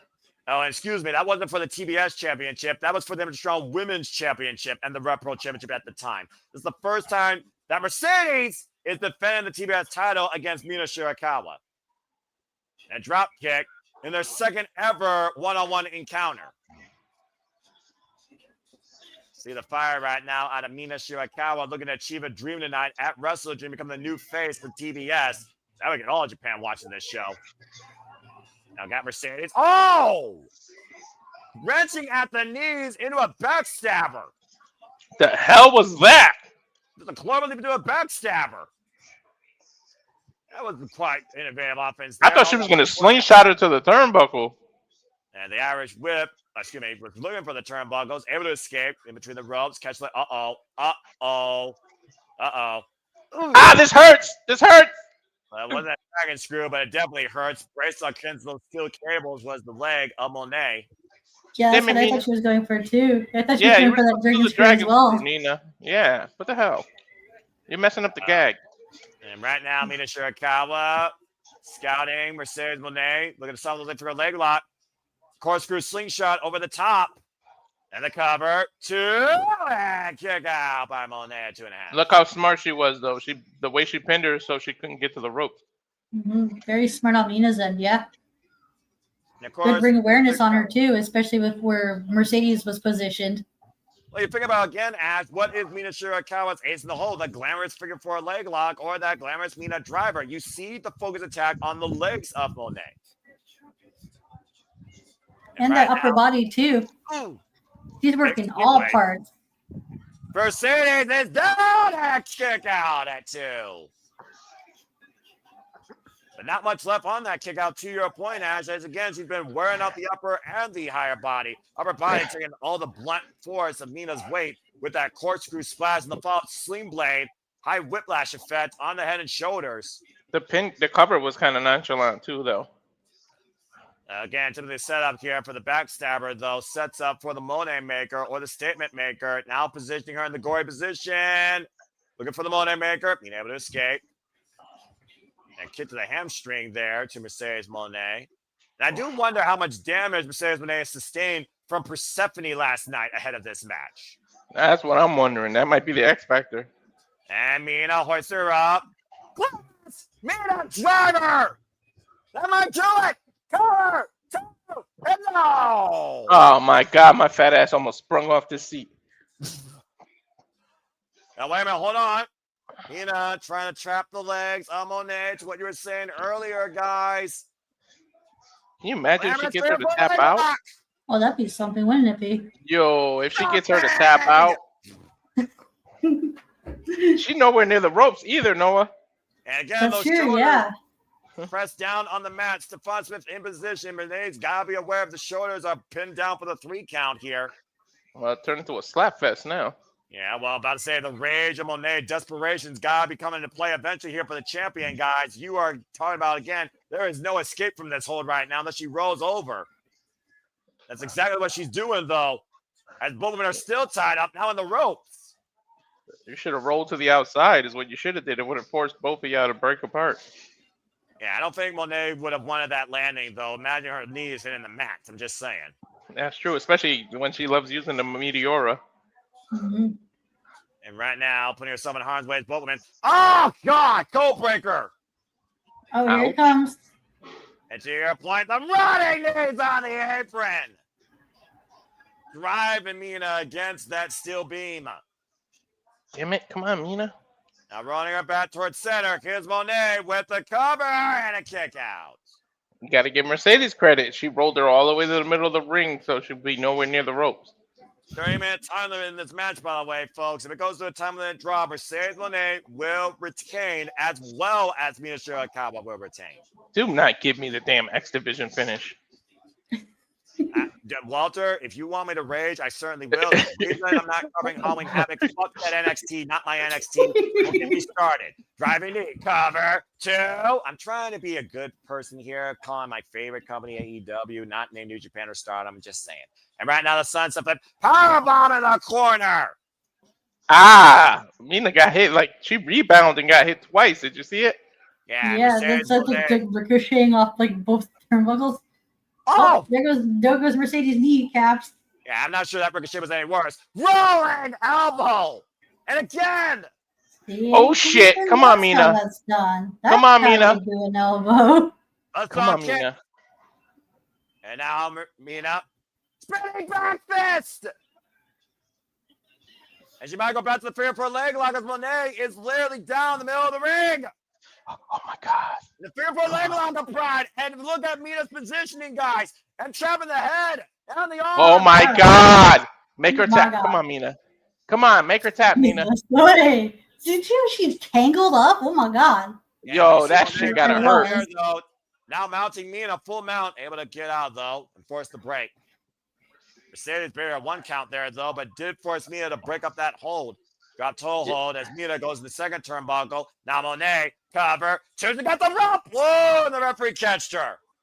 Yo, kayfabe aside, I think that really hurt her too much, and she was like, "Yo, let me out of this." I was saying, great positioning though by Stephon Smith. And now Mina, whoa, whoa, whoa, whoa, whoa, whoa, whoa. And again, front of the eye though.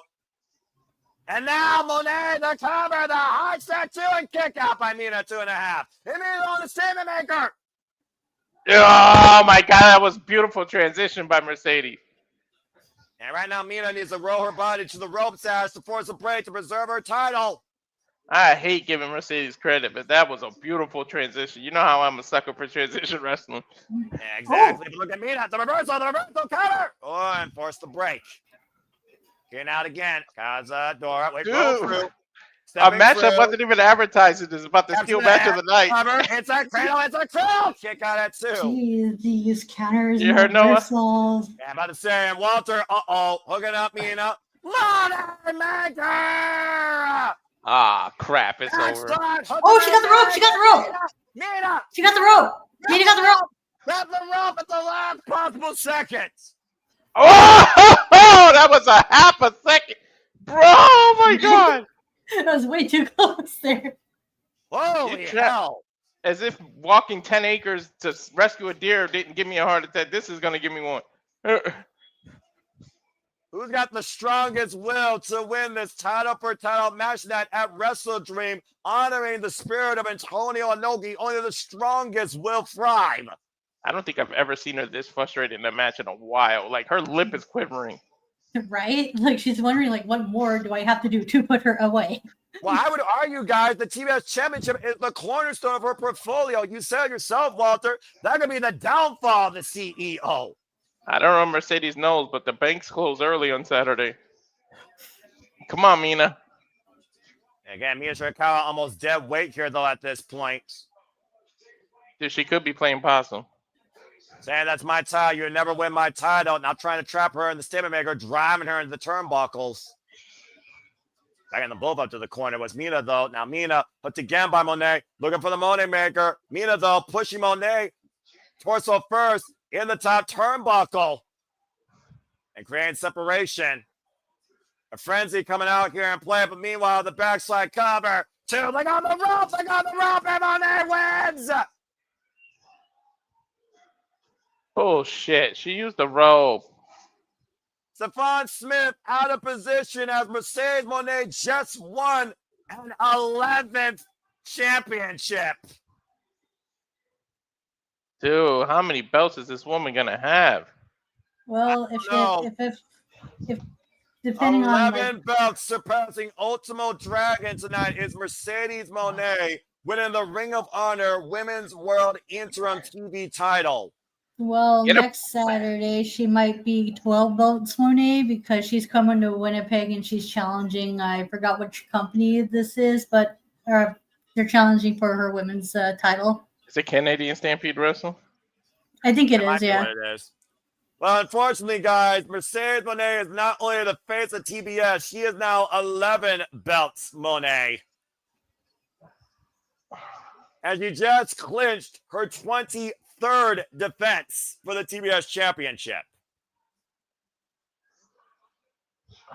Well, that's not the only thing coming down. Look who's in the ring. Damn it. Kris Statlander. Statlander, what? Girl, bruh. And Statlander, she's no stranger to Mercedes Moné. These two shared 2 matches in the ring together with TBS championship. Yeah, but now Kris has got the more valuable title. Big Samoan drop. Cuts the CEO down. That's the champion of AEW, folks. Yeah, you can give me this match. I'm for this hat trick. At this point, Mercedes might as well get a partner and go after the tag titles too. Shit. But clearly, Kris Statlander has her eyes on Mercedes Moné, proving who the better woman is tonight as Kris Statlander stands tall here tonight at WrestleDream, AEW Women's World Championship. Moné can have all the minor league titles she wants, but at the end of the day, Stat won the big one. Moné hasn't.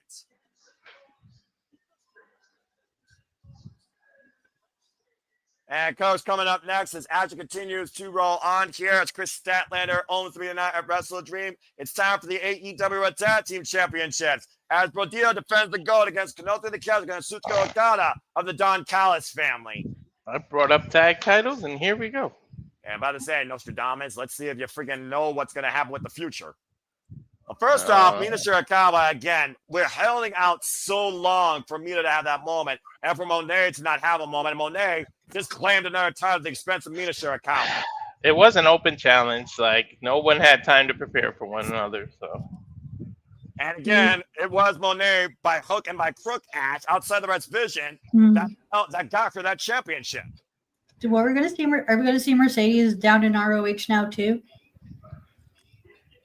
Well, technically speaking, she is an ROH champion. I think she's going to bite off more than she can chew and go after that main title. And Kris is going to be the undisputed champ instead of Mercedes. She's going to hold, she's going to hold both belts. I would be down for that. Remember, I called it. Write the date down, Noah. Let's see here. October 18th, 10:47 p.m. Eastern Standard Time. Walter Cruz called Kris Statlander the undisputed champion of AEW, and I approve that message. I also approve the idea that Konosuke Takeshita, IWGP World Heavyweight Champion, and Kazuichka Okada, AEW Unified Champion, 1A and 1B of this business, cannot coexist tonight for the AEW Tag Team titles. But Ash, you know as well as I do, you don't need to like your partner. You just got to get the 3 count by the end of the day. Sorry, I wasn't laughing at you. I was laughing at that he turned the TV off in the middle of the... Yeah, no worries. I don't. Do you think Takeshita and Okada could coexist? Because I have a feeling Okada might accidentally or inadvertently cost them the tag titles. Nope. I think he's going to drop right off the apron and deliberately leave him. I love the fact that you both have an opposite opinion of which team member is going to screw the other. At the end of the day, it's the Don Callis family's MO. It's Don Callis' MO. The Don Callis family trying to seize the AEW Tag Team titles. As there you see the brand new IWGP World Heavyweight Champion, the Alpha Konosuke Takeshita, who beat Zack Sabre Jr. and Ryogoku Sumo at King of Pro Wrestling to claim that title after winning the G1 Climax earlier this year. Sorry, it's okay. I was okay with either result, and I will say that the title does look good on Takeshita. A guy who wants to unify the professional wrestling world as he is the strongest in this business. No, does it not speak volumes that they don't even come out together? They have to have their own separate entrances. Yeah, kind of speaks volume about their unison. Right? That's a very telling sign. Beach. At the end of the day, there's only one Kazuichka Okada. Beach. And he doesn't tag with nobody on his level. I love that camera. The aura of the Rainmaker and the undisputed AEW Continental, now unified champion, Kazuichka Okada, who's practically held this position in AEW, Ash, for nearly 600 days. That's how long he's been champion? Yeah. Generally speaking, yes. Even though the unified title was unified back at AEW All In, he won that AEW Continental Championship last year in March against Eddie Kingston, and has only been pinned once in his AEW career. Wow.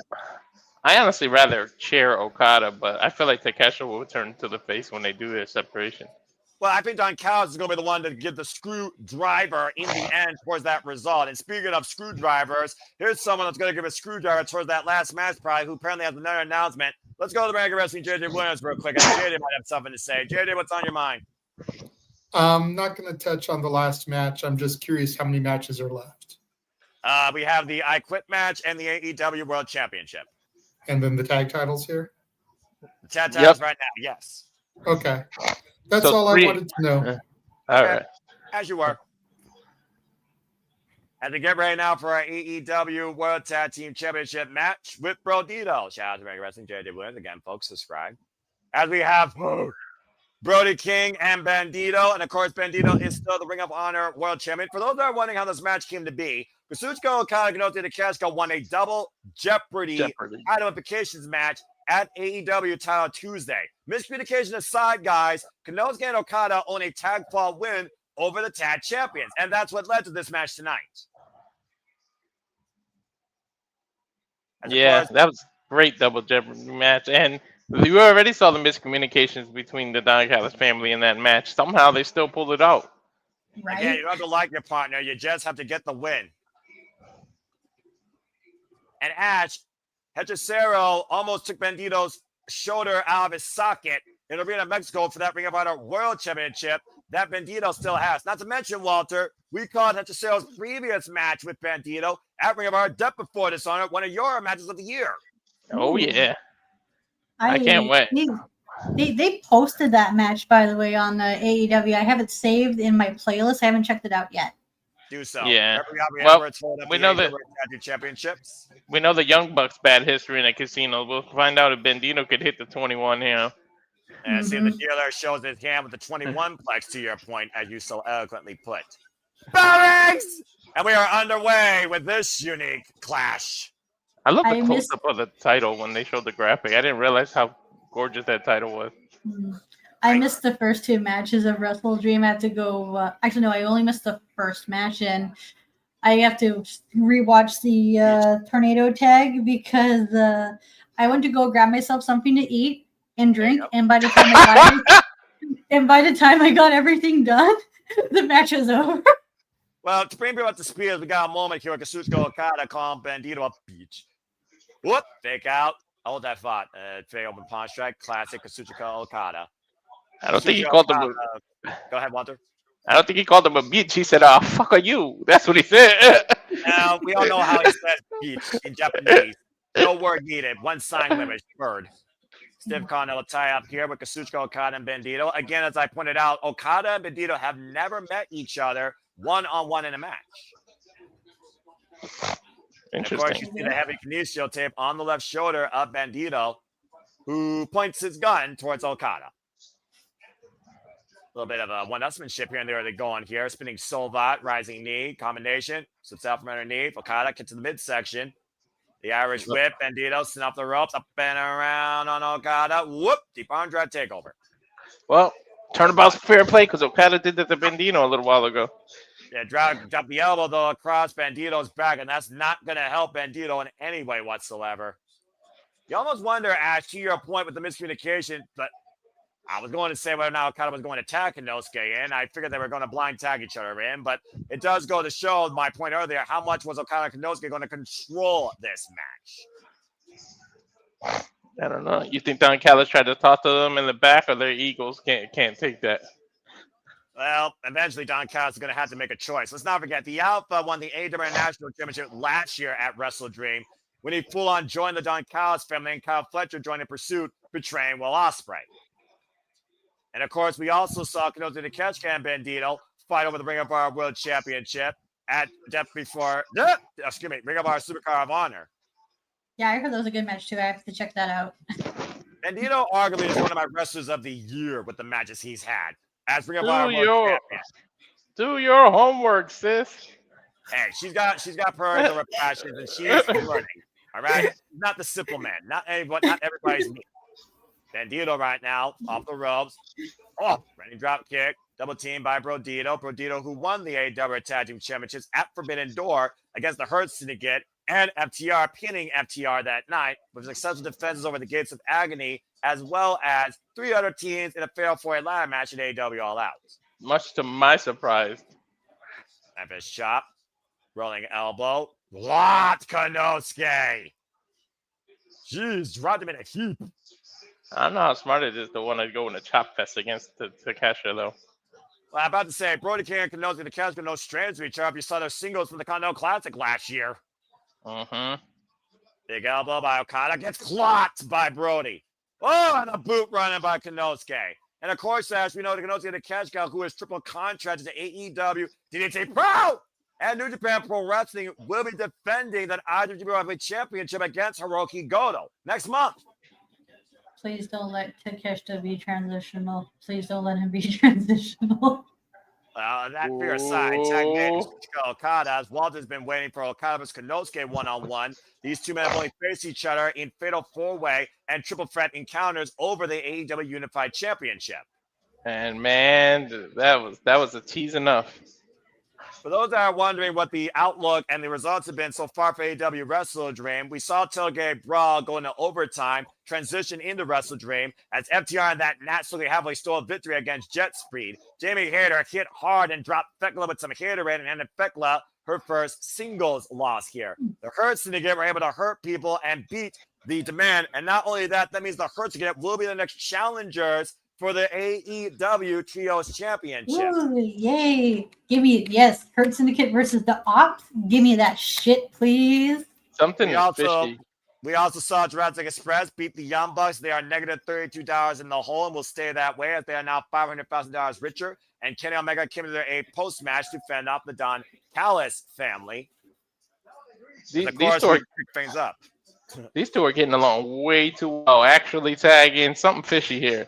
I'm about to say, are they trying to one-up each other right now? A show of strength. Are they not trying necessarily to betray one another, but prove who the stronger one is? And will you be weaker if you lose here? Again, Okada's only been pinned a handful of times. He's only been pinned, I believe, twice during the Continental Classic. And outside that, one other time in AEW, and that was against the American Dragon, Bryan Danielson. Oh, yeah, that's right. That's a Forbidden Door match, right? Well, not only that Forbidden Door was he submitted, but he was pinned by him. Because he was pinned by Bryan Danielson on an episode of Dynamite. Okada? I don't think that's smart. Okada's always been one to test his mental fortitude, more so with his body than his mind. But he also might be the strongest mental game in the business. Oh, big open palm strike here, and Brody King lining up the Alpha and Okada. Gets the midsection, though. And this might be what Konosuke and Okada need to do. They need to double team Brody King.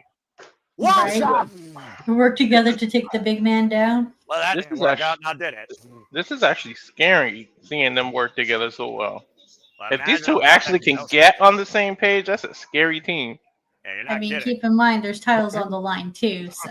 Well, I think the golden implications run farther than the animosity of proving who's the better member of the Don Callis family and the better champion in this business. Suppose there's a time to... Oh, sorry? Between Okada, Takeshita, Ethan Page, and Trick Williams, I don't know who has more ego. Anticipation by Brodido with the kip-up handstand. Waist lock. Record. A drop kick. Sends Okada outside. Now Konosuke eats a single leg boot. How dare you, Bandito, do a ripcord to Okada? That's his move. And to your point, we haven't seen the Rainmaker yet, but it looks like Brodido might be looking for some double team offense here. An assist up the top rope, and Bandito! Triple moonsault! That was nice. You see the height on that? Dude. Gosh. As if Brodido's already, what, 6'6"? So you put Bandito up on his shoulder, that's 10 feet, jumped off the rope. The dude's like 15 feet in the air right there. And corkscrew splash also helped in the earlier process here. And again, look at that picture-perfect, beautiful moonsault. The other match that happened, by the way, so far in AEW WrestleDream, folks, as we're on our AEW World Tag Team Championship match, Kyle Fletcher did defend the title successfully, the TNT Championship successfully against Mark Briscoe. And we just saw Kris Statlander defend the AEW Women's World Championship successfully against Thomas Toni Storm. And Mercedes Moné won her title. Kyle, okay, that was the match that I went to go be on Animal Planet. Yes. What is this? Bandito barking. What the hell? Irish whip, Bandito running at Okada. Step up. Golly. Uh-oh. And we've seen Brody King do this before. Crushing Konosuke against the barricade. Dude. Bandito pretty much did a poetry in motion off the chair. And that barricade broke in half after Bandito crushed Konosuke. Well, I don't think it'll survive Bandito. Brody. Yeah, about to say, Brody King. Right? Big man going at you like that? That's it. Runaway freight train just coming at you, full cross body, crushing himself against your sternum. It's like getting hit by a cannonball in the stomach full force. Well, that's going to be like death right there, so... Yeah. It ain't the Simpsons either. Sliding right. And now Bandito, Cazadora, turn around, and Brody plants Bandito on Konosuke. Noah loves when teams use each other as freaking weapons. It's just so effective, honestly. You see right now, Brodido fired up here. Bandito and Brody King are extremely fired up here. What are they thinking? Taking too much time, though. What are they thinking? Macarena. Oh, for the love of... And Okada's like, nope. Mm-mm. I agree, Okada. Nope. Time and place for fun and games, and now is not the time or place. Especially a dance that lame and that out of date. Oh, jeez. Bandito just wiped out. He told him, mock this beach. Damn, the Macarena's like, what, 30 years old now? Goddamn. Probably more than that. And you saw Konosuke clop Brody. I've seen everything now. A Macarena with a double bird by Kazuichka Okada. Macarena. A Maca, fuck you. Hey, Macarena, bitch. Good God. Okada, hey, you cheeky bastard. We'll judge the Macarena later on not Dancing with the Stars. Oh, man, I love Dickhead Okada. It's incredible how Okada's been so effective as a heel since arriving in AEW. You see right now the damage to the shoulder, and Okada exploiting that, though, and again, dragging him to Konosuke. I'm almost afraid they really have been working like a well-oiled machine. This is shocking. I haven't seen one miscommunication to your point yet, or any hindrance. Give it time, perhaps. They voluntarily tagging each other. It's going to take one shot. It's what it's going to take. One stiff shot to the other. A missed Rainmaker or something. That's all it's going to take.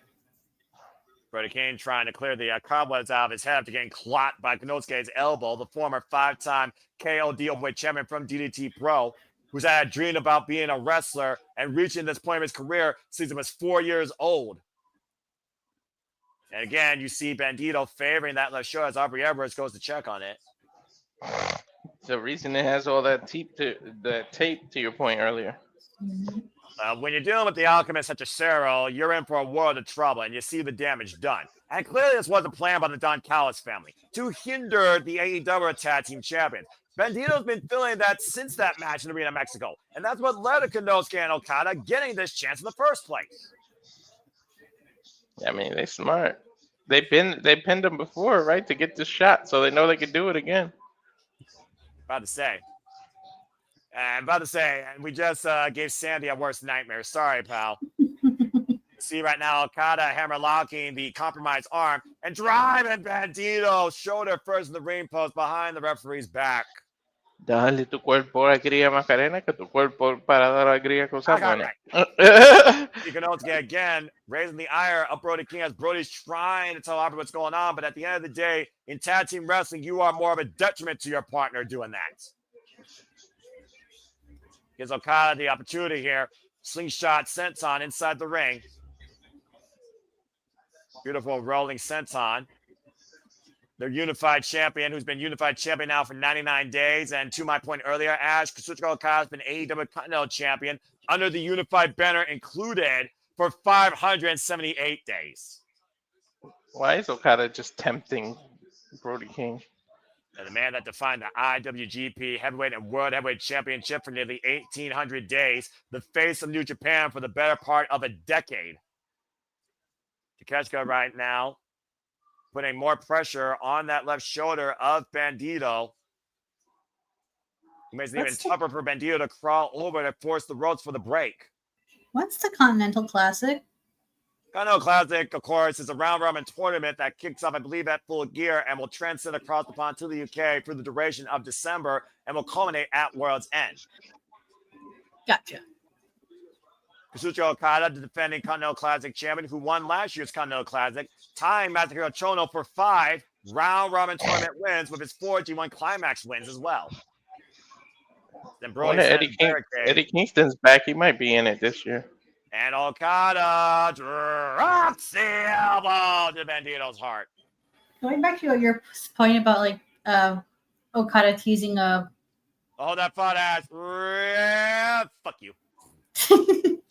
For Brody, do you think the seeds are being planted for a possible like Brody King Continental title opportunity, perhaps, or somewhere down the line, or maybe him being a key player in the tournament?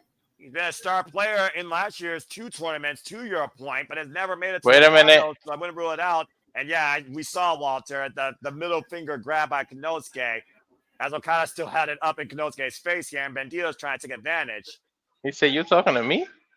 And right now, you see it right now, back elbow strike. Konosuke, whoa, man!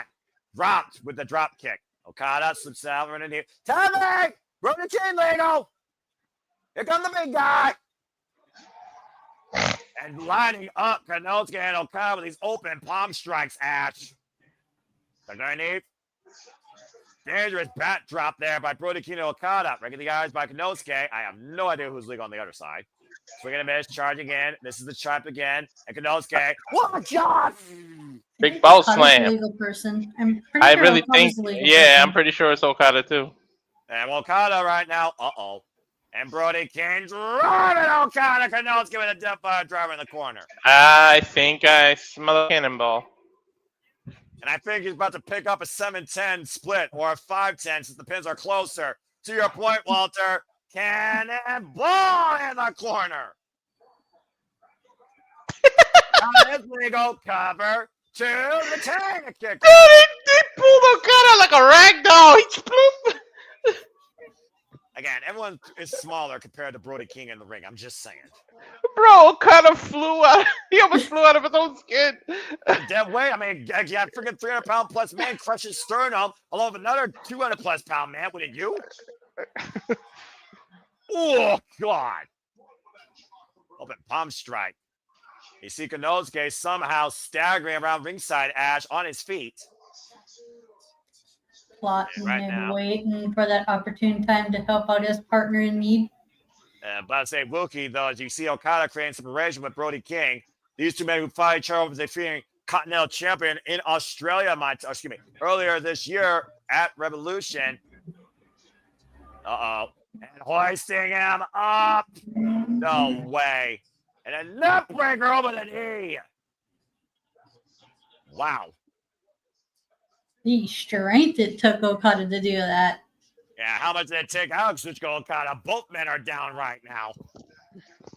Both men in desperate needs of tags right now, just to recuperate for a little bit. Aubrey Everett starting her standing 10 count here as you see both men, respective corners, up on the apron. Bandito and Konosuke Takeshita. And right now, Okada makes the tag to Konosuke and a tag made to Bandito. Big boot to the Ring of Honor champion. Jumping kick. Returns fire. Oh, nice. Oh, God, darn screw leg wet. That hurts. Damn it, move at the suck. Maybe about Texas Cloverleaf here. Going But for Texas. Oh, okay. But so, yeah, Texas Cloverleaf unable to put in execution. Now Bandito, what the hell? Cover! Cover! Two! No! That's I a love nice that problem move. sequence there by Bandito. And about to say, great transition, the sideways into the code red. Right? Dude, But he's got to be Okada's, quick here. Okada's been out of it. Yeah, but Konosuke first said, Tailgate! Snap German, Bandito rolls back to his feet though, crashes to Konosuke. Konosuke refuses to his feet, rolling elbow denied, spinning back fist connects. And clots Konosuke! I think Yeah. Takeshita thinks he's back in Japan at this point. You're talking about the dealer showing his hand earlier, looking for the jackpot. Are we going to see the 20? What? Uh-oh. Ooh, nicely caught there by Nope. Big trouble Busted. for Bandito. Oh, no. Takeshita looking for the Kito Tenashi. Oh, Bandito, wow. top wheelbarrow suplex, lands on his feet, though. Okada, though. Drop kick! Jesus Christ. He's going for that wheelbarrow suplex. Dangerous bat drop. Power drive knee to Brody King, though. Super kick. Turns Konosuke sideways. And a poison rana. This action is What? too much. Konosuke! what a good back and forth we have so far, don't we? And no kidding around his own. Brody King, though, swinging a miss. Cannonball Okada the corner. But he attempted non-legal man. Meanwhile, bomb to Brody King. And Bandito Oh. shooting star press. Break 1, 2. Ooh, just about. Just this close. That was a really nice shooting star press Bandito did. That was Wait, really Bandito's legal? What a sequence. Yes, he is. I can't keep up. Konosuke right? Bandito This with should be actually Pinnacle. too fast paced, isn't it? Well, not for me, apparently. As again, near fall off the beautiful shooting star press, an incredible sequence by all four men as all four are down. Every match here has been hitting on all cylinders. This paper has been amazing. Uh-oh. Here comes the Collins is telling Okada something. I think somebody's about to get screwed. Yeah, here Yeah, comes the I'd say. distension. Things are Is he going checking way on too it? smoothly for them. Is he checking on his boy, or is he checking on his family? Is he checking on his team, or is he checking on his golden goose? He gave him the Can't- thumbs up. Maybe he's giving him the screwdriver. That's why I said somebody's about to get screwed. I guess we'll find out here momentarily. He's not Fair legal play, right now. fair play. Yeah, that's fair. But again, it's Bandito and Konosuke who's legal. Again, that shoulder giving out, looking for that X knee. Oh, dear. Can't do any offense if you don't have enough strength in your upper body. Right in there. And his tag partner's nowhere in sight either. But when you're down with a blue thunder bomb by Konosuke and Takeshita, which is fucking impressive, you're going to be out for a while. Bro, You see Konosuke hammering that elbow, or shoulder, excuse me. you might as well put a target on your shoulder. Right? No kidding. I mean, that's what that tape is, right? But yeah, that knee seal tape's just there to soothe muscle tension. It doesn't really do anything else. It doesn't heal muscle damage. Getting Is closer and Takeshita closer. Is Takeshita the only person right now who wins with a blue thunder bomb and a falcon arrow, two of the most commonly kicked out of moves? He doesn't really win with the Blue Thunder round, though. Yeah, he wins with the Raging Fire, Falcon Arrow, that power drive knee to your point pop up. Whoa! Tangled on the both legs. Kick on it too. Bang, power drive knee. Ow! I heard and felt that. I'm about to ask the question and you answered it for me. God damn. Yeah, that's how Takeshita became champion. That's right. I'm surprised he didn't pull his knee pad down to do that. If he pulls his first knee pad give down, it- we have new tag champions in my There it opinion. is. There it's coming. What will you put on the future? Hey, it's not my fault. It's Hey, the Steve future. He Konosuke. can see that so winter. Ash, Okada just made the blind tag. Yep. I Dissension. don't know if this is good strategy. Wait a minute. Reversal. Double stop. Wow. Oh, here comes the big man. Uh-oh. And see Brody King right now ready to help his partner. I don't know if Konosuke is ready to help Okada, though. Brody King looking for revenge against Konosuke. Konosuke on the run-in. Sit up and over. Lands on the apron. Okada is legal, by the way. Okada and Brody King are the two legal men. Brody King with the sleeper, though, to Konosuke. There's a meme for you. Okada just got the wind knocked out of him, though, with that double stomp. Again, in the ring illegally was Konosuke Takeshita, though. Meanwhile, Bandito wiping out Konosuke. Oh, that was an ugly landing. Of course, these two men, like I said, previously challenged each other for the AEW Continental Championship earlier this year. And the tag champions have isolated the Rainmaker, Brody King and Brodido. Double chop. Anybody can take these chops, it's Okada, though. Well, I mean, again, Okada is a guy that has had an intestinal fortitude his entire career for pain, testing himself to be the strongest. There's a reason why he's living in Bayne of Antonio Inoki. And right now, Bandito, the knee. Oh, Gonzo bomb! And that's it. Okada is coming. Takeshita for the save there. To your point, Ash. That last possible second, super kick. John Konosuke sent to the outside. And so Okada was almost pinned there. So maybe he does want to win the title. That is the way, by the way, folks, that Brodido successfully retained their AEW Tag Team Champions in their last title defense. That knee Gonzo bomb. Bro, I mean, I think Takeshita just answered the question whether he wants these titles or not. Again, do you want to be champion with the Rainmaker? Do you want to make Don Callis proud? Do you want to prove to Okada you are better than him? Bandito, though, turning on a dime. Okada catching him, though. Uh-oh. And Okada looking for it. Oh, Bandito able to prevent the drop kick. I was about to say it. Now Konosuke somehow coming into play. Big uppercut. Staying forward on the offense here, Ash, is the Don Callis family. Despite the fact they have literally only teamed one other time together as a duo. And now Brody has Konosuke up on the shoulders. Takeshita finding back, though. Slits free, and Brody sent into his partner. Now Takeshita, look at the strength of the Alpha. Unfucking real. Takeshita. Bastard driver! And Takeshita not done yet. Wait, is Brody legal? Yes! Wheelbarrow suplex. Brody came out to his feet. Oh, God, I want yes, Konosuke. he's the legal man, yeah. Yeah, Okada and Bandito are the legal man. Oh, wow. Did you see that drop? And we might be it. Right? Nope. Waist lock, standing switch exchange, waist lock, Konosuke catching Okada and Bandito. Now, Brody, what the hell? No way. No way. Oh my God. Should have went way worse. He suplexed three men and collapsed. Okada has got a beautiful ass drop kick. He does. He's best in the game. That was unfucking real. That show of strength. First, Konosuke with the wheelbarrow suplex, to your point, on Brody King, who immediately got up and wiped Konosuke out. The anti-air raid missile drop kick there by Okada to Bandito, and Brody King lifted up all three men. Golly. Well over 400 pounds in that suplex as Brody collapsed. You can say what you want about AEW, but we're looking at some of the best wrestlers in the world right now. This is amazing. Open palm strides here to Okada and Konosuke as somehow Brody King's back to his feet. Drop kick and a rising knee. Great combination. And Bandito again is legal. Single leg boot. Bandito's a ping pong ball. Yeah, technically speaking, and he's the worst ping pong ball in this situation. Okada got Bandito up.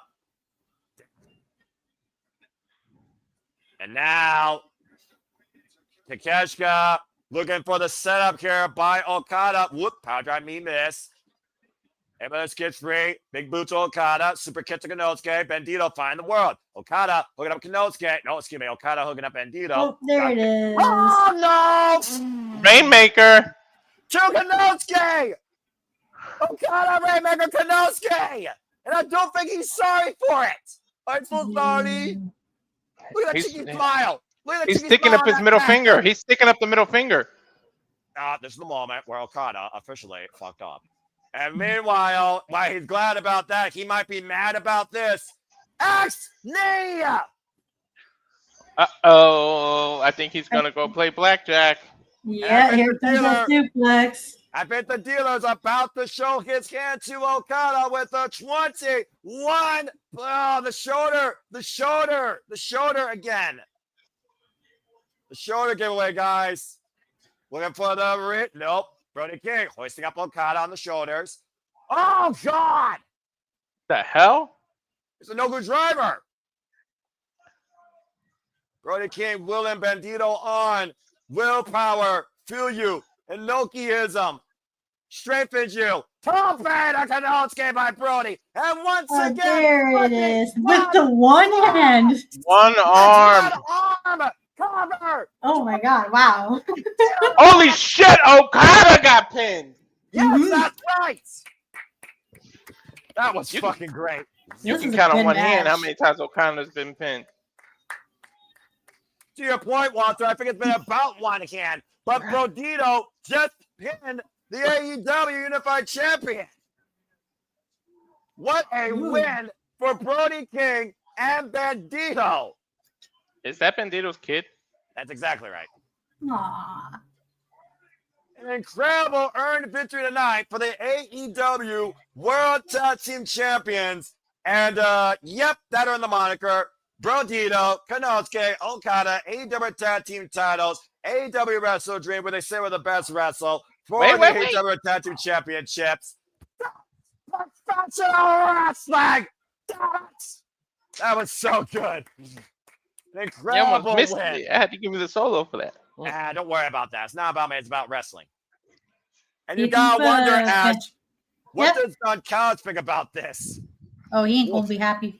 He ain't gonna be happy unless he knows something that we don't. Wait till Takeshita sees the replay and sees that middle finger after that. And someone tells me Okada was not sorry in the slides for that. No, he smiled. We got two possible opponents for Okada. We got Okada, Takeshita, and possibly Bandito. Somewhere down the road, because after all, he did pin the champion. They're gonna procrastinate it. They're not gonna give us that till next year. So, or maybe Wrestle Kingdom. I'm about to say, who knows what the future holds in store for Konosuke and Okada, but I do know this. Brody King and Bandito, all right, fine. They fucking earned it.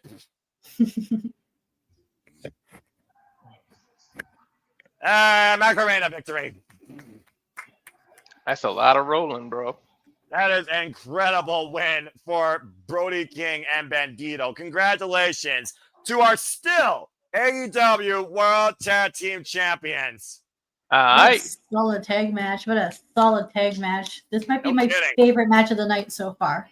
Let's go backstage with Nagel Ray Paquette with somebody that was not very fortunate here tonight. A defeated timeless Toni Storm. Every match just got better and better, man. This pay-per-view is just rocking. Because AEW knows how to do pay-per-view. We talk about this. Whoa. Telling you, Toni looks like Joker. Heath Ledger's Joker. Oh, is she gonna ascend into madness, this poor girl? Well, let's see if she has any words, or is she left? I mean, at least she hugged her, and she's gonna get a partner. What's Mina? And Mina, who also lost. Toni is never really one to be lost for words. At least we have each other. Tag team, holla holla. I think you found another team for the AEW Women's Tag Team Championships. I told you. Oh, look at that.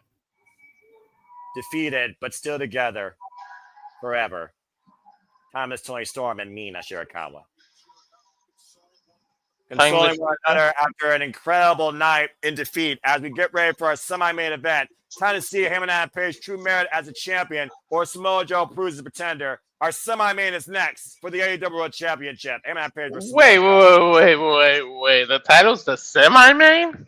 Dude, the story 1 year in the making is I quit, and you know why. This makes sense, all right? In the world of professional wrestling, where it's not about just a title, it is something that is about will, it is merit, it is storytelling, it is personal, and this match made literally 2 weeks ago, this makes sense. But this goes to the credit of the Men's AEW World Championship and Samoa Joe as the challenger here tonight at WrestleDream. You So know let's why go it makes ahead and talk about it. You know why it makes sense? Because nobody's gonna be able to clean the ring or the arena in time for another fight after those two in the I Quit match.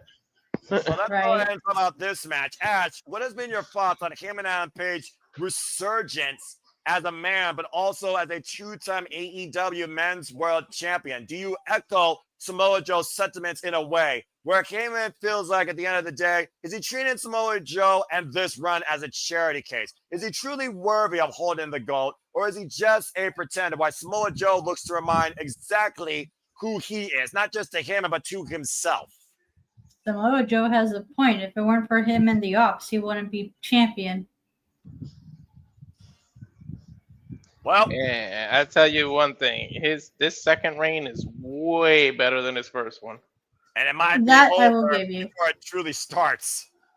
Dun, dun, mean, dun, dun, To dun, me, dun, dun. personally, Hangman is one of those people who are more fun to watch chasing the thing, but not so much after he captured the thing.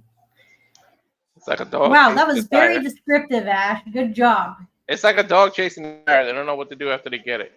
And Right. you really underestimate yourself when it comes to what you bring in telling your passion and analyze professional wrestling, and you need to stop doing that. That being said, as the trumpets wage for war, to Walter and yours point, Samoa Joe, who is no stranger to this arena, last year came into Dynasty as AEW Men's World Champion and lost it to Swerve Strickland. Has not held the gold since, but is still AEW World Trios Champion. And this very well could be Samoa Joe's last chance to become the face of AEW once again. And there was already retirement talks. The R word came up. Cowboy Shiznak about to arrive in St. Louis. I like the arch, by the way, during the ring entrance. Yeah, imagine that. Professional wrestling with a set of personalization and personality. Ain't that some crazy shit for a pay-per-view? Do, do, do, do. And if Ride 'em, cowboy. You go look at the good, the bad, and the Hangman AEW story available now on YouTube. An incredible watch as we chronicle the journey and the history of Hangman Adam Page at his worst, coming back to light as a better man, even when you thought he was at his best to begin with. And again, Hangman Adam Page doesn't know for sure if he's what AEW was meant to be modeled after, but he damn sure is going to try and bring prestige back to this title. Went through death to get it back out of that briefcase after 9 months. We have not seen this championship come to light. Yeah, I mean, last year he was losing his mind and committing arson. Let's go down to Justin Roberts, folks, to make this match official. This is our semi-main event at AEW WrestleDream. I wonder who's waiting in the wings at the end, because don't technically MJF they said that other match he had doesn't count against the thing he can cash in, right? Correct. He still has a guaranteed shot at the AEW World Championship. But when he cashes in, he will give the champion 1 week's notice. I mean, that's somebody who could be having their eyes close on this match. I think the entire world has their eyes on this match. Talk about Samoa Joe, his former accolades, former Ring of Honor World Champion, former AEW World Champion, former TNA World Champion. Everywhere Samoa Joe's gone, he's held gold. Former NXT Champion in the great NXT, my NXT. Fuck this NXT. I'm gonna try to get excited about this match because I feel like the next match is gonna be really nuts, and I'm not gonna be able to get as happy. There's only can't. one Samoa Joe in this business as he goes into his 1,622nd match tonight. Samoa Joe, 46 years of age, 25 years in the game, trained by Johnny Hemp and Cincinnati Red. And ROH, he was if AJ was Mr. TNA, this is Mr. TNA 1A or 1B, I should say. Joe, everywhere he went, man. Former ROH World and Pure Champion, previously held the record for the Ring of Honor Pure and World Championship. Hangman Adam Page, 34 years of age, 17 years in the game, trained by Jimmy Valiant, Jason Blade, and Justin Flash, our 2-time AEW Men's World Champion. Day 99 of this run. And believe it or not, guys, This is already his 5th defense tonight. Now, I'm not trying to make a pun, but he's in an elite group because not too many people have claimed the title multiple times. John Moxley, of course, shows the record as a 4-time AEW World Champion, to your point. There you see the official for this contest, senior official, referee Paul Turner. And there you see the cornerstone of this wrestling business and this company, the AEW Men's World Championship. Well, Turner's got his hands full with these two monsters. And that's the truth. And as we learned at Revolution last year, Samoa Joe, even out of circumstance, can make Hangman Page tap out. Nice to see Lily in the room. Elbow tie up here. And I do wonder, Ash, is Hangman Page truly prepared for this match? He knows he's going to get his ass kicked. He's been getting his ass kicked his entire life, though, especially in pursuing this title, going through death itself to seize it back for AEW, as we called, of course, at AEW All In. It's one of those things, though, where you have this confidence as the champion, though, but you're not coming in at 100%. It's another thing to go in here with that against Samoa Joe for the first time ever. Yeah, he's might have bit more than he can chew, right? Bit off more than he can chew. That's the phrasing. I swear I can speak English. Yeah. Look, Walter speaks typo. You speak Canadian English better enough than the American language, so it's all good. I couldn't think of a better team right now to be with me on this call for AEW Wrestling. Maybe one day I'll speak Canadian typo. It's not much different than American typo. I have somebody speaking in France and somebody speaking in friggin' Japanese or Spanish, and I'll be speaking Midwestern or Simple Man. That headlock right now, and Samoa Joe right now holding Hangman Page close to the inside of his body. You see the heavy bandage arm, though, of Samoa Joe. That elbow. You know, I don't know how I feel about Hangman because he's good at what he does. And I love the character. Go ahead, Ash. I don't know what the hell that was. Oh! She was yelling at me to turn the light that I had behind me on. See? Okay. I was about to say, I don't know what it is about Hangman because he's good at what he does. I like the character progression, but just... I don't know, man. It's because of his first reign. The first reign stuck with you. That's what it is. I mean, it just. Would you think if this was his first reign, Samoa Joe would have an easier time against Hangman Page? It's Hangman Page in a less vulnerable state now than he was then. Oh. I don't know, man. He's got that elite monkey off his back, so I prefer this version of him. I mean, we literally saw him go through 2 years of hell and come back to life, beating Will Ospreay at Double or Nothing. Yeah, that was a hell of a match, wasn't it? It was. And the sidestep, Samoa Joe, buckshot lariat might be coming into play. Chops down Samoa Joe, grabs the arm, and Heyman sits there. Whoa! Getting arm on that damaged arm. Well, Ash, what about Samoa Joe? What do you think he has to do to pull off the win here? Just destroy him. Just destroy him. The simple concept. The simple plan. I'm sorry. Okay, when I heard that little promo off between him and Samoa Joe, I'm like, yes, Joe, you deserve that title. Whoop his ass, please. I mean, they call him the Samoan submission machine for a reason. Mm-hmm. About to say, though, Samoa Joe and Hangman Page might be 1A and 1B right now in AEW when it comes to the importance of the AEW World Championship. Nice drop kick. Cover. Look at the leg and arm. But again, Joe immediately able to grab the ropes. And that might just been on instinct, Hangman Page trying to go for a cover. Do you think that it's in Samoa Joe's head that if he can't do it, this might be his final chance? Well, I do think a wrestler has a point where they have to question themselves if they can't win the big one again. And they have to look at the end of the day, who do you blame for that? Do you blame the opponent that was better than you? Or do you blame yourself not being the better man? Oh, man. Hangman Page even said after this match, he hopes Samoa Joe can look at him face to face, shake his hand, and appreciate him as the AEW World Champion. Yeah, because not only does Hangman have to beat Samoa Joe, he has to survive Samoa Joe as well. I think Samoa Joe is willing enough to give him that props if he loses fair and square. Mm-hmm. Big elbow at the top of the Chrome Dome. Let's not forget Samoa Joe still has business because the opposite never lagging. He will be defending the AEW Trios Championships no matter what the result of this match against the Hurt Syndicate. Dude, shouting at Samoa Joe when they touch, and then Bobby Lashley and freaking, oh my God, it's going to be crazy. Breathe, Big Walter, meaty breathe. men slapping meat. All right, well, let's wait till the match is made official, folks, when we decide to call it here, okay? I'm just saying.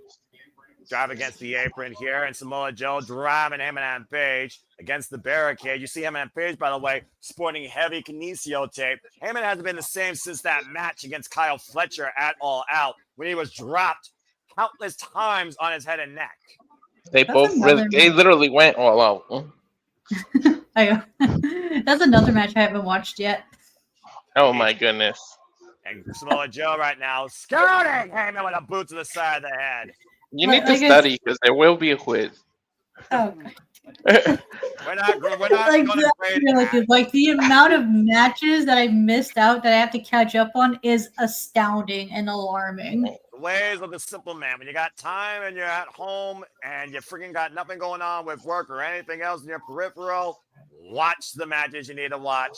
And they're mostly from AEW, New Japan, or Stardom. Oh, man, plumbing shot. Damn hot. ROH. I'm in there. Yeah, ROH. Well, I already told her about freaking Saray versus Twinza for the WGP Women's Championship. Nice plunger there. Congratulations, by the way, to Suri, who's now a two-time WGP Women's Champion. That Bandino match. Might be looking for that Acai Moon, and Samoa Joe not in position at all. He's like being like, nope. Yeah, before he executed here, again, Samoa Joe knows him and Page's playbook. Samoa Joe, who of course won this AEW World Championship at World's End against MJF in 2023. Low bridge by Hangman Page, Samoa Joe on the outside. Now Hangman once again going up to that top turnbuckle, possibly looking for that outside. Samoa said, nope. They walked all the way back in the ring. Yeah, that's the thing. Samoa Joe nowhere to be found. Yo, Hangman looked at him like, what are you doing, too? That shit was funny. And Samoa Joe thought he scouted Hangman there and maybe took a little bit too much boasting against him and made him pay with a running drop kick. I think Hangman busted himself open with that moonsault. Well, we've seen Hangman Page put his own body into harm's way, into war to win a match, Ash. I'm just saying. That was a ridiculous drop kick, though. Good Lord. Especially with his bouts with Swerve. Like, holy crap. Like, how, like, the lanes those two went at each other. For Strickland and Hangman Page to find each other's careers back at WrestleDream 2023, to your point, and a follow-up clash at AEW Full Gear. Max, get it together, please. Oh, God, sit down. Slid right down the middle as Samoa Joe planted Hangman Page. Out of the corner. I will say this about Hangman, though. At least he's a fighting champion. I will give him that. As paintbrush, though, along the side of Hangman's face goes Samoa Joe's boot. Now Samoa Joe looking to follow up again. And another vicious sliding boot across the face of Hangman. I think Hangman's bleeding out his mouth. Right, the busted teeth. Mm-hmm. He must have, like, landed, like, really badly after that moonsault. And, of course, we talk about, again, honoring Antonio Inoki, honorizing Japanese greats, St. Louis great professional wrestling, Samoa Joe, a student of the game of some of those greats. See the stylistic similarities here with Samoa Joe driving the knee in the back of Hangman Page and hyperextending the arms behind him. That's why they call him a submission machine. Mm-hmm. Junior Hashimoto, one of the three musketeers of Japanese wrestling, being echoed here tonight by Samoa Joe.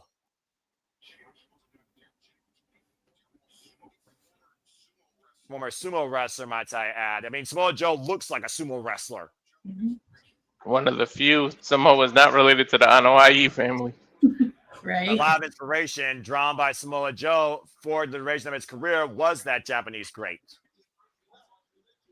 Look at the grimace on the face of Hangman Page trapped in this hold here by Samoa Joe. Samoan submission machine, as we so eloquently call him. Now, Hangman off the ropes, and Samoa Joe, Manhattan drop, even though we're not in New York. Off the ropes, the big boot, and we usually know what that follows up with. Senton. Senton! The man that defined a division of no limit got a 2 count. With equal heavyweight power and agility on display here, still at his age. That's what he's so experienced. He doesn't let somebody kick out, frustrate him. He just goes, okay, on to the next thing. Yeah, it feels like Samoa Joe feels like he had Hangman Page right where he wants him. Dictating the pace, controlling the match, and literally exploiting his opponents. I think he was probably prone to him to choke him out right now. Hangman, though, knife edge chop, though, will fight until his last breath. Might literally take a choke to beat Hangman here tonight. And Hangman right now trying to will himself back and watch out! Power slam 2! And Hangman kicked out. Power slam Randy Orton would be proud of. No kidding. That sudden power slam with Heyman's own momentum off the ropes, Ash. Jesus. Right? Just using Hangman's speed against them. About to say, and just turn his speed up and planted him hard on the canvas. So Joe very calm and collective here, though, as we talk about the duration of his career. Yeah, and not too much flusters him. Do you think Samoa Joe's figured out all about the Hurricane being number one contenders for the AEW Trios Championships, though, at this point? Probably not. Yeah. He's too focused on this match. Yep. He's looking at the face of Hangman, though. Look at the wide eyes of that cowboy. The eyes tell the story, guys. Walking in to these jabs, busted lip be damn. I think this guy's a freaking school teacher, too. Knife edge chop. Exchange in play now by Samoa Joe and Hangman Page. Again, first time ever one-on-one encounter, folks. I'm not sure who's going to get the better of this exchange. Something's got to give here. Swing and a miss. And Joe not reeling here yet. Now Hangman in the better, it seems. And Joe straight right hand of the jaw. Jumping into the Guri, though. Rocks Samoa Joe by the Hangman, though. Joe still on his feet. And Samoa Joe, waist lock, German suplex. Hangman starting his feet, though, swinging a miss. Now Hangman hooking up Joe. Dangerous butt drop. Wow. This might give the momentum in opening. Hangman needs to retain that title. If no one else breathes new life for the champion here, a second win possibly, Ash. Mm-hmm. About to say, well, what is Samoa Joe and Hangman Page thinking now? What is Hangman even doing here? You see Joe literally braced up on the top rope on the apron. Stagger, big boot drives Joe down to the floor. Now Hangman, once again, going back up to the top rope. Paul Turner trying to warn him, though. Joe brings back center again. Hangman adjusting position, though. Change the position. It's Hangman. Wow, Overshot. Cover. 2. No. Was that supposed to happen? Or like, he pretty much hit Samoa Joe's ass with his face. Yeah, about to say, Samoa Joe able to roll inside. Well eloquently put, Walter. Either way, made contact, but not nearly as much contact as he wanted, nor to the right part of the body. And Hangman Page, of course, we talk about with people like Samoa Joe, Minoru Suzuki, Ilya Dragunov, Walter. When you're in a ring with these men, you're in for the fight of your life. Mm-hmm.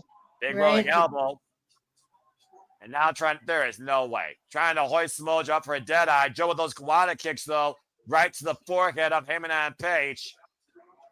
And hoiking up Hangman. Power bomb. High stack 2. Kick out immediately. Steps over. STF. Textbook Samoa Joe here, guys. Of course, Master Chono, a huge student of the STF, used it many a times in his legendary rivalries, including against the likes of Keiji Muto. Is he shouting out John Cena, though? John, all-time greats here. I mean, before John Cena, STF legitimately was done by Samoa Joe, just saying.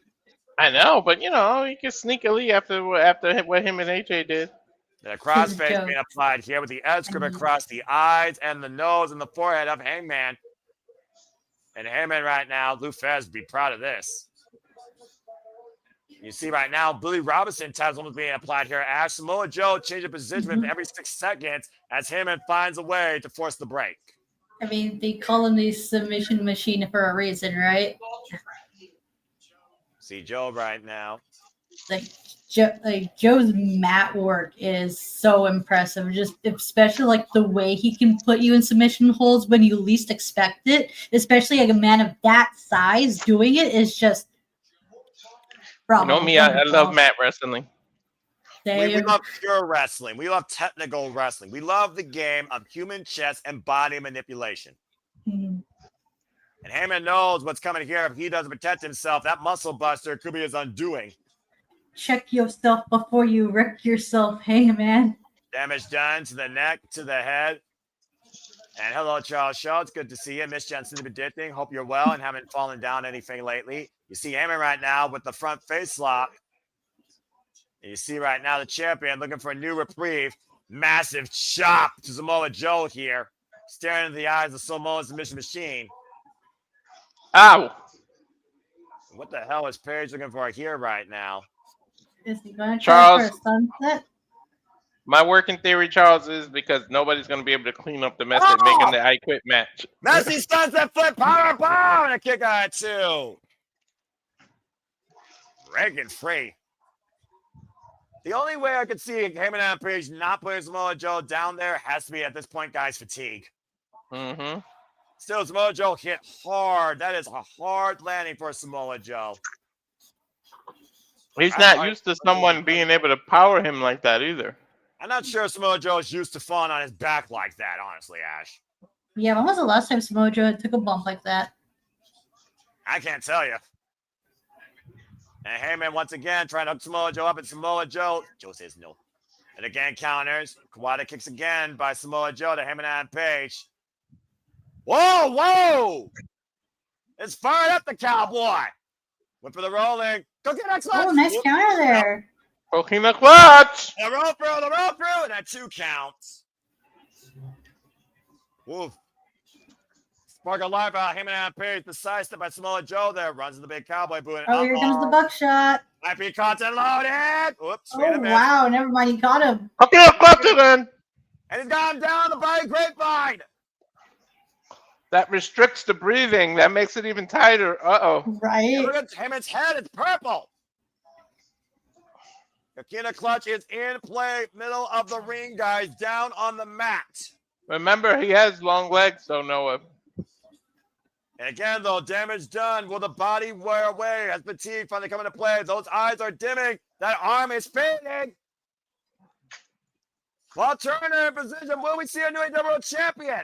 Remember, Hangman's 6'4". He can reach the rope. And we've also seen men slow their heart rate down in submission holds, Ash, to give a false sense of security to their opponent. Oh, he cut the ropes with those legs of his. And I don't think Samoa Joe's dumb enough to fall for that, to be honest. Well, either way, he was not willing to let up on that hold, so somehow Heyman was able to force the break. Look at Samoa Joe, though. Look at the eyes of this killer. He smells the blood, literally and figuratively. The man who perhaps could seize the AEW World Champion for a second time, massive headbutt and a muscle buster out of the corner, might be the final undoing of Heyman and Page's return to glory. And right now, hooked up. Oh, wow. Whoop. Able to skip the muscle buster for now. Oh, here comes the Deadeye. Got him hooked. Die. Come on, cover. Oh, wow. Barely kicked out in time for that shit. Hey. Hangman trying to 9-9 ad infinitum. He's trying to shake the cobwebs off that arm. Yeah, literally spinning. Meanwhile, Hangman shot. Let but Joe didn't go down. But he might be on his feet. Shot laid again. Joe still don't go down. Not for long. What the fuck? Shot laid, a hat trick. Cover. Okay. Page retains. Not bad. Nice. Holy smokes.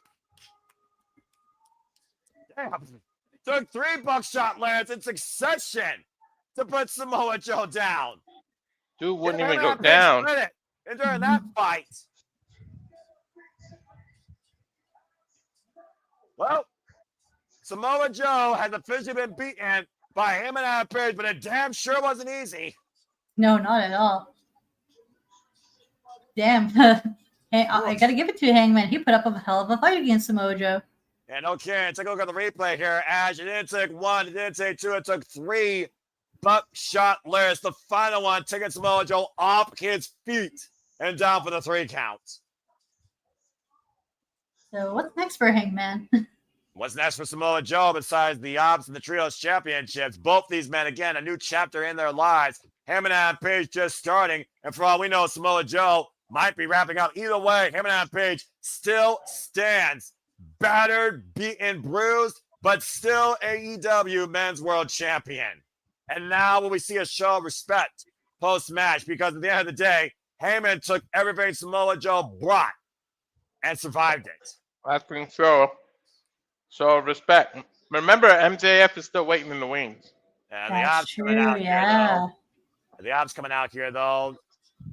Kazuichka and Powerhouse Hobbs. Of course, both men have so much respect also for Samoa Joe. You can't help but respect this veteran of the game. Samoa Joe brought it and dished it, folks. A World Championship worthy performance by Samoa Submission Machine, AEW World Champion. Listen to the fans. Thank you, Samoa Joe. An incredible effort, incredible match.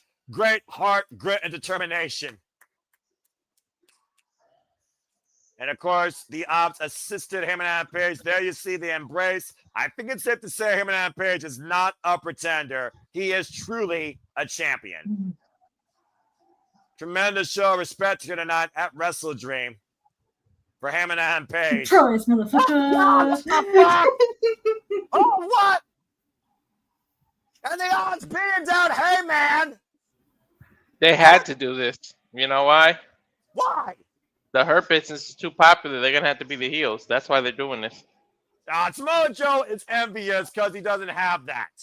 I'm talking about the business reasoning why they're doing this is so that the Hurt Business are the faces when they go fight each other. Oh, no. Well, Trio's business be damned. Samoa Joe just bring the hammer of the AEW World Championship. Well, I'm pretty sure that the Hurt Business is probably gonna help Hangman right now. I mean, I'm about to say, that respect got thrown out of the window. Now Samoa Joe being the player. Oh, no. Oh, no. No.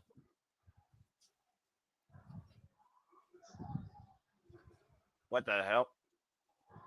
Well, when you beat Samoa Joe, sometimes you don't live to tell the story, right, Ash? Yep. Oh, dear God.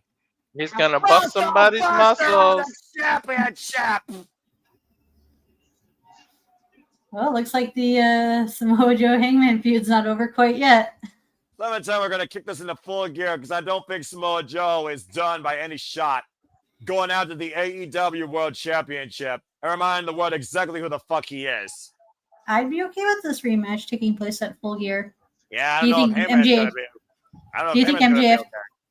right? Do you think MJF's going to get involved and make it a 3-way? I don't think MJF's that foolish. Either way, the Ops just wiped out the AEW World Champion.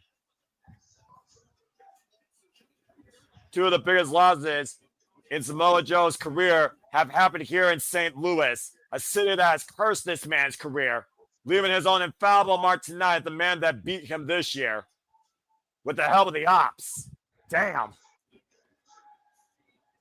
I did not think I would see the Ops do this to Hangman Page. Samoa Joe is one thing, but come on now. I'm telling you, I'm guaranteed that's why, because they want you to. They know that they're not gonna get cheered over the Hurt Business. Mm-hmm. Well, you see Hangman Page being attended to by Doc Samson after eating a muscle buster on the championship. Someone telling me Hangman Page is not going to be able to walk out in his own power here. Again, the weeks, months, the turmoil, the tear, wear and tear on the champion. Like I said, 6 defenses so far in less than 100 days, and he's been dropped on his head countless times over, and he just took a muscle buster on the AEW World Championship. And they, the amount of damage to his neck already. Mm-hmm. The award of victory bittersweet injury, possibly, Ash. Good grief. Right. I hope that. I hope that. We do not want that. We don't want Hangman to have to vacate the title because he's been on a hell of a run as his champion. Well, I don't think Hangman expected Joe and the Ops to do that at all. I don't think anyone did. Let's be real here.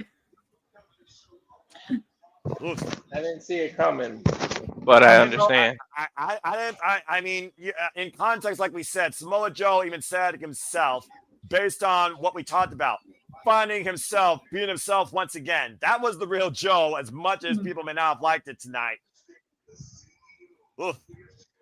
And we go backstage to Monet, the TBS, and now new Ring of Honor Women's World Intercontinental Champion.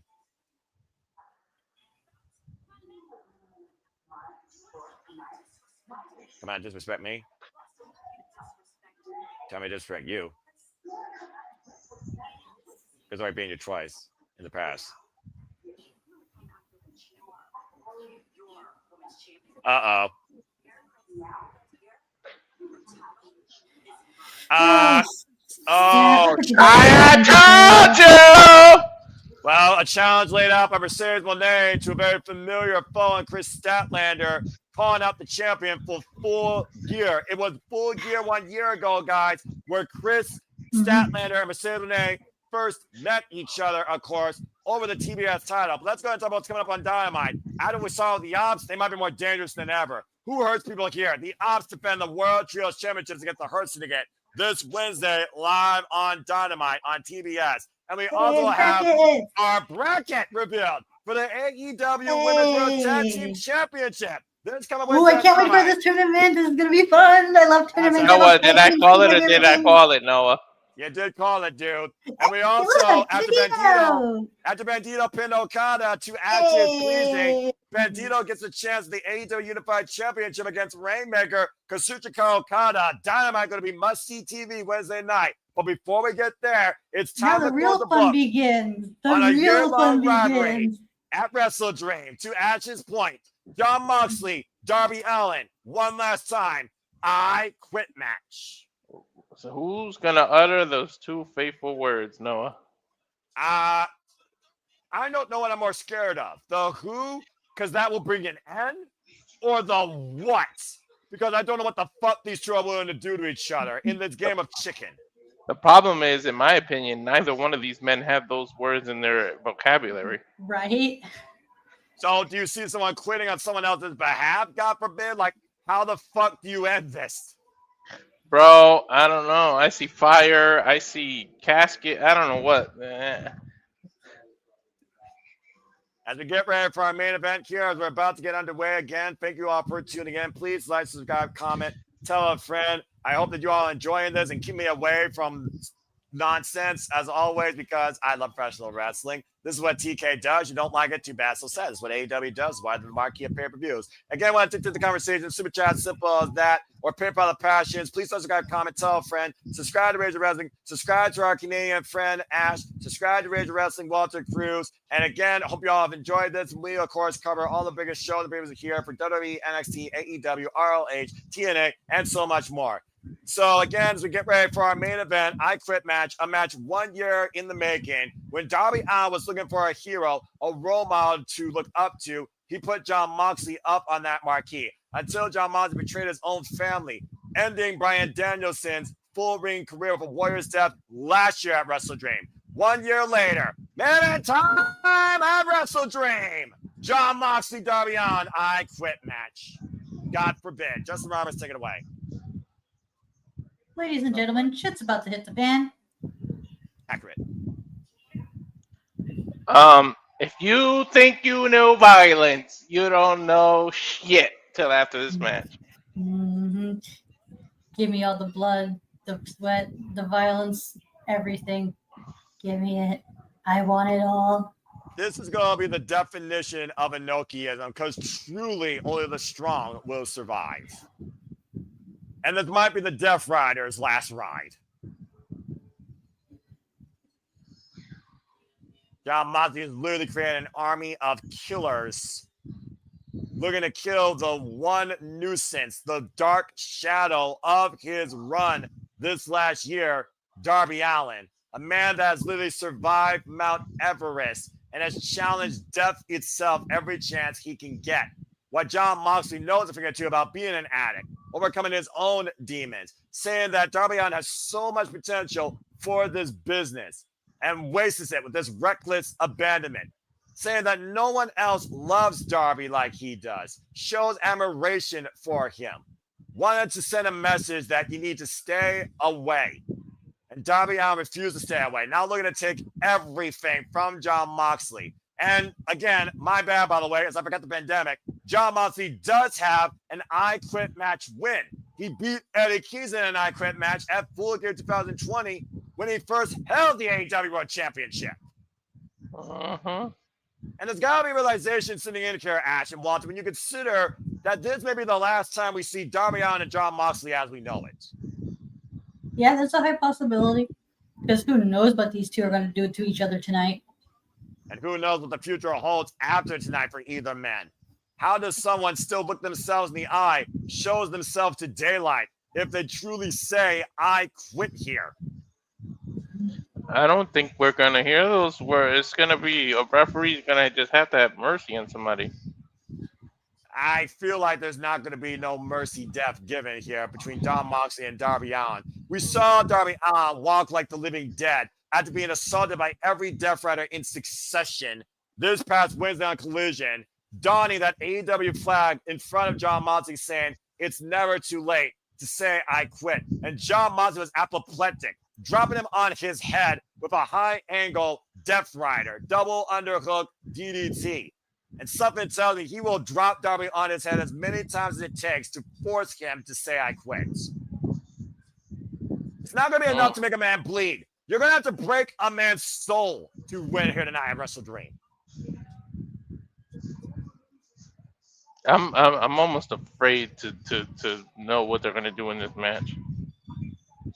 Well, get ready, dude, because all hell is about to break loose. And Darby Allin and Jon Moxley welcome it.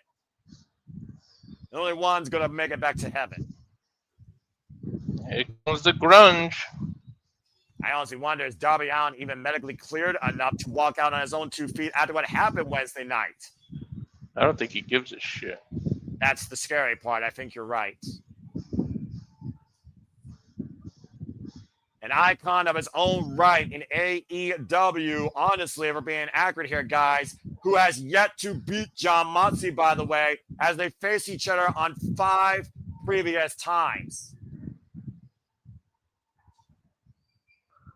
Donning in all black tonight, not even the pink here, and a backpack until I can only imagine what's inside there. I'm getting anxiety just thinking of what these two are going to do to each other. I can only imagine what Renee Paquette is thinking right now backstage. So far, Ash, the only Death Rider we see accompanying Jon Moxley has been his ride and die partner in this mission statement, Marina Shafir. Do you think we'll see the other 3 as the match progresses? We see them one by one? We saw Jon Moxley send the Death Riders array during that coffin match, but Pat showed up when needed. I have no idea what Jon Moxley is willing to do or willing to show tonight to make an example out of Darby Allin for the final time. Darby Allin has friends too, you know. Who knows if we might not see a legend help him. Darby Allin has literally challenged death itself, guys. There is no telling what this man is willing to go through tonight. My God. Might see a bomb today. Bryce Rensburg, good luck, brother. You're going to need it. Jon Moxley ended the career of Bryan Danielson, as I said 1 year ago, seizing the AEW World Championship. Prior to that show, beat Darby Allin at Grand Slam for his AEW World Championship number 1 contenders opportunity. Will we see that bag come into effect? And of course, Darby Allin says, you want to bring AEW to the ground, Jon Moxley? Don't be afraid if I pull you into the fire. All right, what we got here? That flag. Bringing that flag down from Mount Everest. Took that flag with him to the top of the world, guys. Saying this is what it's all about at the end of the day. This is what AEW is. This is what Darby Allin's fighting for. This is what Jon Moxley has been pushing for in his own violent way. Whose idealism is stronger? I just walked over it. The drop kick. And I don't think we're going to stick to wrestling too long here, folks. I'm just saying. Darby Allin records a bad image.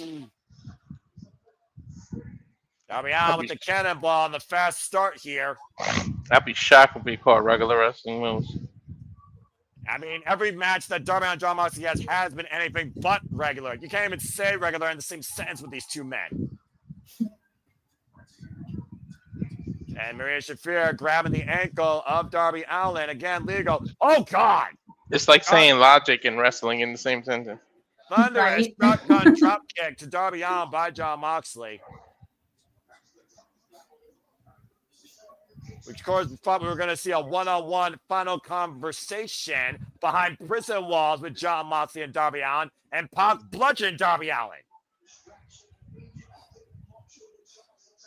Oh, man, trying to break his jaw with the second rope. The fact of the matter that both men vowed they wouldn't say I quit goes to show, again, we are in for a long night here, folks. Why do I believe both of them?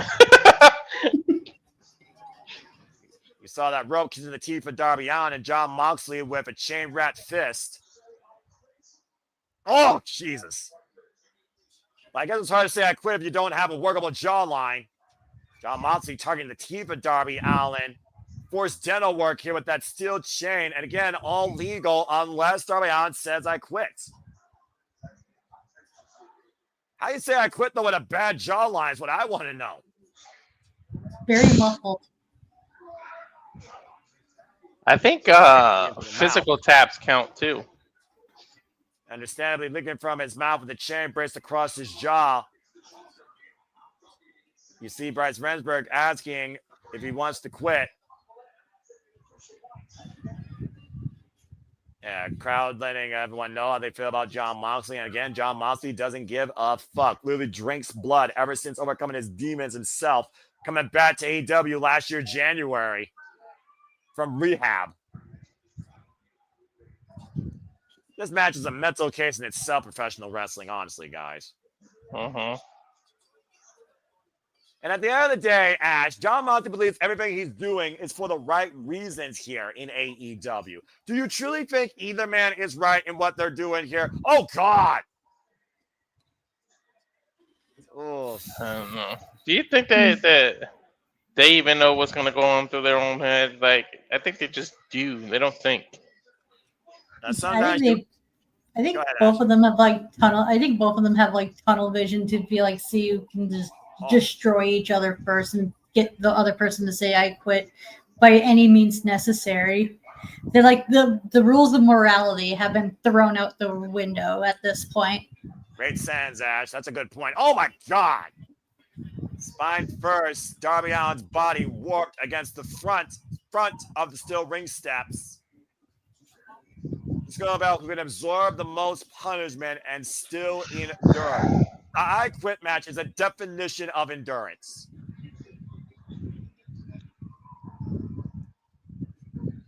Jon Moxley saying, I'm doing this for your own good, Darby.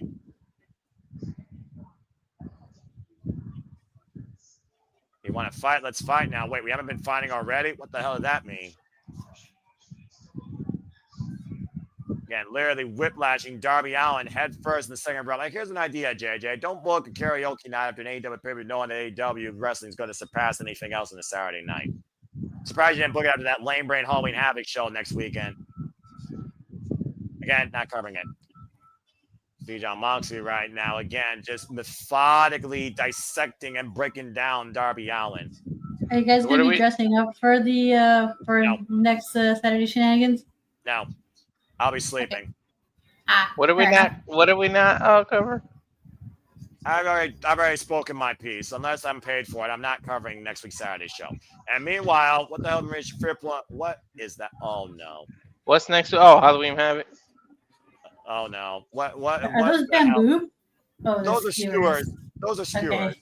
Oh God. I was about to say, is that bamboo? Oh God. A single skewer. What in the hell is Jon Moxley going to do with those? Oh, no. No, don't you dare. Oh, no. Am I watching AEW or GCW? All right, now, oh, God, no, oh, God. Ah, God! Oh, man, can you imagine if that was bamboo? Oh, Jesus, that would have God! hurt worse. Right in the fingernail with a skewer. And you hear W screaming in agony. I've never seen a skewer used like that. You think he's shish kebab? I'm used to them being spiked in a man's head, not literally prying a man's fingernail off its finger. Just when I think I've seen the sickest fucking shit from Jon Moxley, he surpasses my expectations. Didn't I warn you right before this match? I didn't expect him to literally try and pry a man's finger off. I said, if you ever think you saw something, you ain't seen nothing yet. And that's the thing about Jon Moxley, whether you love him or hate him. He's always been enhancing himself. He's been on every show this last year. Dynamite, Collision, Death Rider, Vendetta be damned. Jon Moxley, the fans of AEW. The consistent player. No days off.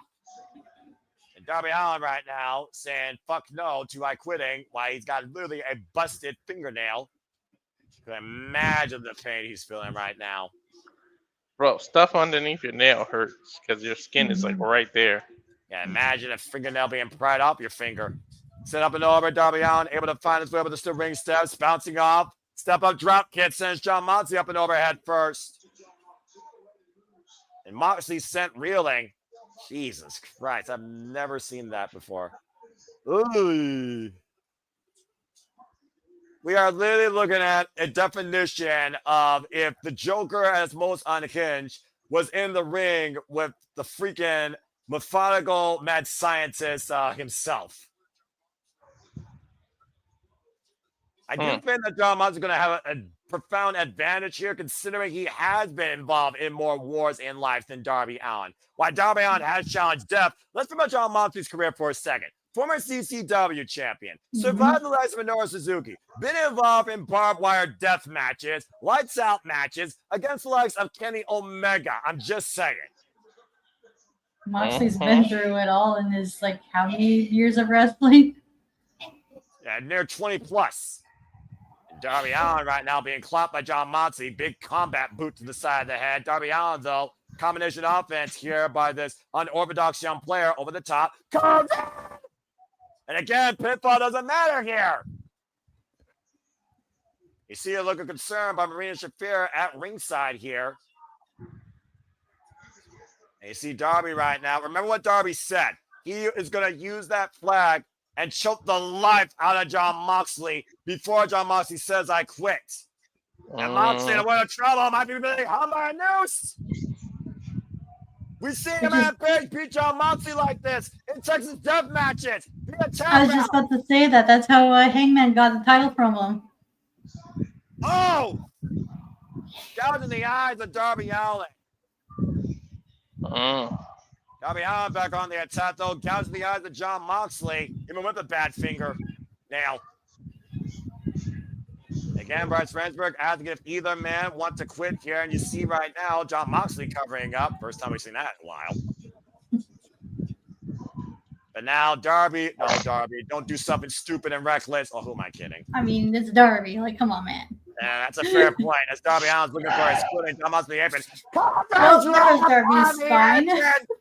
But Shafir pull Moxley out of the way, so Darby hits nothing but the steel beam. Right, I'm still surprised that spine too. I'm surprised we're like 5-10 minutes into the match and Moxley's still not red. Yeah, Give he's it red time. with Darby Give Allin's it time. blood. It's still early. At the rearranging his jawline, and Marina Shafir just saved Jon Moxley from a coffin drop on the apron. Again, Marina Shafir, the most instrumental player in Jon Moxley's mission.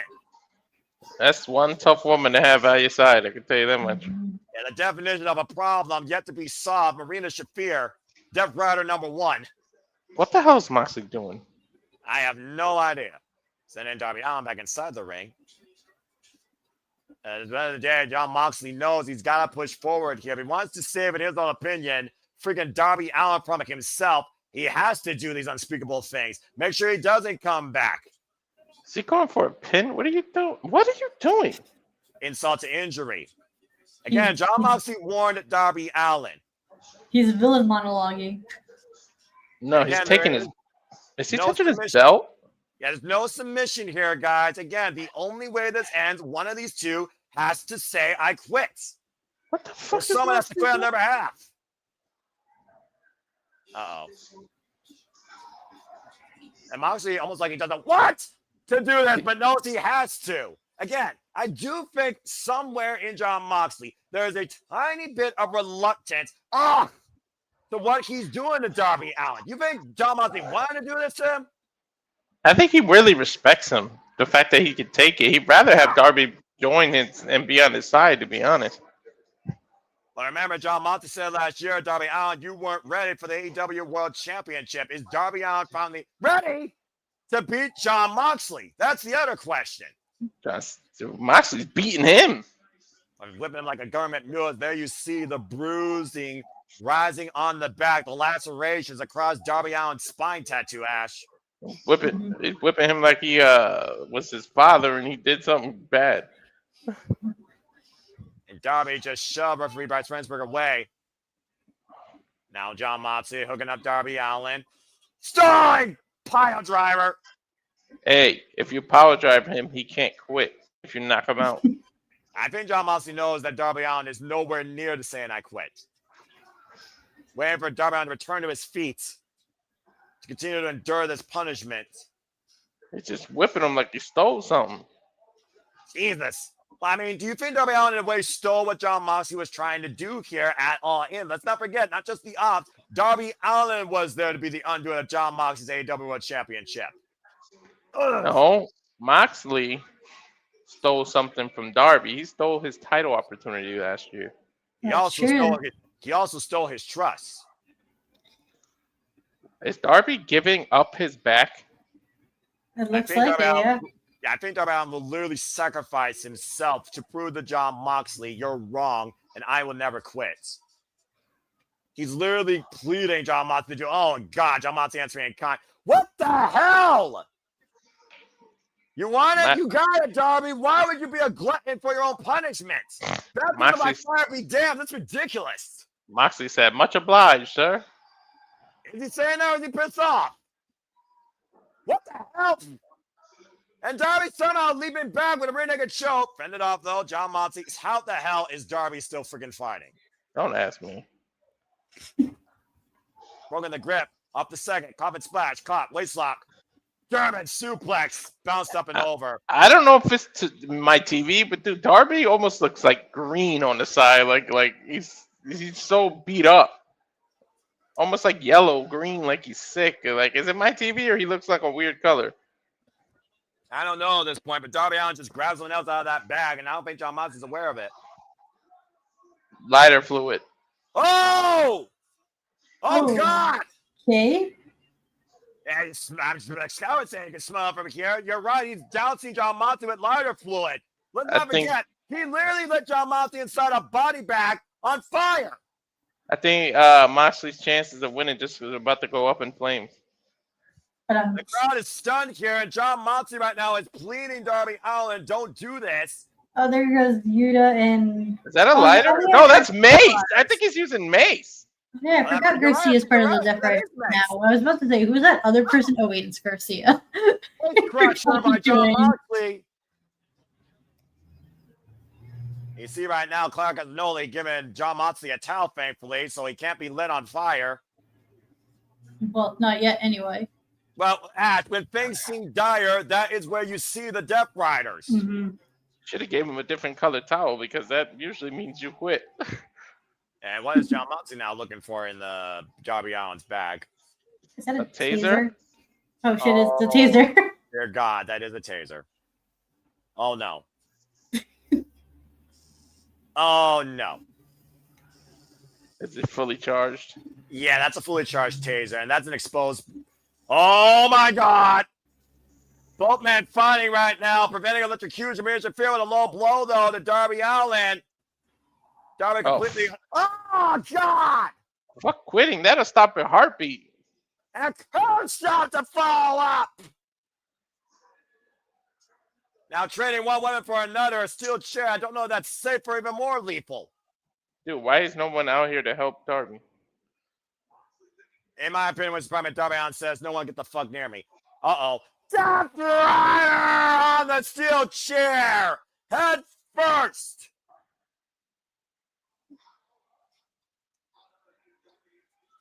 How the hell is Darby Allin going to fight back against this? Oh shit, we got tables now. Of course, why not? Why the fuck What not? the hell is that on the table? Oh, that's just confetti. I thought that was thumbtacks for a second. I was like, Yeah, I thought it was something. I'm like, oh shit. but why would the thumbtacks be on the outside and not on the inside, I just right? want to remind you guys that wood is flammable. That's all I'll say. A rear naked bulldog choke right now might be Darby Ooh, I Allin would see flaming tables from himself. because that'd be pretty cool. We haven't seen that in a while. Just I remember, don't know. I've been saying a lot of shit that's been happening lately. Look at the defiant statement by Darby Allin, folks. Double bird. As Moxley cranks back here. Oh, look, we got two of them now. What the hell does this mean? Dude, it's literally 4-on-1 right now. Oh, dear God. And Cloud Castanoli hoisting up Darby Allin. Guys? Oh, no. Oh, no. Wait a minute. He's throwing the other way. Look out! Oh, my God! He threw him into the French announce table, I think. That's exactly what he did. He bounced up and it crashed to the floor. We know those tables have no give. What the fuck, man? I'm doubting my pick that Darby Allin's going to win, Noah. Well, Pac literally dragging a dead body to its final resting place, it feels like. The taser, lighter fluid, right there on the ground. And they don't need those weapons, clearly. He's dragging him towards the two tables, isn't he? Darby Allin was Yes, literally he is. destroyed, bouncing off that announce table. And he still won't quit, Noah. Save yourself. Death Rider! Through the tables! Hey, if you're unconscious, you can't quit, right? Well, technically speaking, I don't yes. think you can. No.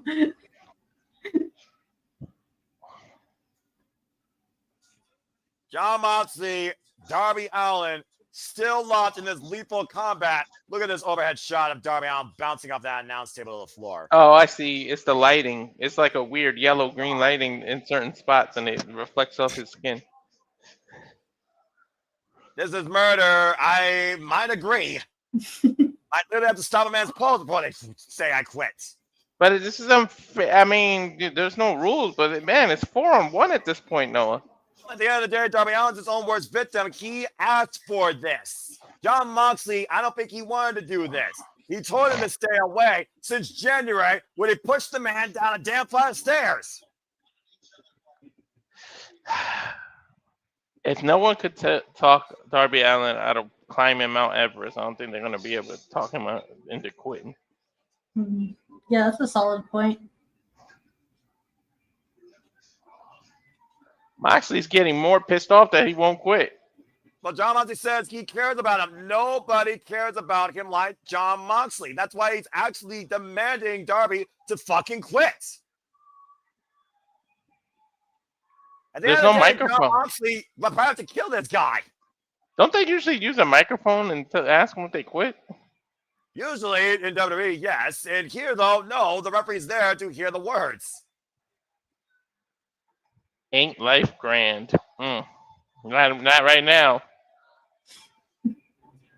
Only an adrenaline junkie with a glutton for punishment testing his own mortality would say that. That's what his neck tattoo says. I don't even think Moxley knows what he's going to do next at this point. He's like, what the hell? Back in Claudio bringing something inside the ring, apparently. Like, what can you do at this point? Like, what haven't they done yet? There's a little plastic box inside there, and it's, I don't know. Is that a spider? What the hell's going on here? Is that a fish tank? That Oh is, my Are they God. going to drown him? Are they going to drown him in a fish Oh my tank? god, they're gonna waterboard him? oh my gosh, that's exactly what they're planning. Oh my god, that's ridiculous. They're going to waterboard or drown this man. Oh my god. That's a lot of water. That's a lethal torture. Wait. That's what that is right there. That Right. goes beyond Japanese punishments. There's no I think we've gone goldfish too in there. far. You know, I wasn't sure you could go too far. In the words of John Moxley and Darby Allin on the marquee, this takes the cake.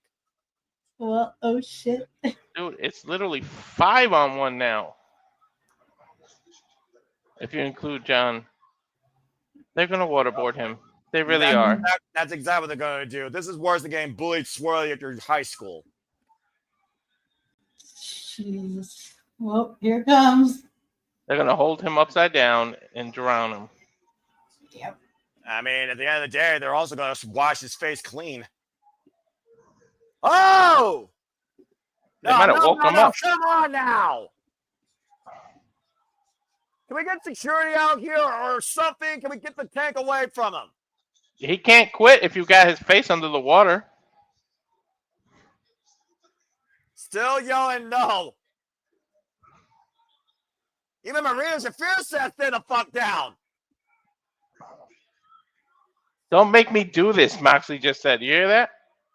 Again, Darby Allin refusing to quit is his own worst enemy. After all of this, literally seeing life flash before his eyes, conquering death 4 times over, the man still won't fucking say I quit. Are you kidding me? Just say it. He's not going to. Those words don't exist. He will not relent. He is definition of relentless. Just stomp his head into it. Man, Darby's a madman. Like, holy shit. You know what? Like, In all my years of watching professional wrestling, I've never seen waterboarding. I've never seen anybody like Darby Allin, to be fair, either. well, this And is Moxley definitely a night of said- first, isn't it? Well, No if kidding. water's one AEW element, first. if water's one element, you know what Darby's guys- going to introduce, right, Noah? Guys, why did the lights go out? Is it Sting? I don't know. I said Not Sting. good. I said you might see a legend, remember? You did. I don't see anything yet. I see a flashlight. I don't think it'll be him, though. I don't know. I'll be We'll shocked see. if it's him. I don't see I'll be anything. shocked out of my... There's 3 It's lights. Sting! Yeah. God damn it. I've been predicting shit. It's fucking Sting! I've been predicting shit all night. I need to go play the lotto. White beard, baseball bat in hand from retirement. Sting has returned once again to Darby Allin. Sting was a bat in hand. You were talking about someone coming in, Darby Allin. What about his best friend? I said it. I said the legend's going to come back. What the hell? I've been on fire tonight, Noah. This is fucking incredible. Swinging that bat like a Louisville Slugger, like no tomorrow. Thank you, Sting. And John Moxley just realized was in the ring with them.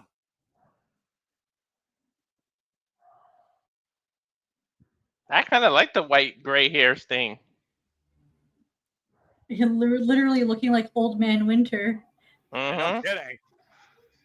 And I mean, Sting makes- passing the bat off to Darby Allin. What's this symbolism show you? Sting is out of the ring. The Death Riders are out of the ring. Wait, did they break the fish tank? Yeah, Ooh. yes, Sting did, yes. Yeah. Uh-oh. Oh, wait a minute. And Sting Sting's taking ran her away. in the air and taking Bye, her Mina. stage. Bye, Mira. All right, Well, what's that's going a on in the difference ring? maker, as we're The left ring- now with a one-on-one. The ring is literally flooded. At the end of the day, a pinfall doesn't matter. You still got to make a man say, I quit. And Darby Allin has a lethal baseball bat at the jaw of John Moxley. Moxley doesn't give a shit. He's daring to hit him. Let's not forget those glass in the ring, though, guys. Shattered fish tank. And John Moxley wants Darby Allin to hit him. Oh! And he did! You can quit anywhere, though, right? Yes, I you think so, can! yeah. Henry at John Moxley! Is he choking him with a flag? What the hell is that? That's that flag again! Darby said he would literally choke John Moxley out before he said, I quit. Drop that top drop! Uh-oh. And Darby Allin going up to the top rope. Coffin drop. And drop.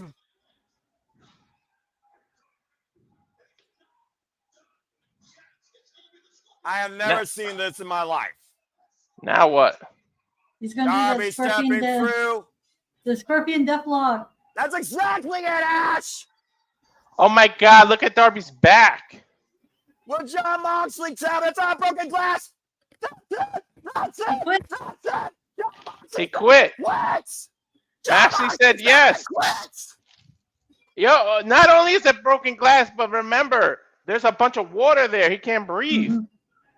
Exactly. Darby Allin just forced Jon Moxley to say I quit. And for the first time in Darby Allin's career, Darby Allin has overcome the Death Rider. The ring is literally flooded. You see how much water? The water won't go down. So Moxley couldn't breathe. He couldn't breathe. Not to mention those shards of glass cutting into his chest. And Not to mention was choked out previously. Not to mention the flag was covering his mouth. It was making it hard to breathe.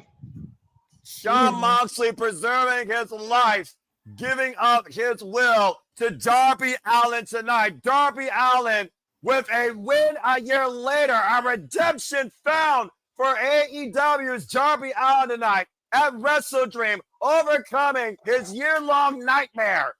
And for Walter Cruz and Ash, I'm the Seminole Foster as WrestleDream goes off the air. Thank you all for tuning in to another phenomenal AEW pay-per-view. Again, we'll see you on the other side. Whether you join us for shenanigans, or whether you join Ash maybe for her reactions towards the tournament. I expect something from your channel. I expect you to talk to me. Or whether you join Walter the Rage of Wrestling. I hope that you all enjoyed tonight's activities, festivities, and coverage. This is All Elite Wrestling. You can question where the best wrestle. You can question where the damnedest wrestle. Tonight, we saw some damn fucking good professional wrestling. I'll see you all on the other side. Make a positive impact in life, and have a good night. This has been AEW WrestleDream. Have a good night, folks. Jesus Christ. The symbolism that AEW flag was what was flying. God, right? I'm seriously, can we finally say the ride has come to its end? God. All right, let's get to singing. Get this bullshit over with. I'm going to bed. All right.